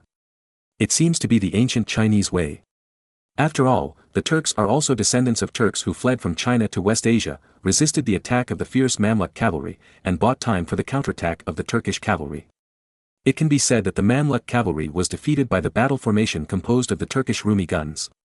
Because, in terms of cavalry strength alone, the Mamluk dynasty at this time was not inferior to the Turks. In the Battle of Dabik alone, the Mamluk dynasty dispatched tens of thousands of cavalry. In terms of total strength, the Mamluk dynasty had 80,000 troops at that time, while the Turks had only 60,000. If it weren't for the 12,000 European infantry recruited by Turkey from the Balkan Peninsula who blocked the charge of the Mamluk cavalry with muskets, the Turks would have had difficulty winning. Of course, the Mamluk dynasty was not a fool. Egypt was also promoting firearms in the army. However, their promotion speed was not as fast as Turkey. It was not until before the outbreak of the war that the Egyptians began to promote artillery in the army, and had not had time to promote muskets. On the other hand, after Selim I came to power, the Turkish army vigorously promoted muskets in the army and established a large-scale musket unit. Its musketeers were mainly recruited from Europeans in the Balkan Peninsula. What they used was this kind of musket, which was historically called Rumi gun. Therefore, the fall of the Mamluk dynasty was due to the Rumi gun. However, the Battle of the Dabik Steppe in history would not break out until 1516, and Marin had plenty of time to intervene now. For example, provide the Mamluk dynasty with matchlock guns. Thinking of this, Marin found a craftsman and ordered, "You study this Turkish musket carefully, I want you to start mass production of this musket." Then, Marin smiled, it must be sold to the Mamluk dynasty. By then, the Mamluk dynasty will also have a large number of musketeers, and they will also be equipped with Rumi guns, which will be more interesting. In terms of cavalry, the Mamluk dynasty is not weaker than the Ottoman Turkey. The Mamluk dynasty also has a lot of artillery. If the shortcomings of the musket are also made up, I really don't know what the consequences of the Battle of the Dabik Steppe will be. I just don't know how many MMPs the Turks will have in their hearts when they see that the Mamluk dynasty's troops on the opposite side are also equipped with a large number of Rumi guns they invented. Chapter 1488. Marin was very wretched. In order to disgust the Ottoman Turks, when he ordered the craftsmen to imitate it, he not only copied all the core parts of the Rumi gun, such as the size and bolt structure. Even the Middle Eastern style patterns on the barrel were ordered to be imitated. Anyway, it's not a big deal. The only difference is probably the difference in the forging process of the barrel. The Rumi gun is similar to the Spanish musket. They are made of double or even triple layers of iron sheets rolled up and repeatedly heated and hammered. Later, the Ming dynasty, which introduced the Rumi gun, also adopted this process. However, this process of hammering the barrel is very time-consuming. It takes several months to forge a qualified barrel, and the cost is very high. And if it doesn't take so long, the quality of the barrel. Just look at the reaction of the Ming army musketeers in the late Ming dynasty. They didn't dare to use the muskets issued by the court, and even if they did, they didn't dare to load enough gunpowder. Marin used the 17th century technology, learned from the previous life video, The Gunsmith of Williamsburg, and used a thicker wrought iron plate for forging. This forging method is very time-saving. In one day, a skilled blacksmith can forge a barrel, which is dozens of times more efficient than the old method. Although this method has high requirements for the quality of the iron plate, it is no problem for Marin, who can make steel. In this way, the manufacturing cost of Marin's North Sea gun factory is much lower than that of other countries. Of course, this refers to the creation of the same musket. After all, the North Sea Kingdom now uses a more expensive clockwork flintlock gun. Because the clockwork bolt is complicated and costly, the clockwork flintlock gun manufactured by the North Sea Kingdom is not cheaper than the matchlock guns used in other countries. In fact, it is much higher. Of course, the practicality is also higher than that of other countries. After studying the Rumi gun, Marin found a problem. That is, the Rumi gun is relatively long. The Rumi gun was probably learned from the Spanish musket, and its length is similar to that of the Spanish musket, both of which are about 2 meters. However, the caliber is much lower. In this way, the Rumi gun does not need to be operated by one person like the Spanish musket. Because this modification has reduced the weight of the Rumi gun a lot. The original musket weighs about 10 kilograms, or 20 caddies. The Rumi gun has reduced its weight a lot because of the design of reducing the caliber, and it only weighs more than 10 caddies. In the Ming dynasty, the Rumi gun was designed to reduce the weight of the projectile to about 15 grams, and the weight of the whole gun was only 6 or 7 caddies. Because the barrel is longer, it is more than 40 centimeters longer than the 1.58 meters of the whole gun of the Beihai Kingdom. Therefore, the range of the Rumi gun is longer, reaching about 150 meters. Of course, this is not very meaningful. Because, as long as it is a smoothbore gun, the bullets will fly randomly after more than 100 yards. If it can hit you, it means that the bullet is destined to be with you. Of course, in the crowded frontal battlefield, these extra powers are still useful. After all, the longer the bullet flies, the more likely it is to hit someone unlucky. In fact, it is also very profitable for Marin to provide Rumi guns to the Mamluk dynasty of Egypt. Because of the difference in barrel forging technology, the cost of Marin's firearms is much lower than that of other countries. For example, the price of a matchlock gun in the European market is about 16 to 18 shillings, 5 shillings equals 1 gold coin, or even more than 20 shillings, that is, 1 pound. Because the barrel is difficult to forge, the manufacturing cost is generally 10 shillings or more. After all, it takes several months of forging. Marin uses the 17th century barrel forging technology, which allows the barrel to be completed in one day, reducing the cost several times. In this way, if the matchlock gun is manufactured, without considering the expensive steel spring bolt, the manufacturing cost of the matchlock gun of the North Sea Kingdom is only 3 or 4 shillings. But Marin will definitely not sell it to the Mamluk dynasty of Egypt at the cost price. Even if it is sold to them for 10 shillings, there is more than double the profit. If it is sold for 15 shillings, it will be more than double the profit. Marin thought about it and decided to sell it to the Mamluk dynasty of Egypt at a price of 15 shillings per gun. This price is slightly lower than the market price, but Marin can still make a huge profit. Moreover, because it is lower than the market price, Egypt will be very happy. In this way, the two parties can also be regarded as a win-win situation. The craftsmen of the North Sea gun factory are all experienced craftsmen. They can even make complex spring flintlock guns early, let alone matchlock guns. Therefore, they quickly imitated the Rumi gun and asked Marin to test the results. At the shooting range, Marin watched the shooting effect and found that except for the reduction in power due to the reduction in caliber, its accuracy was no less than that of the musket. Marin rewarded the relevant craftsmen and ordered the gun factory to start imitating the Rumi gun on a large scale. At the same time, he sent representatives to Egypt to promote this matchlock gun to the Mamluk dynasty. Of course, it will not be in the name of the North Sea Kingdom, but in the name of a certain chamber of commerce. Even Marin plans to sell the Rumi gun to Egypt in the name of the Spaniards. In this way, even if the Turks get angry, they will only hate the Spaniards. Greece occupied by the Turks and the Kingdom of Naples occupied by the Spaniards are only separated by a narrow strait. Maybe the two countries will fight because of this. Of course, the Mamluk dynasty of Egypt will definitely not believe that the Spaniards will sell them muskets. Because the two countries have long turned against each other over the issue of the Indian spice trade. But Marin will ask the representatives to ask the Mamluk dynasty of Egypt to cooperate in the propaganda that it was the Spanish merchants who gave them the firearms. Because this is conducive to provoking relations between Spain and Ottoman Turkey. If the two countries fight, the Mamluk dynasty will probably wake up laughing in their dreams. Just after testing the Lumi gun, Gonfu Mizuko came up with Gonfu Nobunaga in her arms. Marin was testing the gun at a shooting range outside the city.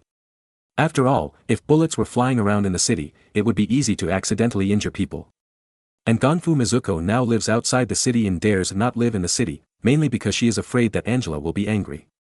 When she happened to know that Marin was out of the city and was not far from the manor where she lived, Gonfu Mizuko hurriedly came up with her child in her arms. Marin had a good temper and didn't say anything. He even kissed Nobunaga. After all, it was his own child. Seeing the Lumi guns that Marin was carrying, Gonfu Mizuko's eyes suddenly lit up. Husband, this is the invincible firearm of the North Sea Army, right? Can we equip Nobunaga's army with some? After living in the North Sea Kingdom for so long, Gonfu Mizuko also learned German.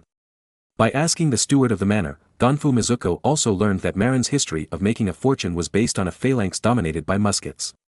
Therefore, Gonfu Mizuko also looked forward to her son Nobunaga having a force using such firearms in the future. At the beginning, she still remembered the scene when Marin saved her in the Japanese waters. The hostile samurai who chased her were quickly slaughtered under the attack of the musketeers on Marin's ship. From that day on, Gonfu Mizuko understood a truth that no matter how high your martial arts skills are, you will be finished facing muskets. In Marin's words at the time, no matter how good your kung fu is, you can be knocked down with one shot. The hegemony of the Japanese warring states period is still in the era of samurai hegemony. Basically, it is a small group of samurai who fight with a large group of farmers. But the core of the war is still the samurai. If the samurai die in battle, the foot soldiers composed of farmers will soon flee. Therefore, Gonfu Mizuko hopes that Marin can provide her with a large number of muskets to equip the soldiers loyal to her son Nobunaga to kill the samurai of the hostile forces. Chapter 1489 Black Guards. You want this Lumi gun? Marin looked at Gonfu Shuizi in surprise. Gonfu Shuizi nodded quickly, but Marin shook his head after thinking about it and said, no, the Lumi gun is too long. Too long. Gonfu Shuizi was a little confused. Marin nodded and said, yes, you see, this Lumi gun is more than 2 meters long. But, Japanese men, that height. Thinking of the height of Japanese men in this era, which was about 1.5 meters, if they really had to use a Lumi gun longer than 2 meters. Marin couldn't help laughing. Gonfu Shuizi thought about it, it seemed so. A 1.5 meter tall man using a 2 meter long musket seemed a bit difficult to handle. So, Marin planned to provide the soldiers under Gonfu Shuizi with normal-length muskets, that is, 1.58 meters long. Although it is still longer than the height of many Japanese men, it is much easier to handle than the 2-meter-long Lumi gun. Moreover, Marin also planned to prepare a black mercenary army for Gonfu Nobunaga. Although those black people are not as smart as the Japanese, they have a good living environment. On the African savanna, there is a lack of everything except meat. As long as the tribal warriors are brave enough, they can hunt a lot of prey. Therefore, although they both eat one meal and one meal, the African black guys eat meat, while the Japanese people eat insufficient rice balls. The nutrition of the two is completely incomparable. Therefore, the black people are not short. Even if they are malnourished, they are generally about 1.6 meters tall, much taller than the Japanese men who do not eat meat. It seems that we can prepare a black guard for Nobunaga now. Although the black people are not very smart, their physique is really impressive. In many film and television dramas in later generations, black people are bodyguards, standing there like pillars. When Nobunaga grows up, there will be a group of old black people around him, and they are still using muskets. I guess those Japanese samurai will not dare to blast the thorns. Thinking of this, Marin said to Gonfu Shuizi, it's time to make plans for Nobunaga early. Let's do this. I will send people to buy hundreds of Kunlun slaves and train them in the military camp. When Nobunaga grows up, they will be Nobunaga's personal guards. Gonfu Shuizi nodded vigorously. He also knew about Kunlun slaves. This kind of slaves was very popular in the Tang dynasty. The people of the Tang dynasty liked to take these tall and strong Kunlun slaves out to show off. Japan admired the Tang dynasty the most, so naturally they knew what Kunlun slaves were. What else can I say about Marin's willingness to provide hundreds of strong Kunlun slaves for his son to take out to show off? But Marin was unhappy when he saw the excited expression of Gonfu Mizuko. Damn, when you return to Japan, there will be no man around you. Will the hundreds of strong black men around Nobunaga be seduced by you? If Nobunaga has a half-brother black brother, how embarrassing it would be.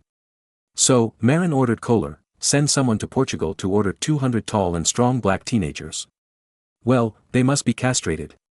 Put 200 black eunuchs around you and see how you are wild. These are the personal guards for Gonfu Nobunaga. In addition, Marin also asked to buy 3,000 black slaves. These people are not for Nobunaga as personal guards, but as ordinary soldiers.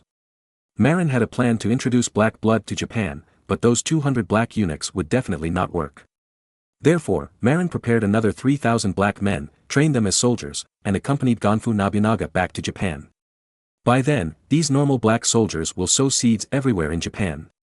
Although he had evil thoughts in his heart, Marin still said, righteously, on the surface, I plan to purchase a total of 3,200 Kunlun slaves for Nobunaga, all of them are tall and strong. However, in order to prevent those Kunlun slaves from causing trouble for Nobunaga's back palace, the 200 Kunlun slaves who serve as personal guards must be cleansed. After all, those people will be stationed in Nobunaga's palace in the future. As for the other 3,000 people, they are generally not allowed to be stationed in the palace, but they are free to do whatever they want. Gonfu Shuizi deeply agreed. After all, no one wants their daughter-in-law to be harmed by guards. But she didn't know that Marin was not only preventing Nobunaga from being green, but also preventing Gonfu Shuizi from messing around. According to Marin's idea, he will introduce tens of thousands of young black men to join his son Gonfu Nobunaga's army to help Nobunaga eliminate those daimyo who oppose it. Then, he will indulge these black warriors to harm local women in Japan. It's not called harm, it's just supporting them to marry more local women. Anyway, Liao He has strong limbs, so it should be no problem to give him a few more Japanese wives. After a few generations, Japan will probably be blackened. Thinking about the blackened Japan, Marin feels happy. Just imagine, a few years later, when the Asian Cup starts, the Japanese players are all pitch black, and they come up to introduce themselves. Hello, everyone, my name is Kobe Taro. Hello, everyone, my name is James Jiro. And this batch of 3,200 black warriors, Marin plans to train them all into musketeers. After all, there are still many samurai in Japan now. And although these Liao He are strong, they are still not good enough to face the Japanese samurai who know martial arts. Therefore, they should avoid close combat with those Japanese samurai, but should shoot the samurai with muskets. In this era, the powerful daimyo in Japan generally have only a few hundred samurai each. The rest are foot soldiers recruited from short farmers, so there is no need to worry. As long as you shoot and kill those core samurai, those farmer foot soldiers can be abused at will. However, those old blacks will probably need a few years of training in the early stage. But during these years, Marin is very afraid that they will be merciful everywhere and leave black seeds. After all, black people are famous for their vigor. Bring them to the North Sea country for training, and don't leave any black seeds. But how to stop these old blacks? You can't castrate them all. After all, most of these people will be sent to Japan to mix blood, and they can't be castrated or sterilized at will.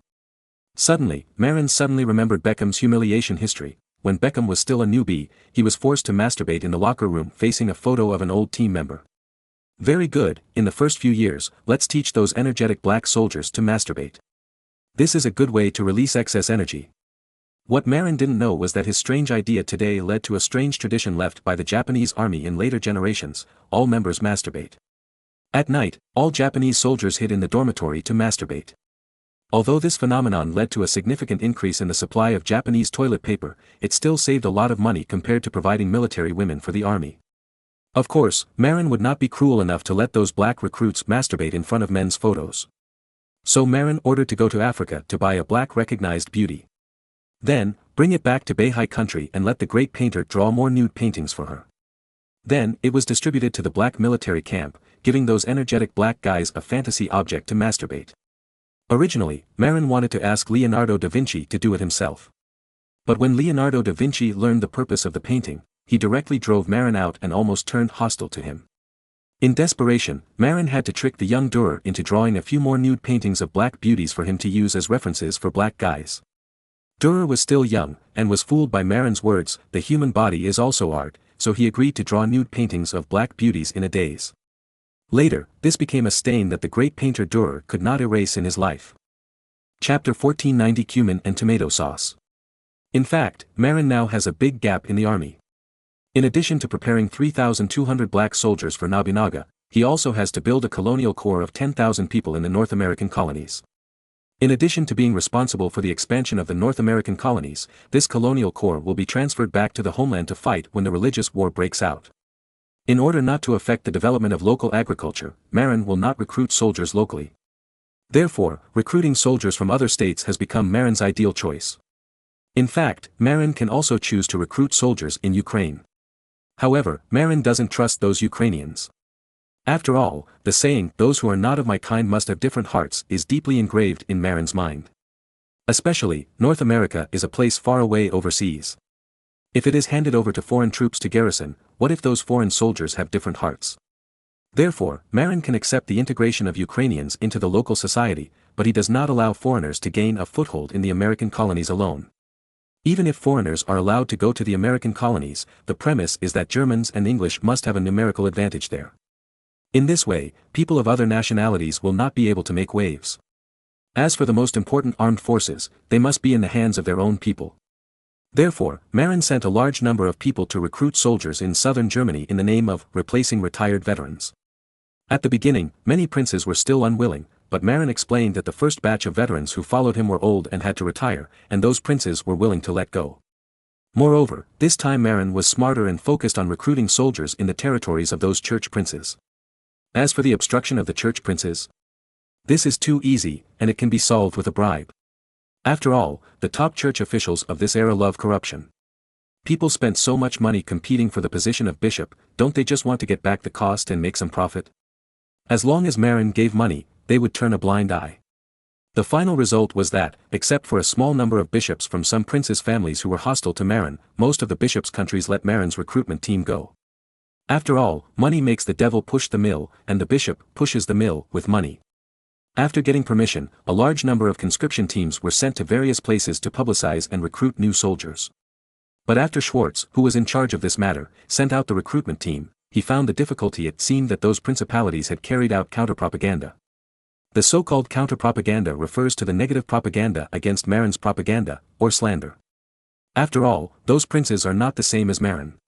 Even if they allow Marin to send a recruitment team, they have already sent people to spread the news and say bad things about Marin.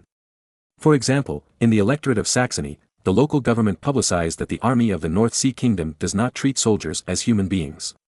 Moreover, the food is usually very poor, and soldiers often have their teeth broken by the stones in the bread when eating bread.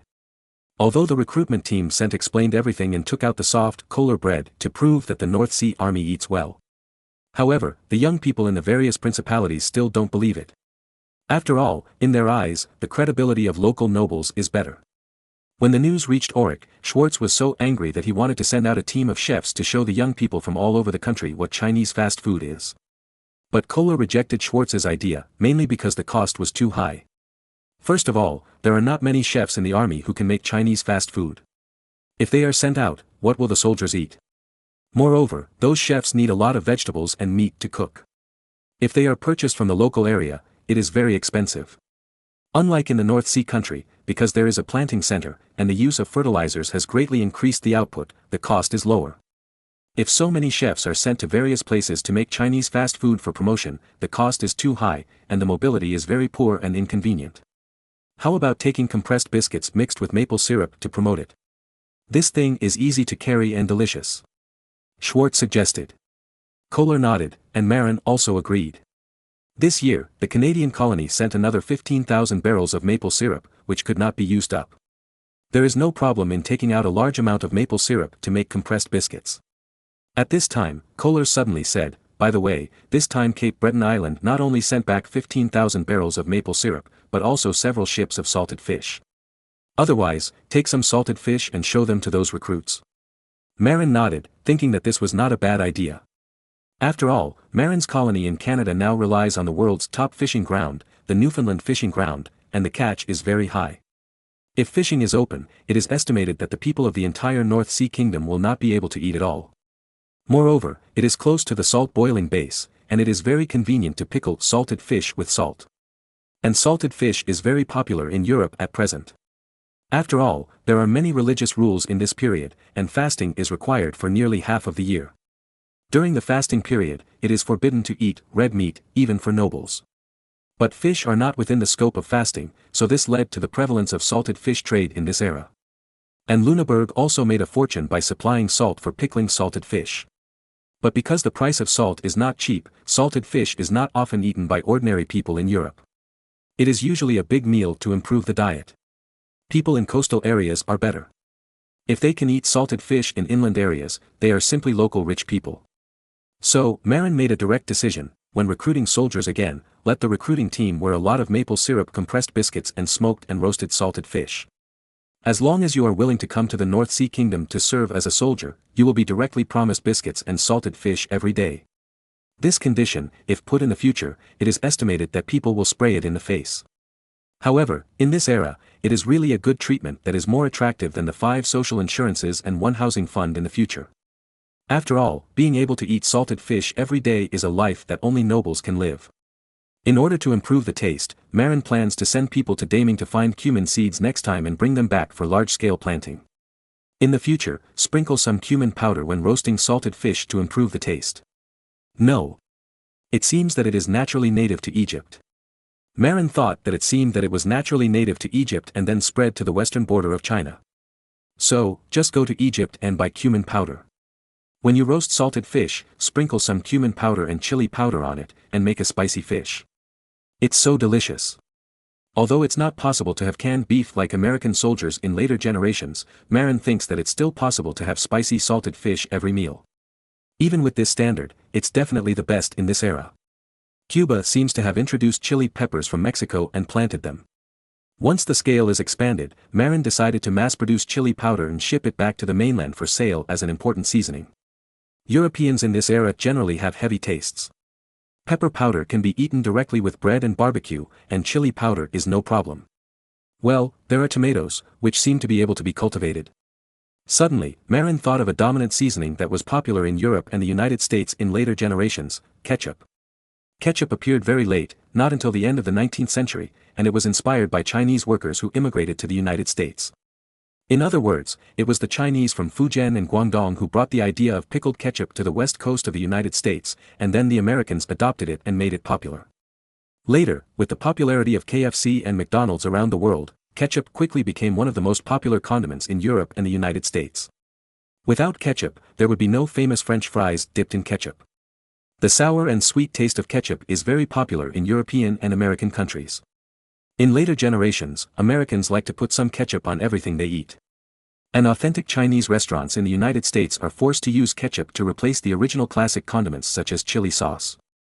Many people feel that Chinese food is not authentic when they go abroad to eat, because many condiments have been replaced with ketchup. But there is nothing you can do about it. Foreigners just like this, what can you do? Most of the Chinese restaurants that insist on the original flavor have closed down. Marin suddenly felt that maybe it was a good idea to do ketchup business. Not to mention foreigners, I also like to eat French fries with ketchup. It seems to be delicious to pour ketchup on bread.